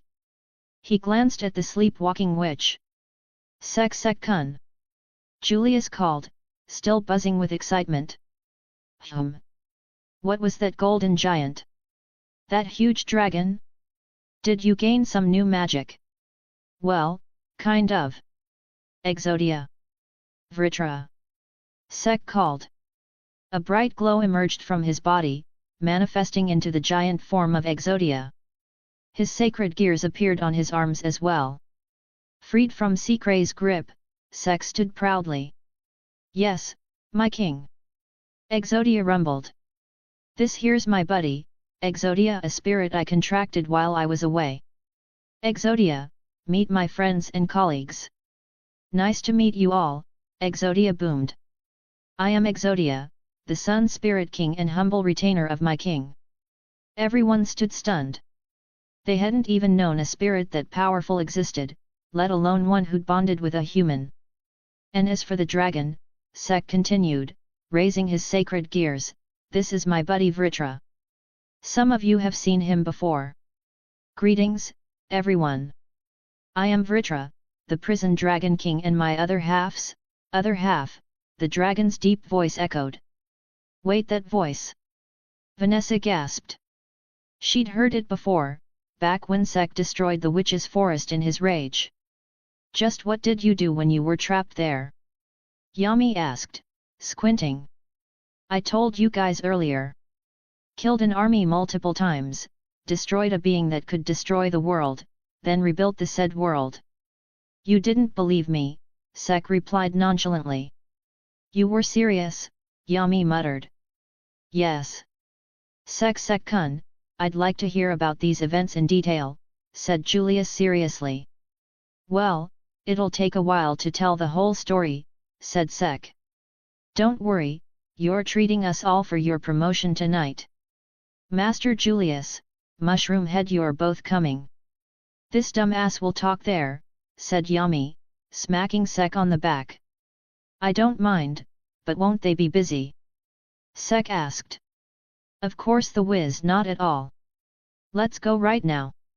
Julius interrupted, nearly vibrating with excitement. Marx sighed, glaring at his over-enthusiastic boss, who ignored him completely and grabbed Sek by the hand, practically dragging him along. Sek gave a helpless smile to the Wizard King before turning to everyone else. You're all welcome too. Take it as my thanks for humoring my selfish request, Sek said. Kikik.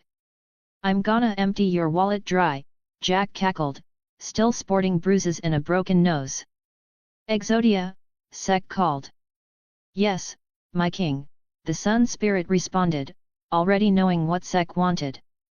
Sun Spirit magic, Dawn's blessing. A soft, soothing light enveloped everyone, healing their wounds and washing away their fatigue. Everyone stood in awe. A wide area recovery spell that worked instantly. Exodia puffed up proudly at their admiration before shrinking into his miniature form and floating beside Sek. Good job, Sek said. My king. To receive praise for such a menial chore, how benevolent you are, cried Exodia dramatically. Okay, maybe not everything about the spirit was great. Later that night, Sek and the others partied hard after he finished telling his story. Most were too shocked by what they'd heard to even process it. Sek, grinning, told them not to worry about it and ordered rounds of drinks for everyone except Julius, who was now a kid. He hadn't expected them to believe him anyway. Sometimes, the Dark Lord's feats were so unbelievable that they defied belief itself. And so, everyone drowned in booze, some out of revenge on Sek's wallet, others simply because they were alcoholics. Asta, urged by a drunk Yami to break his limits, was now lying on the bar counter, holding hands with an unconscious Yuno. Noelle slept beside them with a foolish smile on her face. Julius had been taken home by Marx. It was way past his bedtime. Most of the captains were either incoherent or passed out cold. Among the Black Bulls, only Charmy and Vanessa were awake. Charmy ignored the alcohol and focused on food like a woman on a mission, while Vanessa shared drinks with Yami, who was stuck in place because Charlotte had passed out in his lap. Everyone had fun that night. For the first time in a long while, they let themselves relax and laugh, blowing off steam after everything they'd endured. The next morning, Sek woke up to an unfamiliar ceiling, the kind you stare at when you're questioning all your life choices. Ugh, where the hell am I? He muttered, rubbing his head. His skull throbbed as if someone had used it as a drum during last night's party. Bits and pieces of memories floated back, Yami challenging him to a drinking contest, Mirioliana joining in, barrels upon barrels of booze, and then, blackout. He tried to sit up but froze when he felt something warm resting against his arm. Slowly turning his head, he found Anna peacefully asleep, wrapped in a blanket burrito beside him. Okay, that's fine. Nothing weird. Totally normal. He turned to the other side. Mirioliana. Also asleep. Snoring loud enough to make the walls vibrate. Okay, maybe a little weird, Sek whispered. Then came a noise from his chest, a soft murmur, followed by something moving. He looked down and saw a tuft of familiar black and white hair poking out from under the blanket. Secret, he blinked. The girl stirred, yawned, then gave a sleepy, half-coherent mumble before going right back to sleep, completely unaware that Sek's soul was about to leave his body. Below Secret, laid Mimosa, her face totally red from embarrassment, looking at Sek's saluting member. Feeling the movement, she looked up and her gaze met with Sek's. The two didn't say anything and soon Sek closed the blanket once again. If *eat up real bad. Chapter 186, Crazy Arrangement. Hi guys, author here, please share your thoughts in the comments and reviews. And if you like it, don't forget to drop some stones, they're a great motivator. The moment Sek put the blanket back on him, Mimosa flung it off and sat upright practically in her birthday suit. "SS Sexan, I. She stammered, face burning red, unable to form words because of the situation. Seeing her like that, Sex sighed and gently picked Secret off him, who was in a similar state, before picking up the blanket and draping it over Mimosa. "Calm down," said Sek in a reassuring tone, trying to ease the embarrassed royal. He was internally panicking too, but seeing the girl like that, he decided to calm her first. Mimosa clutched the blanket tightly around herself, heart pounding like a war drum. She stole a quick glance at Sek's bare upper body, then quickly looked away and gave a tiny nod. Sek smiled softly, gave her a gentle head pat, and stood up to grab his clothes. Once he was dressed, he picked up Mimosa's clothes from the floor and handed them to her. "Get dressed." "I'll look the other way," he said, turning around. Mimosa nodded quickly and dressed in silence. I am done, Sexan," she said after a moment, stepping closer. Her legs wobbled slightly, the soreness reminding her that what happened last night was real, which only made her blush harder. "You okay? Are you hurt anywhere?" asked Sek, steadying her and creating a chair for her with his magic. Her face went crimson again the moment Sek's hands touched her. Memories of last night's domination flashed before her eyes. But when she looked up, all she saw was concern. "He's worried about me," thought Mimosa softly. "Just a bit sore," she muttered. "Want me to get you something?"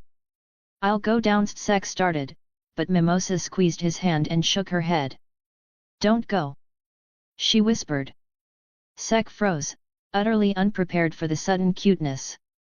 "All right," he said, and sat beside her, holding her hand. After a long silence, he finally spoke. "I'll come clean first, Mimosa. I don't remember anything from last night after I started drinking with Yami-san and Mirioliana-san. I don't know how we got here. But if I made you uncomfortable or hurt you in any way, I'm really sorry." "I know it's not enough," but said Sek. This was the thing he was most worried about. He didn't know how things led to this, but he felt absolutely disgusted of himself if he would have done something to these girls when they were unwilling. Before he could finish, Mimosa leaned forward and kissed him. She trembled slightly, her legs still weak, but Sek caught her before she could fall. "You don't need to say that, Sek-san," Mimosa said shyly. "Things went forward a little too fast, but you didn't make me feel bad or angry. I'm partially to blame too. I followed you and Secret here out of curiosity, and with the alcohol, my judgment was messed up." "Oh, okay," Sek said blankly.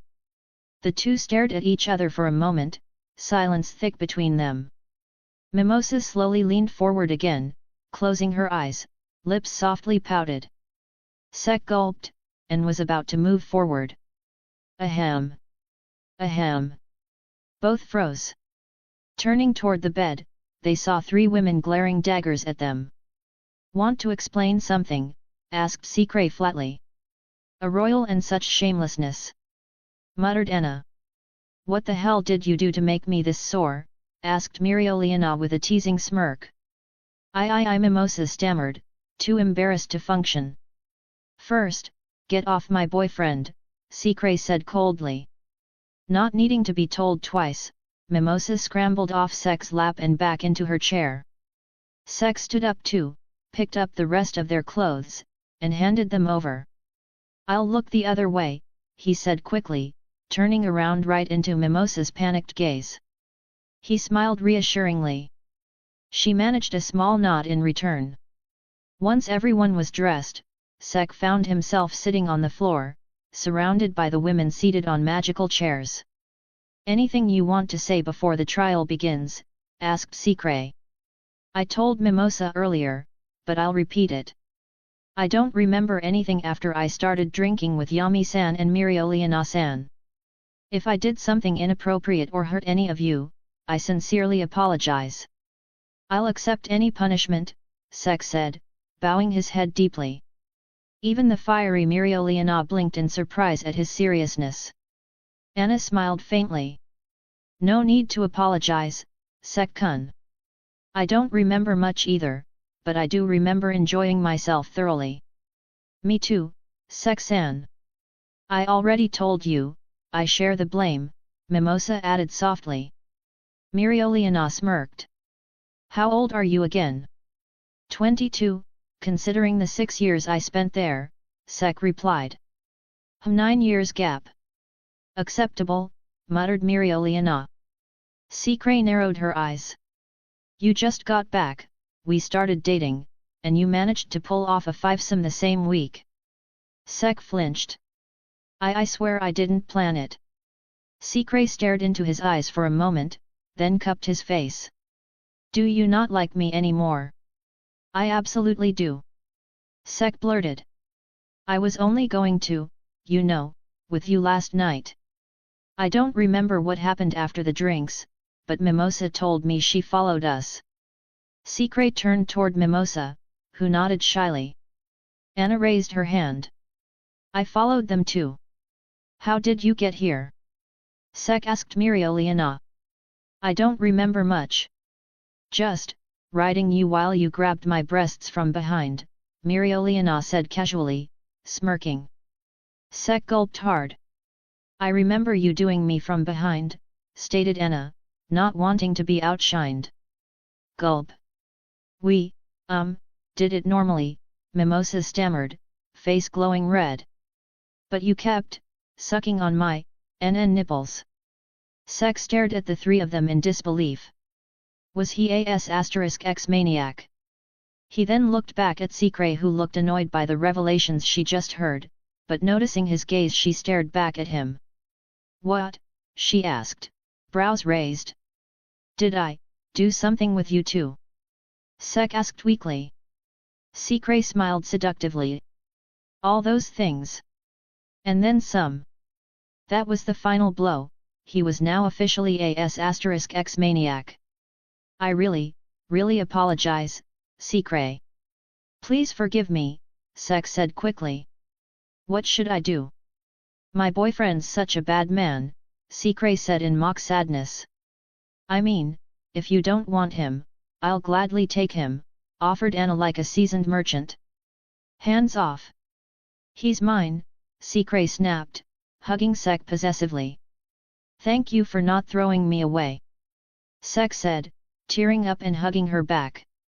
Be glad I'm such a benevolent girlfriend, Secret said smugly. You're only forgiven because these hussies barged in when we were so drunk to make any sense. Thank you, my benevolent angel, Sek said dramatically. Don't think you'll get away with it next time, Secret warned, patting his head. Unfortunately, he won't be getting away so easily, Mirioliana said, crossing her arms. Everyone turned toward her. What do you mean by that? Asked Sek warily. There's no way you walk away scot-free after sleeping with 2 royals, she said, pulling Mimosa closer. F***ck. What? Are you not gonna take responsibility? I thought you were better than that, asked Mirioliana, frowning slightly. It's not like that. I take responsibility for my actions. But what you are saying, is that even possible? I mean, I am a commoner after all. Plus I also have a girlfriend that I love dearly, said Sek. You just became a grand magic knight. Your status as a commoner is already left in the ashes. Sooner or later you will be given a title as well. Not to mention all those feats you did to save the kingdom. The nobles will come running to tie you down to the kingdom. As for her, Secret was it? Who is telling you to leave her? Said Mirioliana. You are not suggesting. Started Secret. Dating all of us, finished Mimosa. I want in on this as well, added Anna. Mirioliana smirked. It's not unheard of. All eyes turned to Sek. Sek didn't know what to do. He wanted to take responsibility for his actions, but if he agreed then it would be unfair to Secret. Sigh, go ahead and agree. It's better to take responsibility for your actions. Not to mention, I have a feeling that they'll just keep trying until you give in, said Secret, she knew that Mimosa and Anna liked Sek but never expected things to go this way. She wanted to deny this proposal, but Mimosa, who looked a lot like Tesha, for whom she had a soft spot for, came to her mind. She couldn't bear to see the girl sad, knowing full well if the roles were reversed the Tesha look-alike would have done the same. "Don't force yourself, Secret. I promise I'll find a way to fix this," Sek said, guilt heavy in his voice. She smiled at him, seeing him try to prioritize her. She held his hands and kissed his cheek. "Don't worry. Just promise me one thing. For the rest of our lives, stay by my side, and don't bring any new women home," said Secret. "I promise that, but..." "Dummy. It's fine, I know you feel guilty, but being the elder out of all of us, I will compromise a bit. Not like they can beat me in getting your affection," said Secret. "That's a dangerous comment you just passed, Birdie," said Anna. "Yeah. You think I lack charm?" asked Mirioliana in a threatening tone. I won't lose at all," declared Mimosa. Secret looked back with a challenging gaze. Like they knew Sek better than her. What could these hussies possibly have that can make Sek more attracted to them? But then her gaze fell on their chests. Overwhelming defeat. "Maybe I do reject this arrangement," Secret muttered. "Too late. You are now part of the family, sister," said Mirioliana as she picked Secret with a flaming paw. As Secret struggled, Sek stood frozen. Did I just get saved because of their infighting?" he thought. "Bless whoever rewrote fate for me." "What are you thinking, lucky bastard?" asked Mirioliana, still smirking. "Why'd you make this situation even crazier?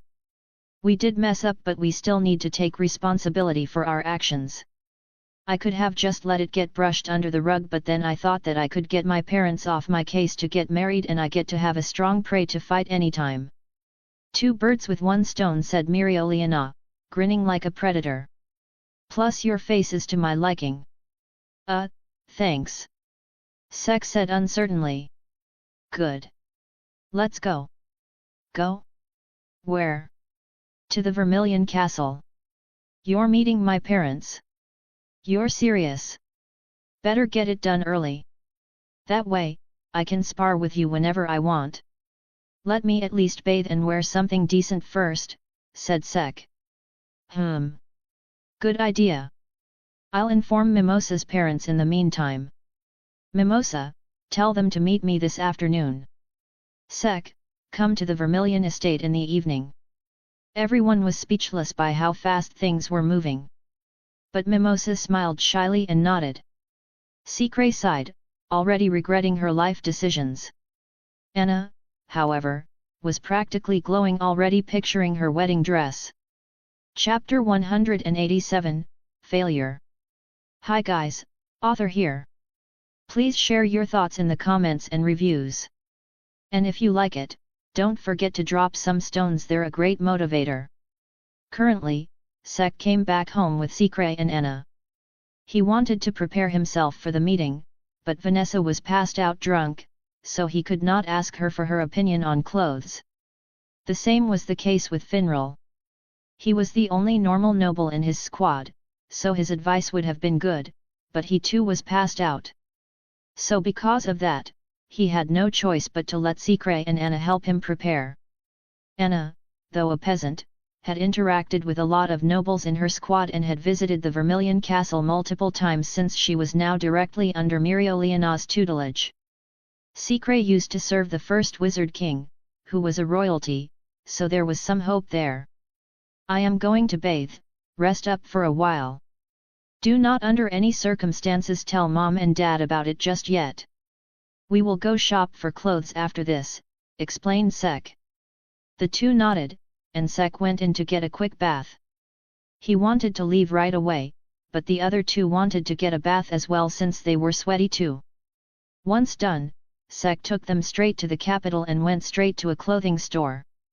There, after checking out dozens and dozens of outfits, much to the nitpicking on the girls' part though in the middle of it, they started enjoying dressing Sek up, so it took a little longer than expected. After they were done shopping, they got back to the Black Bull's HQ. I missed this place. I don't have time to be nostalgic right now, exclaimed Sek and rushed inside. Siki, called Henry in his signature slow-motion way. Henry. Long time no see. I am sorry that I am being rude when we are meeting again after a long time, but I really am busy and messed up real big. I need to prepare. Where's my room? Asked Sek, knowing that the layout of the whole building changed on a daily basis. Here, pointed Henry as glowing indicators formed on the walls that led to Sek's room. Thanks a lot, dude. Here, get a full refill, said Sek and gave a lot of mana to Henry, filling his body with power in an instant. Henry's whole body felt vitalized by the sudden rush of mana. He looked at Sek and gave a grateful smile. With the HQ empty, he was running low on mana since there was no one there to give him some. Sek, Secret and Anna got into his room, and Sek got nostalgic once again. It's just like how I remember, muttered Sek. I took care of it. It is our room, after all, muttered Secret as she came beside him and held his hand. The two smiled and stared at each other. Ahem, ahem, Anna gave a fake cough to break the atmosphere. Secret raised her hand as her grimoire flipped and formed a sealed space around Sek and herself. 5 minutes later, the sealed space shattered. Out stepped a panting Secret and a very awkward-looking Sek, clothes slightly disheveled and lips suspiciously shiny. Sorry for the wait. Let's start, said Sek, but he felt his hand being grabbed by Anna, who stared at him with her expressionless face. Just her is not fair, said Anna as she grabbed Sek's face and gave a kiss to him. Though because of her inexperience, she lost her breath soon and stood panting. Amateur, said Secret flatly. She took the courtesy of making a sealed space for the two of them but was surprised that Sek broke it so soon. Okay. Lesson learned. Let's focus, tell me what all should I do and not do in front of nobles and royals, Sek said, coughing awkwardly. Be respectful. Talk in a normal tone. Don't be loud. Don't pick a fight yourself, said Anna. Royals are suckers for hierarchy. So don't try to undermine that. They are the overseers of the kingdom. Don't make fun of their tastes. Be at your best manners. You don't know much etiquette, so that cannot be helped, but be your confident self. That's the best you can do, said Secret. Sek heard their words and nodded. That's what he was going to do anyway, so there was not that much of a difference.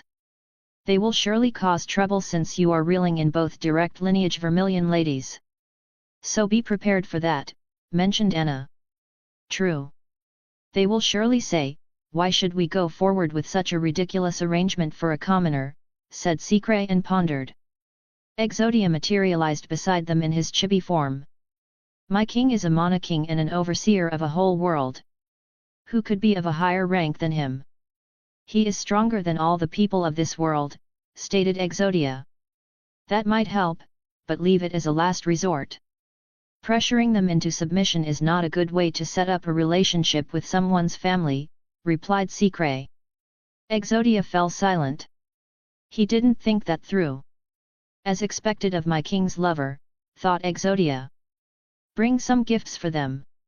It's a basic gesture, but it does make a good impression, said Vritra, materializing as sacred gears.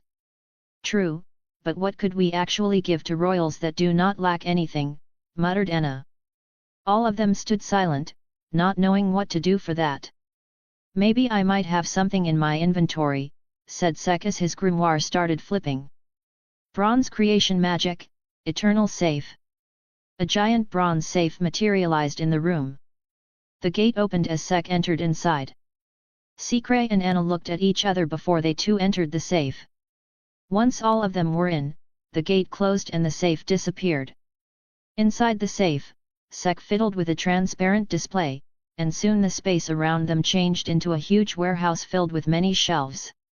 When did you organize all this? Secret asked, amazed.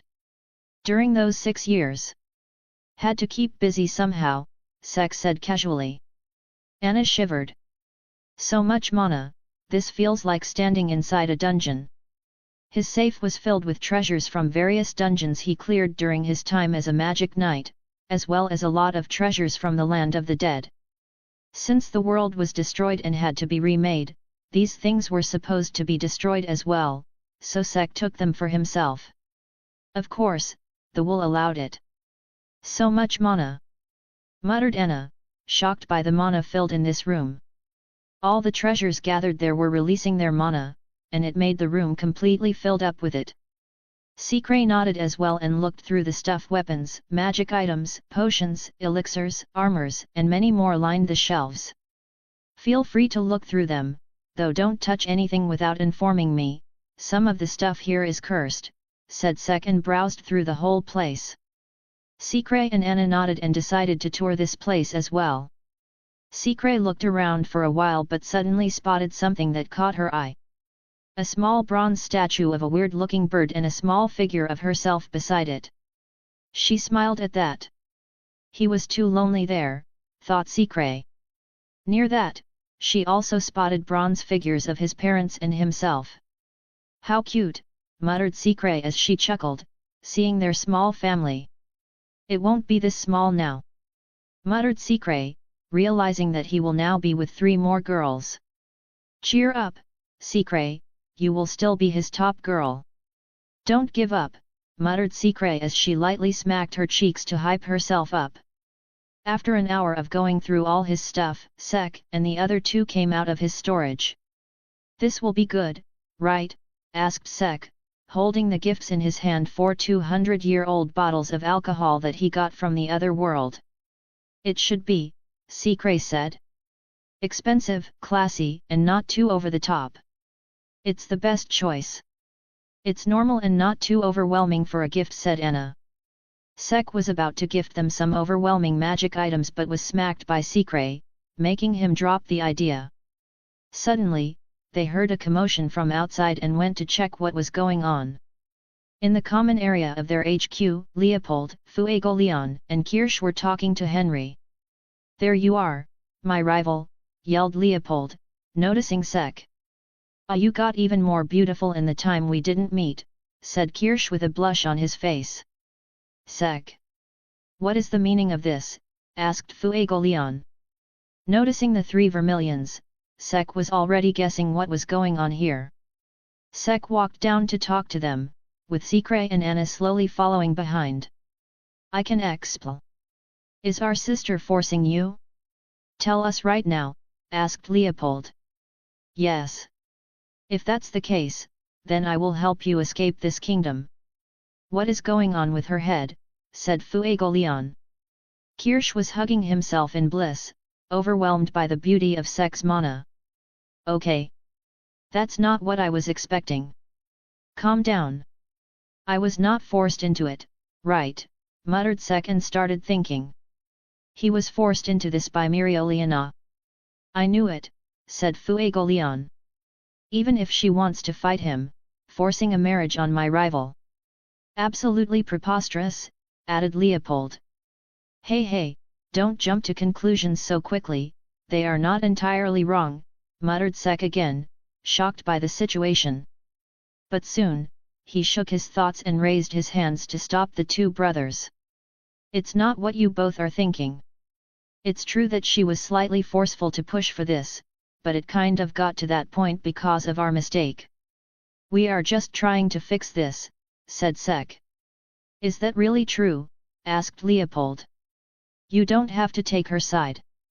I know we cannot defeat her, but stalling her, that we can definitely do, said Fuegoleon.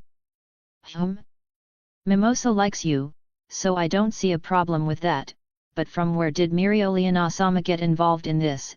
Asked Kirsch. He knew that his sister liked the man standing in front of him because he saw her cry herself out and blame herself for him being locked back into the Shadow Palace. When he tried to calm her down, his sister broke out crying in front of him and confessed her feelings.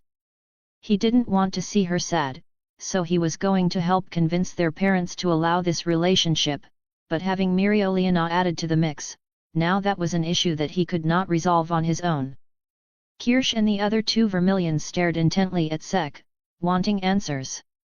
Sek sighed and led them to the sitting area so that they could talk things through. After Sek was done explaining, the vermilion boys sat with their arms crossed, trying to make sense of what they were told. So after drinking till your brain can't function, you and your girlfriend went to a private room, said Leopold. Sek nodded. My sister followed you too, and she too was drunk and said Kirsch, not saying anything further. Sek nodded. Anna Flare from my squad did the same, and who knows when my sister joined you all, finished Fuegoleon. Sek nodded again. And when you all woke up sober in the morning after all the banter, my sister of all people suggested this idea, asked Fuegoleon again. Sek nodded. All three vermilions were speechless. What kind of shitty good luck situation was this? Elder sister. I can't believe she would suggest such an idea, muttered Leopold.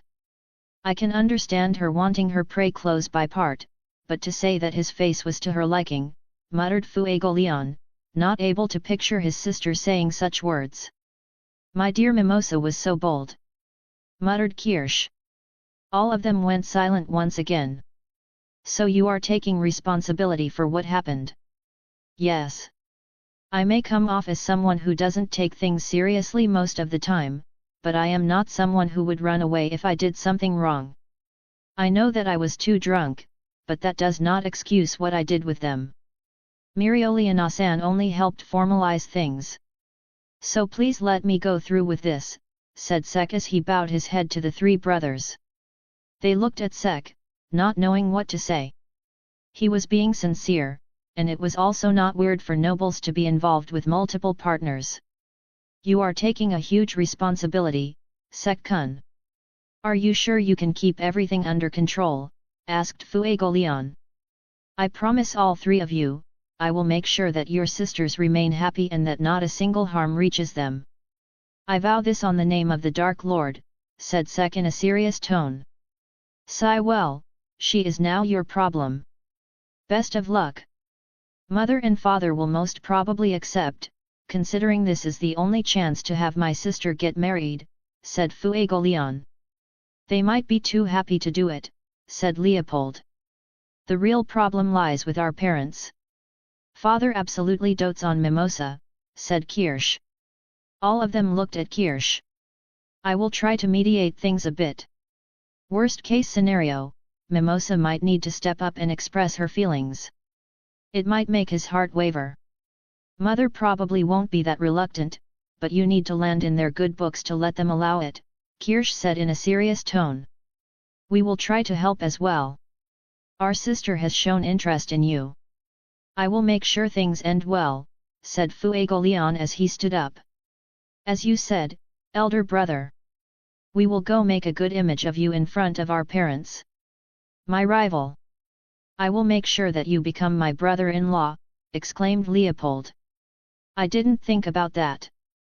If he becomes my brother-in-law, then I can. Muttered Kirsch as a creepy grin appeared on his face. Thanks for the help. How long would you all need? I will arrive by then, said Sek. Come to the Vermilion Estate in 3 hours. We will try to arrange a good stage for you, said Fuegoleon as Leopold and Kirsch nodded and stood up as well. Leopold. Kirsch. Mission: make our sister's lover be liked by our parents in no on, yelled Fuegoleon. Oh, yelled the two of them and walked out of the Black Bull's HQ. Sek saw their retreating figure, mentally thanking them for their help. 3 hours later. Greetings everyone, I am Sek Bronzaza, the Dark Lord, nice to meet you, greeted Sek and not a moment later was trapped by wooden restraints. So you are the bastard, yelled one of the men with a sword in his hand. Sek looked at the 3 vermilions who promised to set the stage for him. What the hell did you guys do? The 3 simply looked away, not making eye contact with Sek. Mission: make our sister's lover be liked by our parents' failure. Chapter 188, Meeting with the Vermilions. Hi guys, author here. Please share your thoughts in the comments and reviews. And if you like it, Don't forget to drop some stones, they're a great motivator. Sek looked at the nobleman with red hair coming toward him, sword in hand. Without saying anything, the man swung his sword, which was emitting a faint glow ready to decapitate Sek's head. However, the moment the sword touched Sek's neck, his skin turned into bronze, and the sword that struck him snapped. Sek looked at the blade that fell to the ground, while the man stared at the broken sword in his hand. They both looked at each other, neither speaking a single word. "This was one of our Vermilion family's heirlooms," said the man. "I see. It was a nice sword, sir," replied Sek. "It snapped. Are you absolutely sure that it was the real one?" asked Sek. The man nodded. "I see, perhaps it caught up with its age," replied Sek. "You destroyed it." "I simply defended myself." The two stared at each other, neither backing down. "Brother. Let's leave it at that. You were at fault this time for taking the sword out to kill him," said another noble who too had red hair. "Stay out of it, brother. I will end this fiend who is eyeing my precious mimosa," roared the first noble. Sek stared at the scene as the two brothers talked things out. He was still in restraints, though he could break them in an instant, but decided not to provoke the man any more than necessary. From the sides, two women approached him and began checking him out from top to bottom. Sek didn't say anything and simply looked at the two lovely lovely ladies, before asking, "Can I help you with anything? Is it really you? The one who stopped the elf invasion last time? I can't feel much mana from you," said one of the noble ladies. "Yet, you look quite older than the time when we saw you in the magic display during the elf invasion," said the other lady. "Oh, I'm suppressing my mana so as not to cause everyone to feel uneasy," replied Sek with a smile. "Hat. A commoner and an arrogant one at that. Do you think some mana from you will make us royals feel uneasy?" roared the royal man who had tried to attack Sek. Sek simply smiled and began to slowly release his limits, careful not to send these people flying away from the sudden surge of mana. The air around them turned denser and denser, and within seconds, the royals unfamiliar with Sek widened their eyes in shock. Soon, the people near him dropped to their knees, but Sek immediately stopped releasing his mana and suppressed it once again. "Sorry for the inconvenience," said Sek with a helpless smile. The mana released by him destroyed the wooden restraints around him, freeing the Dark Lord. Sek immediately helped the ladies near him, who were almost on their knees. "I apologize for this," said Sek. The ladies looked at Sek's calm smile and easily understood what their daughters saw in him. Sek then turned to the nobleman and offered his hand to help them up as well. The gentlemen, too, now understood why their daughters had suddenly told them they wanted to get engaged to this man. "Good. You are good. Fine. Take care of Mirioliana. No take-backs allowed though," said the man, who now revealed himself to be Mirioliana, Fuegoleon, and Leopold's father. "Brother. We should imprison and interrogate him about the spell he used to charm our daughters," said the other man. Now, Valerian, let's first invite him to talk." "Mimosa will hate you if you do something so rash," said the older of the two nobles. Hearing that, Valerian, who was Mimosa's and Kirsch's father, clicked his tongue. Sek smiled at that. First level pass. Currently inside a grand drawing room in the Vermilion estate, Sek and the rest of the Vermilion family sat together. Mimosa was happily sitting beside her brother and waved at Sek. Sek smiled back at her, much to the annoyance of her father. Mirioliana was glaring at her two brothers, who were constantly asking if she was really Mirioliana. Their parents were thinking the same thing, though their mother had a smile on her face. Sek had the same question because right now, the lioness was wearing a dress. "Let me formally introduce myself once again. I am Sek Bronzaza, the Dark Lord. I am from the Black Bull's magic squad and just recently reached the rank of Grand Magic Knight," said Sek. This earned surprised looks from around the room. The young man was a Grand Magic Knight, the same rank as the captains of all the squads in the kingdom. They looked at Mereoleona and Fuegoleon for confirmation. Fuegoleon nodded while Mereoleona smirked. She had intentionally kept it a surprise to shock the older Vermilions. They blinked in disbelief. Sexworth had just shot through the roof. He was from the Black Bulls, the same squad that broke all records and replaced the Golden Dawn as the top squad of the kingdom. He was also the savior who had protected countless people during the elf invasion, and now, to top it all off, a grand magic knight. Ahem. Nice to meet you, Mr. Bronzaza. I am Ignatius Vermilion, and this is my wife, Lucina Vermilion, said Fuegoleon's father. Humph. I am Valerian Vermilion, and this is my wife, Aurelia Vermilion, said Mimosa's father in an annoyed tone. You don't need to be so formal with me, Mr. and Mrs. Vermilion. You can simply call me Sec. Ah, I didn't get to give these earlier, but please have this a gift from me, replied Sec with a smile.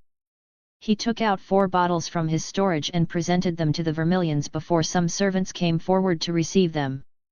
What's that? Some cheap alcohol, asked Valerian mockingly. It's a 200-year-old blend that I got from the world where I was trapped. I hope it suits your palate, replied Sec, still smiling. He so wanted to return that mocking smirk but held himself back.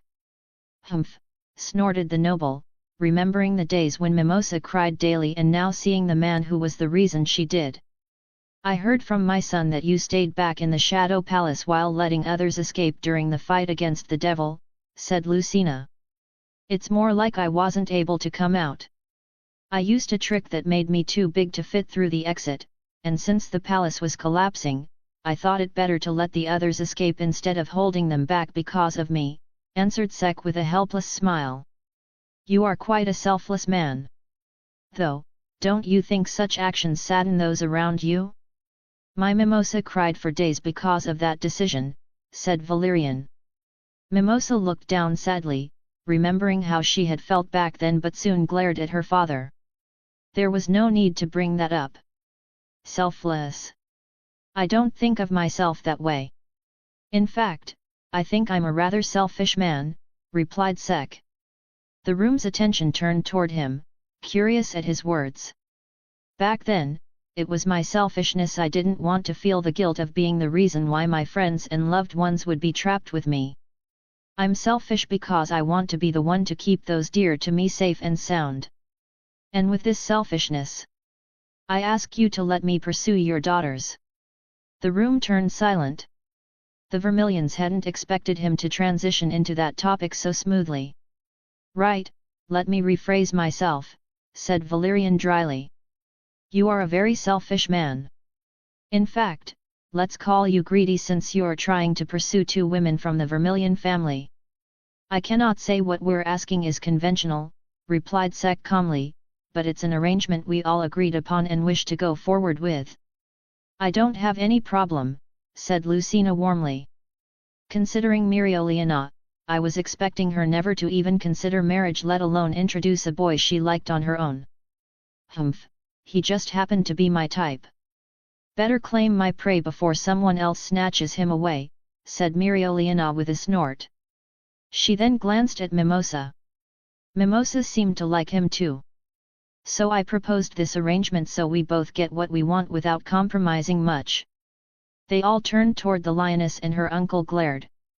So she was the reason behind this absurd arrangement. Still, there's a limit to what can be done, said Valerian. Marrying 2 royals to a commoner? Think of how much our name would be tarnished. Uncle, let me say this: having Sec as part of the Vermilion family will bring more benefits than you can imagine, said Mereoleona. He's a strong man with more mana than all the royals and nobles of our kingdom combined. He's strong enough to take on all magic knight captains at once and come out victorious without breaking a sweat. The first generation of royals weren't even half as capable. Taking that into account, he's no worse than a royal himself. The Vermilion family's future would be guaranteed. As for our name, giving him a noble title for his feats would be an easy matter. Valerian snorted in annoyance but said nothing. He knew the first royals gained their power and status through overwhelming strength and contribution to the kingdom, and this man matched, if not surpassed, that standard. "Can I say something?" asked Sek. The older Vermilions gave him a nod. "Mereoleana-san indeed praised me a lot, and it's true that I'm strong.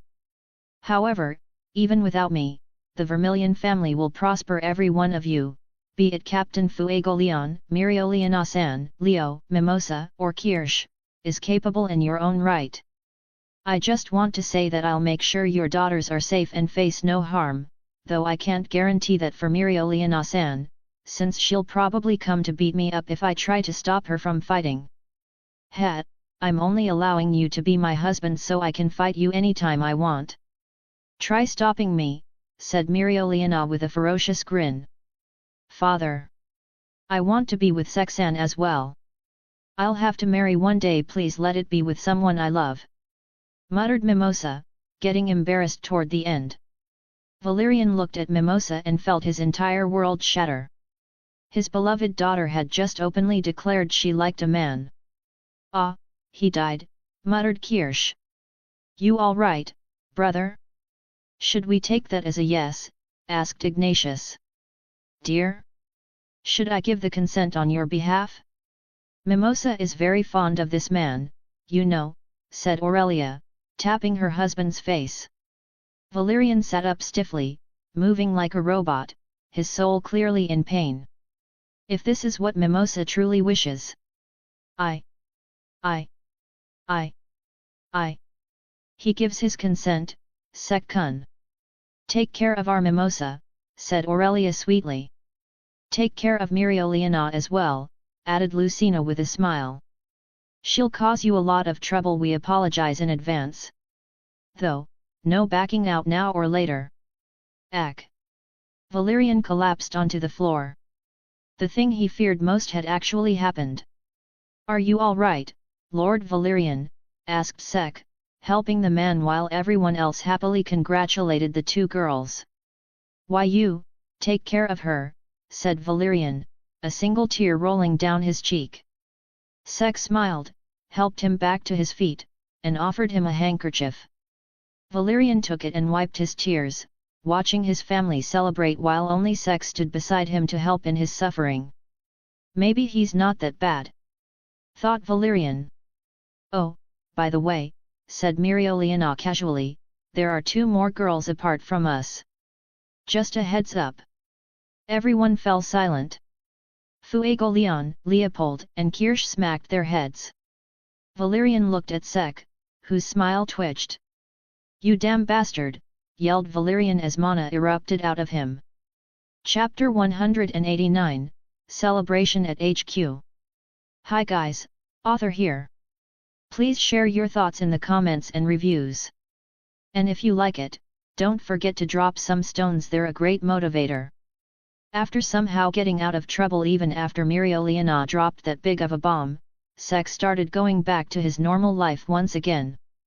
"Is this how I should hold it?" asked Secret, gripping it tightly. "You've seen me do it countless times. No need to be that nervous, I'll guide you if I feel like you're not doing well," responded Sek with a smile. Secret nodded and gulped. She had seen Sek do it countless times, but now that it was her turn, she couldn't help feeling nervous. Was she gripping it right? What if she lost control? Feeling her hesitation, Sek sighed and placed his hand over hers. Secret looked at the hand that overlapped hers and, with a smirk, twisted the handle with full force. Vroom! Sek's bike roared loudly and launched forward at high speed. Unlike what you might have thought, Sek and Secret were out in the open, and right now, the Dark Lord was teaching Secret how to ride his motorbike, something they'd promised to do once he got back from the Shadow Palace. "Haha, good job, Secret. Just keep the handles steady," said Sek as he sat behind her, smiling calmly. Yesterday, though chaotic, had been a success. He was officially dating 4 people at the same time, something he never imagined he'd ever do. "My king! Having more offspring blessed by your divine essence is a miracle for the world itself," exclaimed Exodia. "Sigh, whatever. I can manage it somehow. It's not like I'll get involved with more people, thought Sek. Oh, what's that? Is that a flag I see raising? Asked Vritra sarcastically. Don't jinx it, replied Sek. What? Asked Sikray, turning around. Sek immediately held her head forward. Nothing. Vritra was talking nonsense. Eyes on the road, miss. I have a question. What? Do those two share your senses as well? Like, they can see and hear what you see and hear. Yes. What is it? Then does that mean when we are doing it, they can, you know? Lady Sikray, I vow on my honor as my king's retainer I have never engaged in such indecent and treacherous acts, declared Exodia, appearing in his chibi form to prove his innocence. I cut off my connection whenever I feel my liege and you wish to be alone. I even make sure of it when you two are in your resting quarters. Rest assured, my other half's mate, said Vritra. I too follow the protocols of what we call the bro code. We reside within my other half's soul, yes, but that doesn't mean we stay connected with him all the time. They're trustworthy, Sikray. And on the off chance they do peek, I'll personally gouge their eyes out, said Sek reassuringly. My liege. If I ever dare commit such treason, I will gladly receive my punishment, exclaimed Exodia. I don't have a physical body. I'd like to see you try, mocked Vritra. Want me to test it out with Extace-chan? Asked Sek with a smirk. Vritra fell silent. That artifact of his host didn't follow the laws of the world, and with enough mana, it could cut through anything. I'll refrain from that. Rest assured, Sikray, we don't peek at your intimate moments. We just want our partner to be happy. He's suffered a lot, carrying burdens someone his age shouldn't have to. Just take care of him and make him happy, said Vritra sincerely. Hee, don't worry. I will. You're a good friend to him, Vritra-san, replied Sikray softly. See that, light bulb? She said I'm a good friend to my other half. No such remarks for you, taunted Vritra. Lady Sikray. I too just wish for my liege's happiness. Make him the happiest man in the world because that's a role I cannot fulfill, exclaimed Exodia dramatically. Haha, you're a good friend to him too, Exodia-san. See that, fiend? I got Lady Sikray's approval too. She just said that to not break your heart, replied Vritra smugly. Why, you vile creature! You dare question my king's partner's intentions? I will end you, shouted Exodia and dove back into Sek. Try it, light show, yelled Vritra as he disappeared too, making their sacred gears dematerialize. You just had to rile them up, hey? They're causing a ruckus in there, groaned Sek. Take that as punishment for doing a fivesome, teased Sikray. Sek fell silent. Sikray glanced back at him with a smug look. He smirked, leaned forward, placed his hand over hers again, and cranked the speed to max. Wah! What are you doing, you idiot? Screamed Sikray. Ha ha ha! Feel the wind, Sikray, laughed Sek. The two continued riding around for a while before heading back to the Black Bull's HQ. We're back, shouted Sek as he and Sikray entered the HQ. What happened to your hair? Asked Noel, eyeing Sikray. Sikray immediately glared at Sek, who just ruffled her hair even more. Don't listen to her. You look cute, said Sek. Don't mess it up more, replied Sikray, swatting his hand away. I'll go take a bath. She dashed off before he could say anything else. Just then, Sek's communicator started ringing. Who's calling this early? He muttered and answered. Good morning, Sek-san. Came Mimosa's voice. That made Noel raise an eyebrow. Why was Mimosa calling Sek this early? Good morning, Mimosa. Everything okay? Asked Sek, curious. Yes. I just called, to hear your voice. I hope I didn't disturb you. Noel's mind froze. Not at all, I'm very pleased to talk to you too. How are things at your place? It got a little chaotic at the end. Her place. Chaotic. What was going on here? Hehe, father was upset for a while, but I tried to cheer him up. He's still a bit angry, but we don't have to worry about the engagement anymore, said Mimosa casually. What? Screamed Noelle, shaking the entire HQ with her voice. Damn, she can yell. Are you training under Asta? Asked Sek, wincing. Noelle-san? Why is she yelling like that? Asked Mimosa innocently. I don't know, she's weird like that. You have it tough dealing with her, Sek-san. Tell me about it. To have such an unruly disciple. If I weren't the Dark Lord, I would have given up on her long ago. What the hell are you two talking about? Yelled Noelle, snatching the communicator from Sek. Mimosa. What did you guys do yesterday? Oh? You heard us? Noelle-san, it's bad manners to eavesdrop, said Mimosa calmly. Leave that. What was that about engagement? Oh, well, it's fine to tell you, I suppose. I got engaged to Sek-san, said Mimosa, dropping a massive bomb. Noelle's brain short-circuited. Wah wah wah. How? When? What about Secret? Calm down, said Sek. Calm down, echoed Mimosa. How can I? Yelled Noelle. Well, it happened yesterday after I talked with her parents. As for Secret, don't worry, she knows.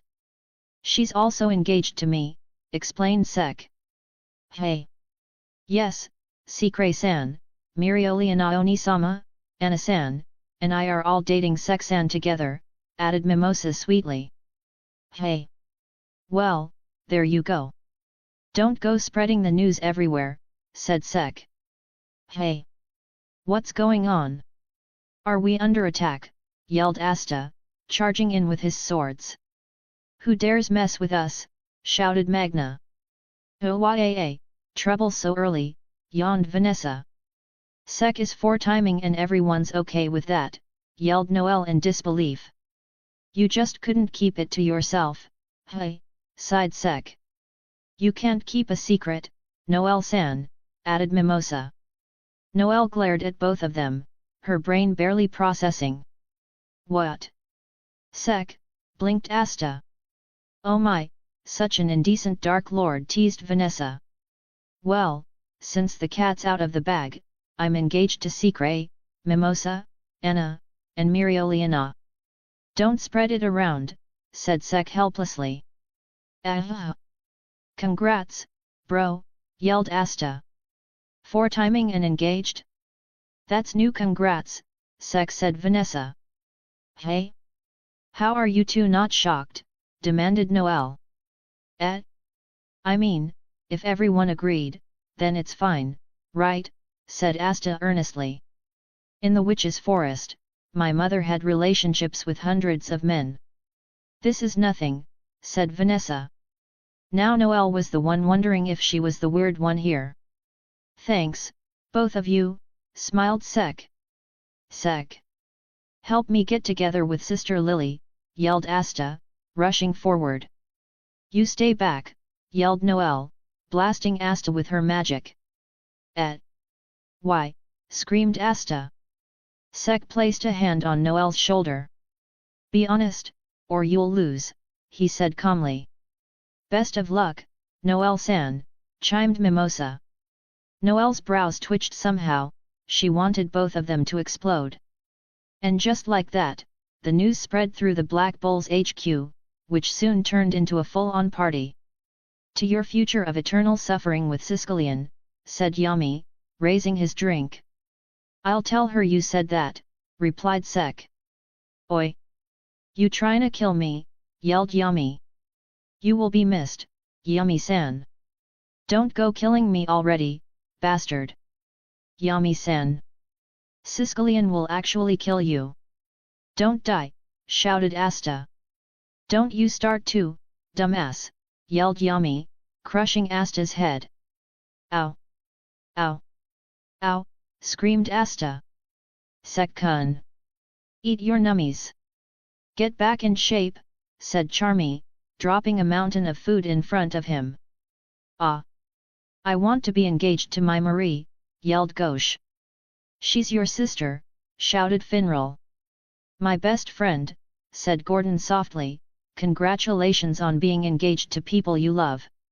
I hope you live happily and face no trouble. If you ever need help, I'm here. Also, if you need a best man, you know where to find me. Thanks, Gordon. I'll let you know when the time comes, replied Sek warmly. Gordon smiled his signature creepy smile, but Sek was used to it by now. Things sure got lively, murmured Secret. Well, it just shows how good our friends are, said Sek. By the way, we'll be going back to the Heart Kingdom soon to prepare for the fight against the Spade Kingdom devils, said Secret. Hey? You're going back? Who's all going? Asked Sek. Me, shouted Asta, still trapped in Yami's grip. Me too. Leopold and Mimosa will be there as well, said Noel.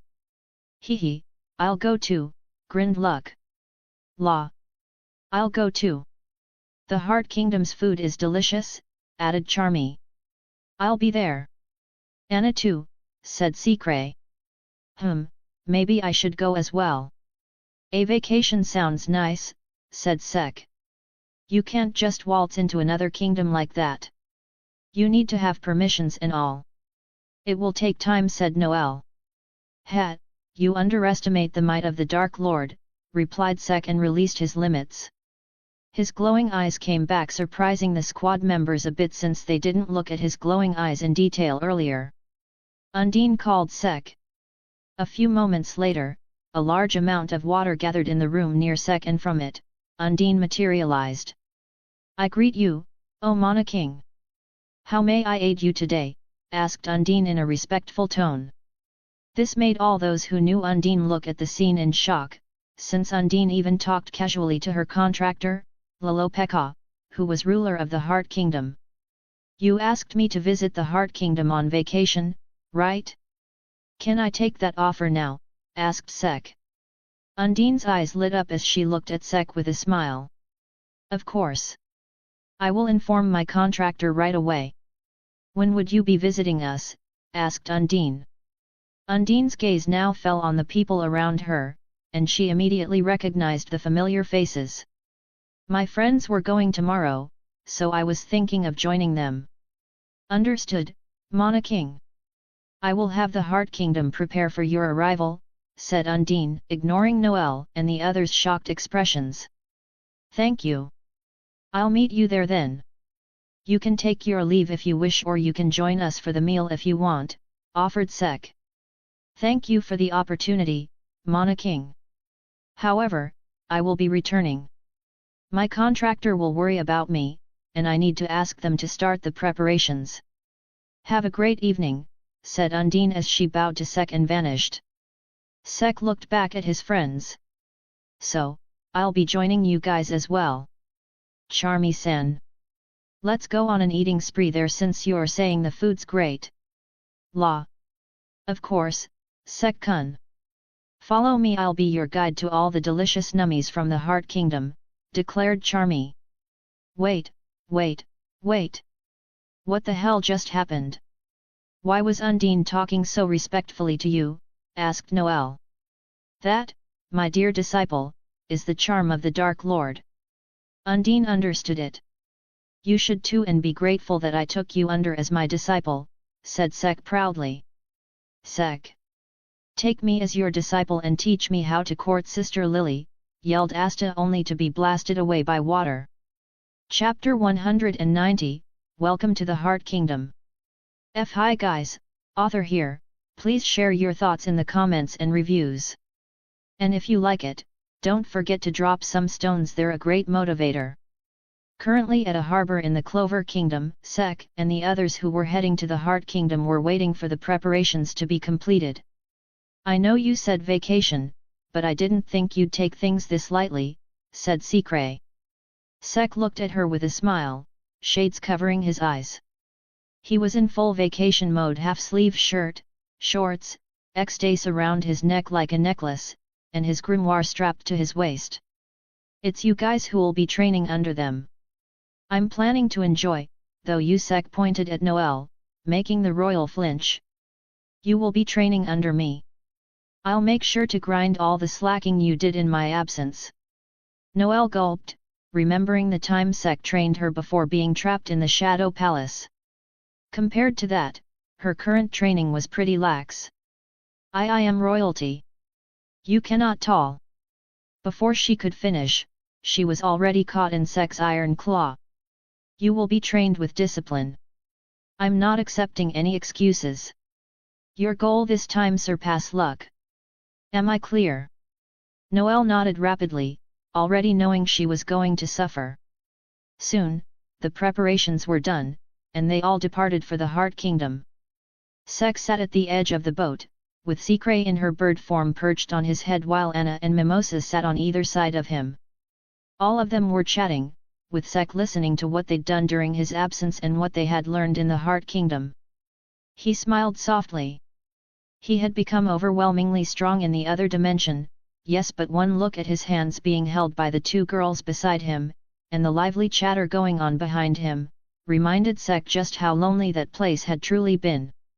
Sek, called Anna. Yes. When will we do that again? Anna asked bluntly, though a faint blush crept up her face. Mimosa was already a blushing mess, unable to say anything at all. Want to do it tonight? Asked Sek, glancing at both the ladies and the bird around him. Yes, said Anna immediately. Replied Secret in affirmation. Sure. Muttered Mimosa, gripping Sek's hand a bit tighter to calm herself down. Sek smiled, squeezing her hand back and intertwining their fingers. Mimosa looked down, embarrassed, but decided to be a little bolder and leaned her head on Sek's shoulder. Anna saw this and did the same, while Secret simply looked at the two girls without saying anything. She had lost in rock paper scissors, so she couldn't complain. The bird form of Secret fluttered down from Sek's head and settled into his pocket. Even after regaining her human body, this was still the place she felt safest. Sek just smiled at the three girls and waited for the Heart Kingdom to appear on the horizon.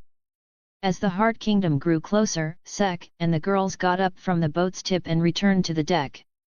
They stretched their bodies, and Secret transformed back into her human form.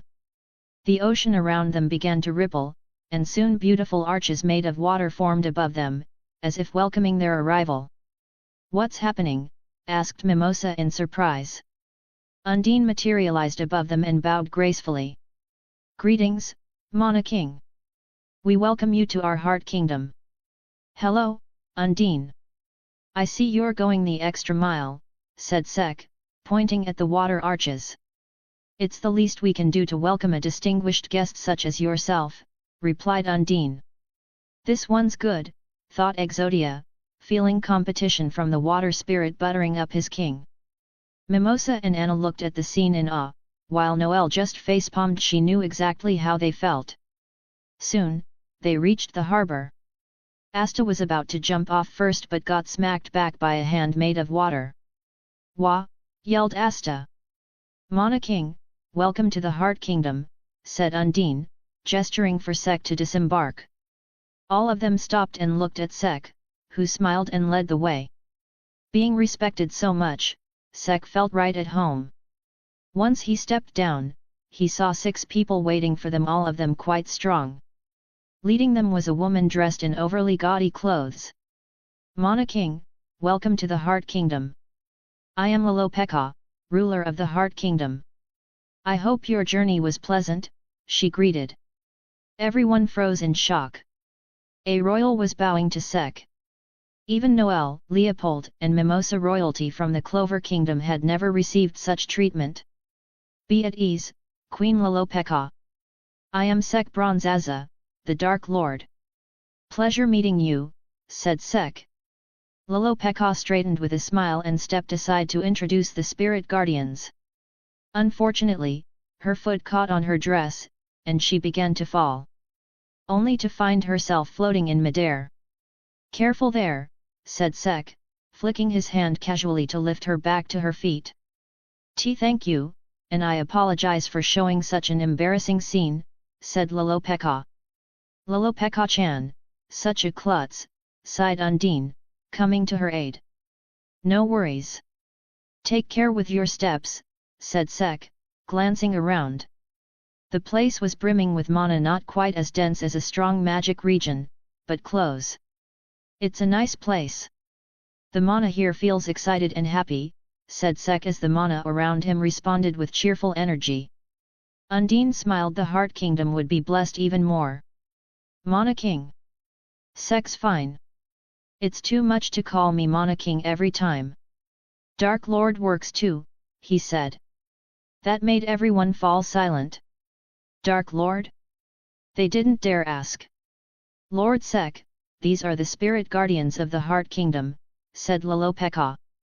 Greetings, everyone.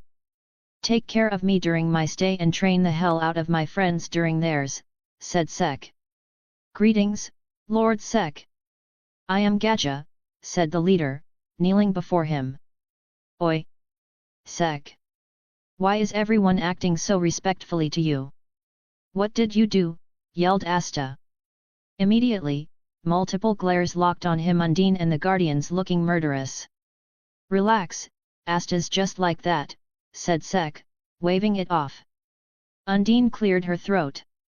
You might not know, since you've been his friends for a while, but Lord Sek is a being worthy of respect from the entire world. Be more respectful. Hey? Why? Asked Asta. Undine wanted to drown the twerp. You know how royalty are the heads of kingdoms? Asked Lolopeka. Asta and the others nodded. Lord Sek here is a mana king, the lord of all mana in the world. He's royalty of the highest order. Now do you understand? Everyone turned to Sek. Sek simply smirked. His will can affect the mana of the world. If he's mistreated, mana itself will rebel against whoever disrespected their king. Sometimes even an entire kingdom's mana can rebel, said Gaja. What happens then? Asked Asta. Mana will abandon that land. Nature will wither, people will weaken, and future generations will suffer from dwindling mana pools, said Undine. Everyone gulped. Sek sighed and gestured for them to relax. Don't fret. You're my friends and fiancés. Just act like usual. Going all formal now would be way more awkward. Now then, shall we go? Or are we going to stand here all day? Sek said with a grin. His friends sighed. He was still the same Sek, just a much scarier one. This way, Lord Sek. We've arranged a place for you to relax after your journey, said Lolopeka, leading them. On the way, she kept tripping over her dress, so Sek made a bronze platform for her to sit on. I can wa, she began, trying to save her image. Unfortunately, that image was already gone in Sek's eyes. Just stay there. It's faster for us and less painful for you. Formality's fine to a point, but too much of it gets annoying, he said. She tried to protest again, but a single flick from Sek silenced her. Noelle winced in sympathy. She knew how much those flicks hurt. Lolopeka-chan always finds a way to destroy her image, pouted Undine. Gaja sighed. Their queen truly was hopelessly clumsy. Don't be hard on her. Everyone has things they can't control, said Sek. Lord Sek. Thank you for taking my side. Lolopeka said tearfully. Don't spoil her too much, Lord Sek. Although, a crying Lolopeka-chan is kind of cute, teased Undine. Haha, you two have a great dynamic. Much better than Yuno and that fairy, said Sek. Soon, they reached the royal palace and were led straight to the dining hall. Asta and Charmy launched themselves toward the food without a thought, much to Undine's annoyance. Lord Sek, let's go, said Lolopeka, getting off the bronze platform and immediately tripping again. She braced for impact but found herself floating in midair once more. Either you're the clumsiest woman alive, or just incredibly unlucky, muttered Sek, walking alongside her floating form. Thank you once again, Lord Sek. Sek nodded and placed her gently in her seat before sitting down himself. No sooner had he done so than Anna used her magic to appear beside him, taking one seat. Mimosa's jaw dropped, and she was about to move for the other seat, but Secret, with Måneskin enhanced speed, claimed it first. Mimosa froze, glaring. Anna and Secret exchanged a look, then said in unison. Better luck next time. Ugh. You two are mean. Mimosa pouted before taking the seat directly across from Sek. Undine leaned toward Noelle. What's with those three? They recently got engaged to Sek. They're competing or something, replied Noelle. Three girls? The Clover Kingdom's future seems secure, muttered Undine. Noelle thought about saying there was one more, but decided to let it slide. After the meal, those who came to train left, leaving only Sek, Noelle, Secret, Lolopeka, and Undine. I hope you liked our cuisine, said Lolopeka with a smile. It was amazing. Everything tasted wonderful, replied Sek. Lord Sek, called Undine. If you don't mind me asking, what kind of magic do you use? And what stage mage are you, stage 0 or arcane? What do you mean by stage? Asked Sek. Undine then explained what stages were and how they were ranked, stage 9 being the lowest and stage 0 being the highest. Though there was a special category of arcane stage that can break normal norms of rank. I guess arcane stage. Since I do use some unconventional and dangerous magic. As for my magic, I can use bronze magic, derivative/debuff magic, sun spirit magic, curses, and some draconic magic, replied Sek. Lolopeka and Undine blinked. That was way too many types of magic. Secret puffed her chest with pride and held Sek's hand. On that note, I want to ask something too, said Sek. What is it, Lord Sek? You all are planning and collaborating with the Clover Kingdom to fight against the devils from the Spade Kingdom, right? Asked Sek. They're devil hosts, to be specific, but yes, said Lolopeka. He then pointed at her and asked, then why is it that I am feeling a demonic magic presence from you? Are you like Asta and can use devil magic too?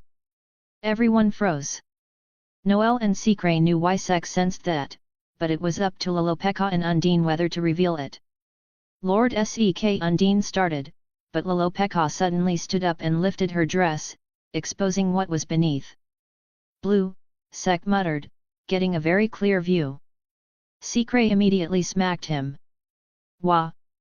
Lolopeka-chan, what are you doing? Undine yelped, yanking the dress down. I was showing him the cur. Lolopeka stopped mid-sentence as realization hit. Her face turned crimson. Oh wah! Lord Sek, I didn't mean, she screamed in panic, tripping again and falling forward. Sek caught her in his arms. You really have a bad luck, though not comparable to mine, but still, said Sek with a smile. Lolopeka looked up, face burning. Another one, muttered Vritra. Shut it, Sek replied. To make a woman blush on your first meeting. As expected of my king, exclaimed Exodia. You shut up too, Sek ordered, making the sun spirit go quiet. Lolopeka scrambled out of his arms and ran off. Amazing, said Undine. I've never seen her run without tripping before. Everyone looked at Sek. Hat. Not that big of a deal for the Dark Lord, Sek said, only to feel his cheek being pulled by Secret. Why do you have to? She muttered in annoyance. Sek looked back, confused. Sek looked back at her, not knowing what she meant. To do all this unconsciously. Such a sinful man, said Secret with a sigh. Think about me, Sek, she said softly. I do. I do a lot, Sek replied. Really? What do you think about me? She asked, leaning closer. I can tell you, but my thoughts are very lewd. Do you want to hear? Sek asked flatly. Yes, replied Secret with a seductive smile. Sek fell silent, deciding it might be better to ask for resting quarters now. This bird is too lewd, thought Sek. Chapter 191, Why Does It Always Has to Be Me? Hi guys, author here. Please share your thoughts in the comments and reviews. And if you like it, don't forget to drop some stones, they're a great motivator. Somehow, controlling himself and not falling for the charms of the lewd bird, Sek remained seated, though he promised that he would have his revenge against Secret at night. Lolopeka came after a while, having changed her clothes. She was now wearing simple casual clothes that were easy to move around in. However, true to her luck, the moment she entered the room she tripped, only for Sek to make her float again and bring her back to her seat. "Thank you once again, Lord Sek," said Lolopeka with embarrassment, the humiliating moment from earlier still fresh in her mind.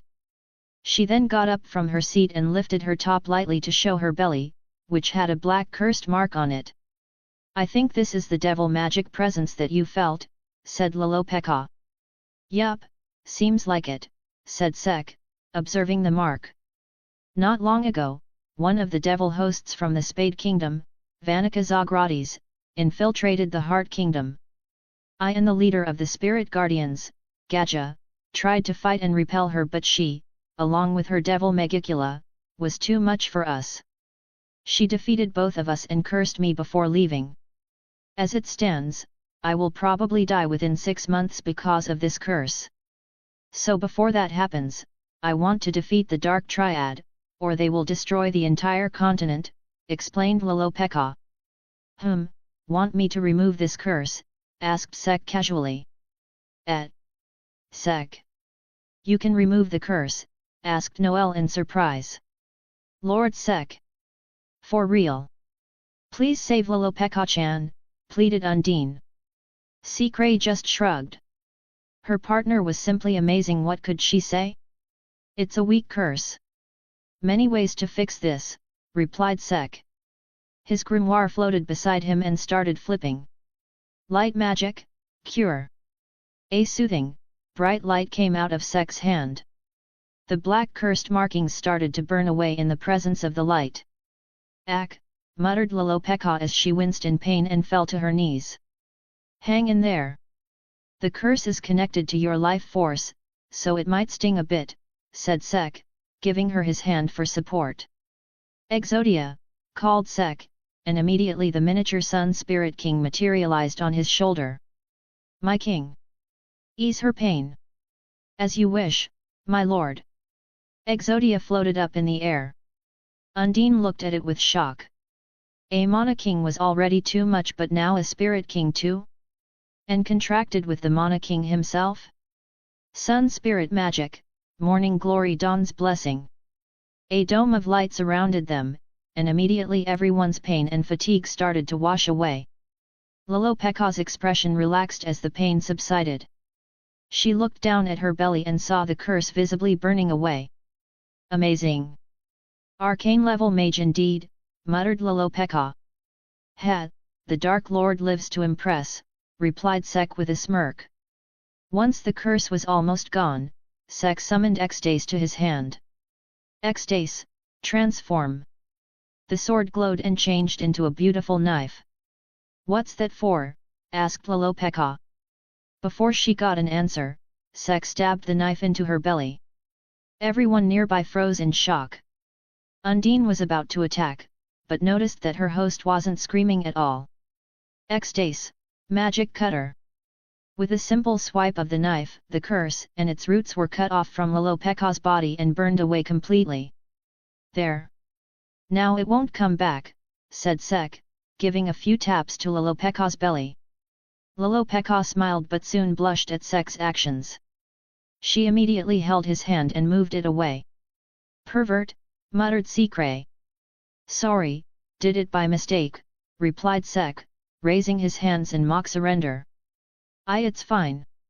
Thank you for curing the curse, Lord Sek," said Lolopeka softly, pulling her top down to cover her belly. "Don't mention it.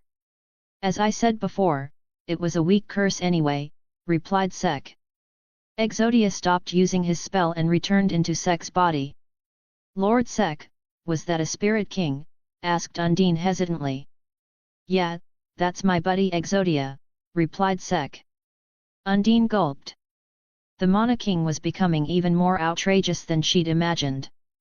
Now then, any other issues here? Asked Sek. All of them shook their heads. Great, then I'll go sightseeing. Let's go on a date, Secret, said Sek with a grin, getting up from his seat. Replied Secret with a small smile, immediately taking his hand. Oh, before that Noel. Show me where you train.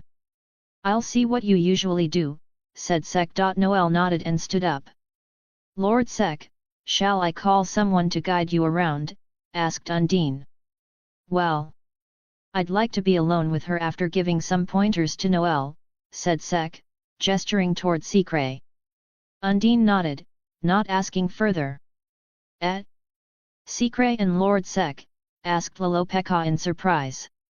Secret nodded and showed their linked hands to the Heart Kingdom Queen. They soon arrived at a training area surrounded by water, with a small island in the middle. This is where I train, said Noel. Who teaches you?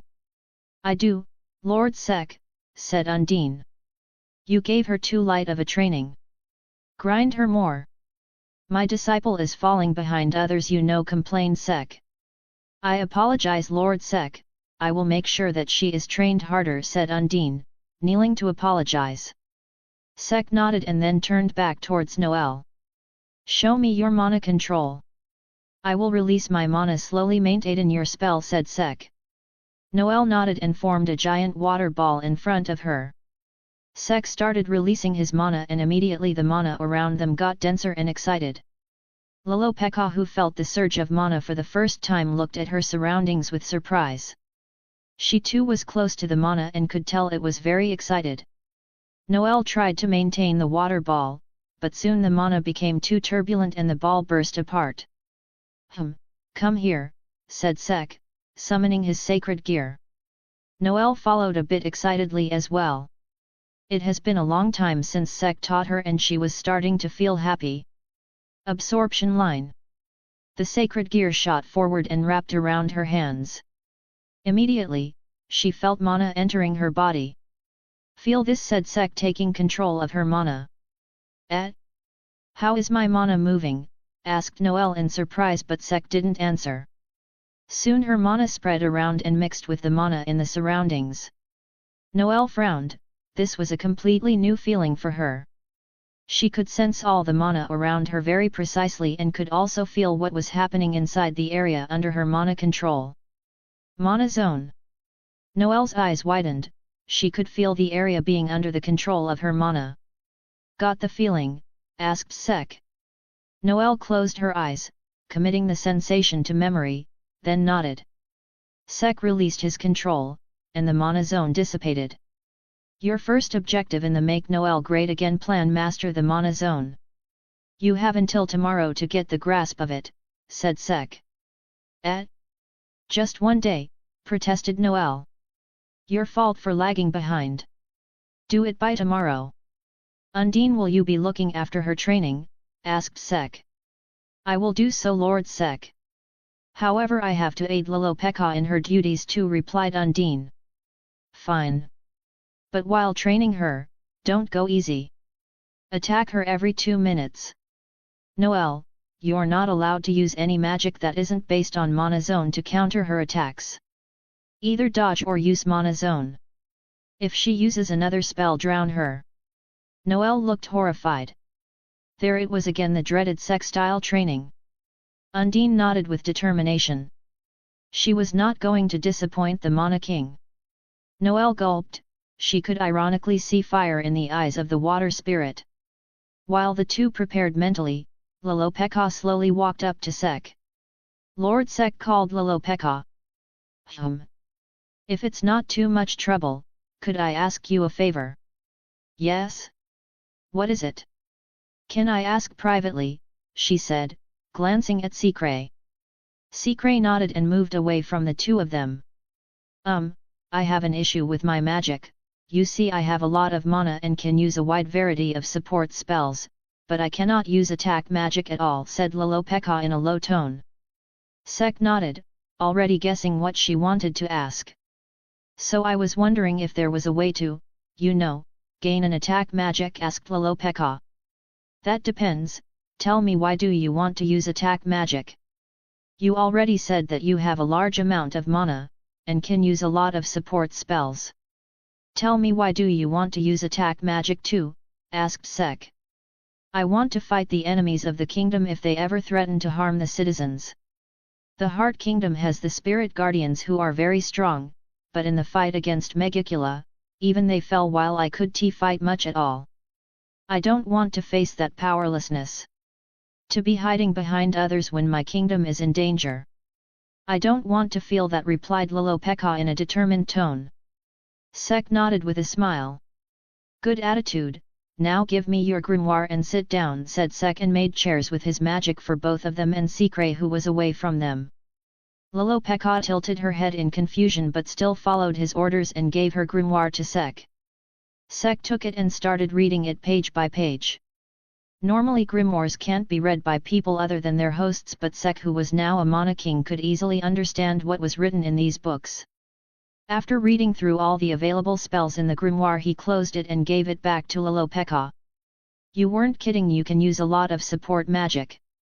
"Sadly, the offensive potential of these spells is limited," said Sek. Hearing that, Lolopeka's expression fell as a helpless smile appeared on her face. "It's impossible after all," she thought. "But when his limits every stopped the Dark Lord," declared Sek as he stood up from his seat. Lolopeka blinked in surprise. "If these spells in their current form aren't helping, then let's break their limits," said Sek, grabbing her hand and pulling her up. "And you Heart Kingdom people have developed the perfect method to amp up spells. Know what it is?" Lolopeka thought for a moment. "Mana method?" "Exactly," said Sek. "But how will that help me gain offensive magic?" "Mana method only allows us to strengthen our spells and add specific properties to them, like follow the target, etc." "You ignorant fool! If you know this much, then there is no need for you to struggle," said Sek and flicked her forehead. "Ow!" yelped Lolopeka. "You can use support spells, sure, but support doesn't always mean helping others. You can support yourself too," explained Sek. Lolopeka rubbed her forehead but still listened to his explanation. "Let me show you an example." Sek's grimoire started floating beside him and soon a bronze magic sword appeared. "You see this sword? I didn't use any offensive spell to make it. I just used my magic in its raw form to shape it," said Sek, while Lolopeka nodded in understanding. "Now I will add support spell to this. Flame debuff magic, Blaze Touch." Immediately the bronze sword started emitting a red glow and both of them could feel the heat coming out of it. "See, now it's an offensive magic spell without me requiring to support anyone else. I cast my support magic on my spells to make them far more destructive than they are. I don't need to use Mana method since Mana listens to me very well, but you can amplify your spells even more with Mana method," said Sek, dispelling his magic as his grimoire floated back to his holder. Lolopeka nodded but still wasn't sure whether she can do it. It will require simultaneous casting along with using Mana method. It was going to be a complex process. Don't run from grind.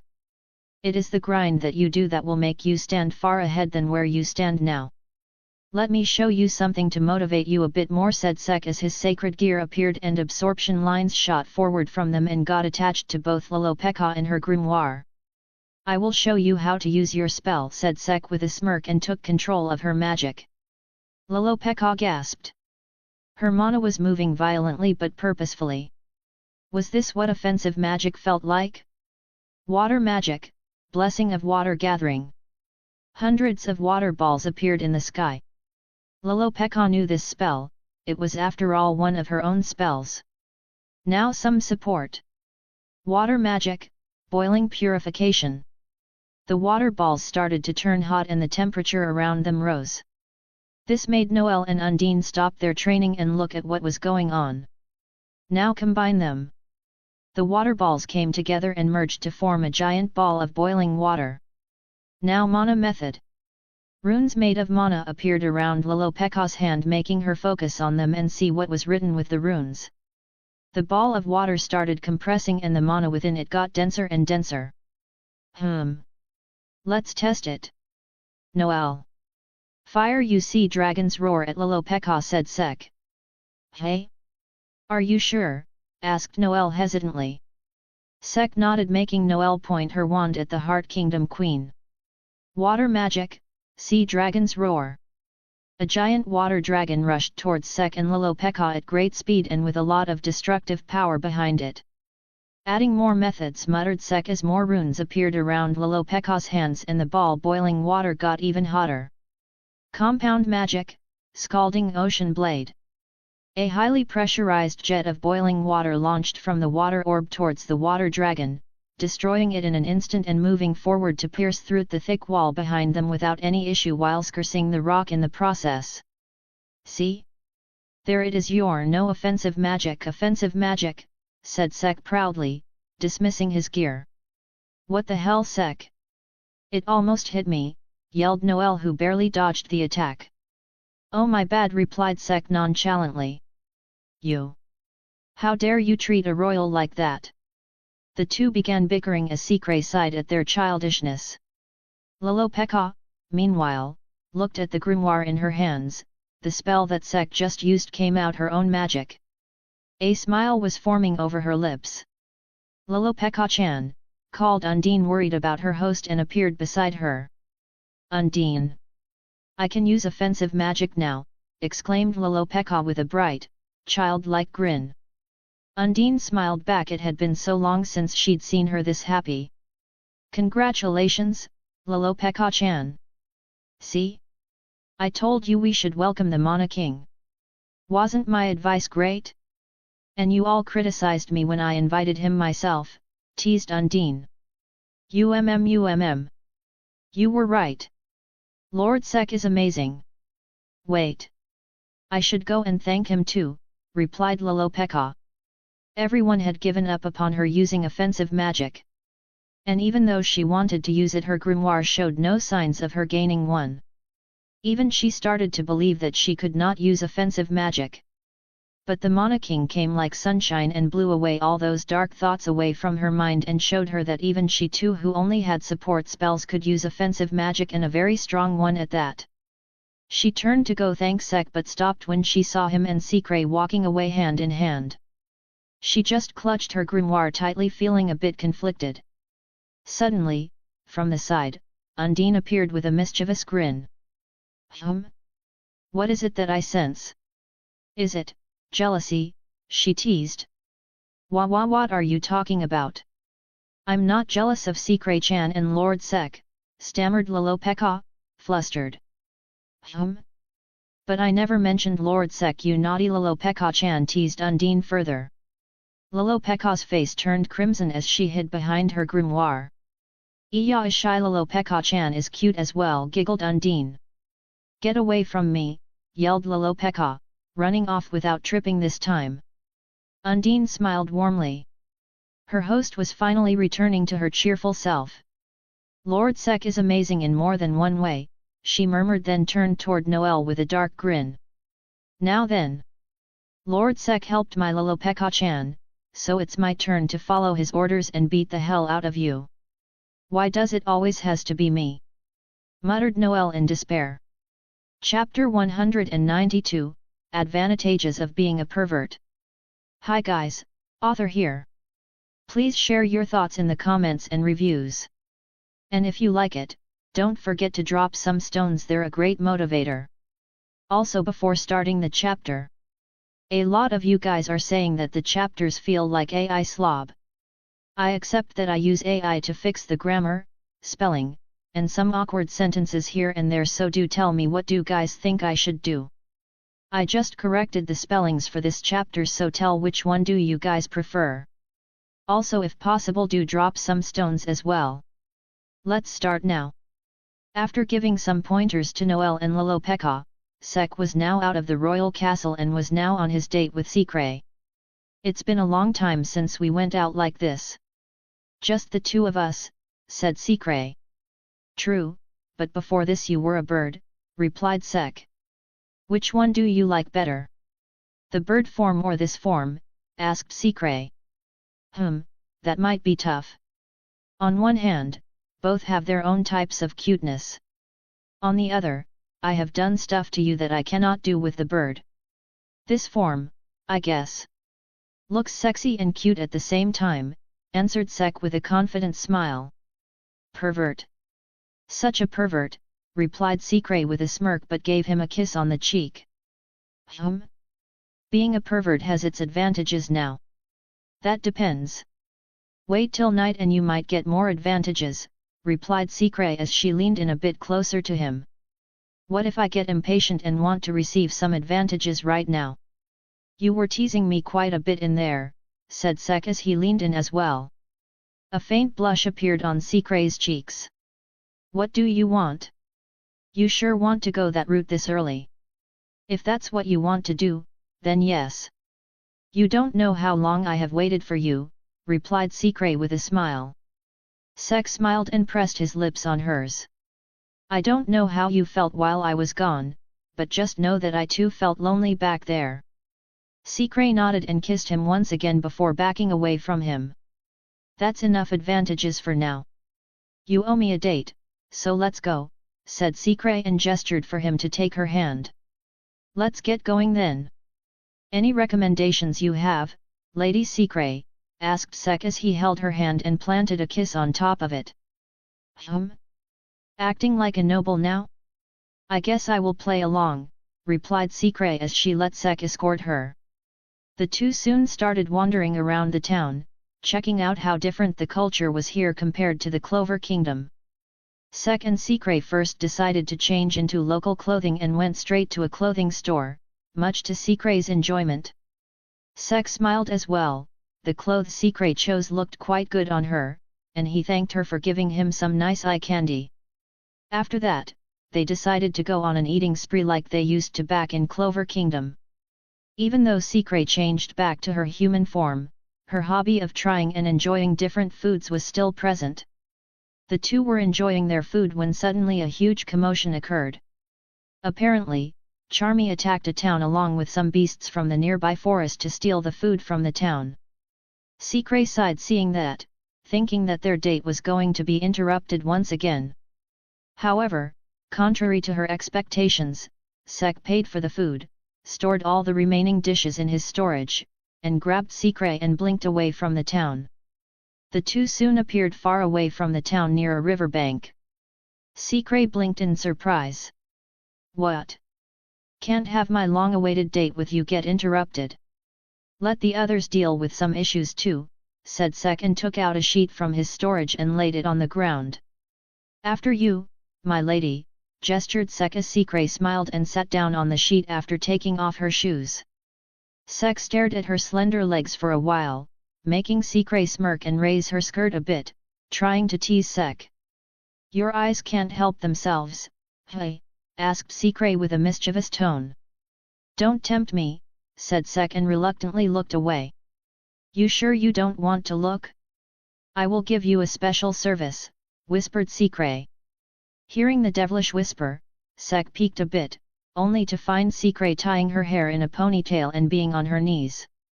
Gulp. What do you say, my dark lord? Shall I indulge you a bit? Asked Secret and smirked on noticing a sizable bulge in Sek's pants. Later that night, Sek and Secret were done with their date and were now returning back to the royal palace, though a lot of noticeable marks were present around Secret's neck. You sure you don't want to cover those? Asked Sek. I want to brag and warn the others who are eyeing you. Fortunately or unfortunately, you tempt a lot of women, said Secret. Well, I can't help it. The Dark Lord does have a lot of charm. Can't deny that, after all, I am one of those women, a bad one at that too, replied Secret and held his hand tightly. Don't make it harder for me, replied Sek. You really lack self-control. I have endured a lot of loneliness, not to mention you act very seductively.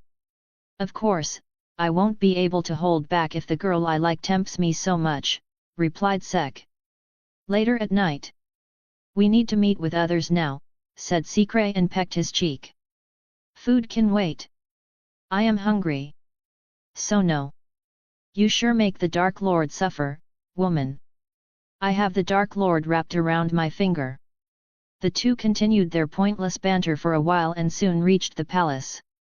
The moment they noticed Sek and Sikre, the guards bowed politely and made way for Sek. He was, after all, a very important guest of their queen. Keep up the good work, guys, said Sek, making the guards nod at him. Sek nodded back, and the two walked through the gate and soon reached the area where everyone gathered after their training. Sek. You are back now. Let's go for a bath, exclaimed Asta. Let's go, my rival, exclaimed Leo. Sek. When will you fight me? Asked Luck. Bath? Let's go. Luck, let's fight tomorrow. The boys happily gathered together and headed to the bath. What are those marks? Asked Anna as she looked at Sikre. What do you think? Asked Sikre back with a smirk. All right, both of you, let us go for a bath as well. Don't fight, said Mimosa, mediating between the two of them. She then looked at Noelle, who had no energy to move and was simply lying on the sofa with a lifeless look on her face. Undine roughed her up a bit too much. Lolopeka was no better since she too decided to train the magic she learned from Sek today and was totally drained as well. Undine grabbed both of them in her watery arms and gestured for the other girls to head to the bath. Once done with their baths, all of them gathered in the dining hall once again and started their dinner. Why do you look like you are dying? Asked Sek. Whose fault do you think it is? Asked Noelle without any energy behind her voice. Exodia, help them energize, ordered Sek as the miniature Sun Spirit King floated up and used his magic once again. Sun Spirit Magic, Morning Glory Dawn's Blessing. The familiar golden dome appeared around them, and all of them immediately felt their fatigue wash away.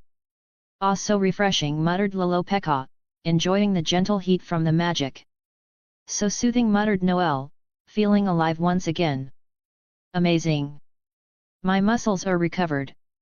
I feel like I can do 10,000 push-ups right now, exclaimed Asta, feeling the muscle soreness washing away. Glad to be of service, replied Sek and focused back on his dinner. The others joined him as well, and the lively dinner began.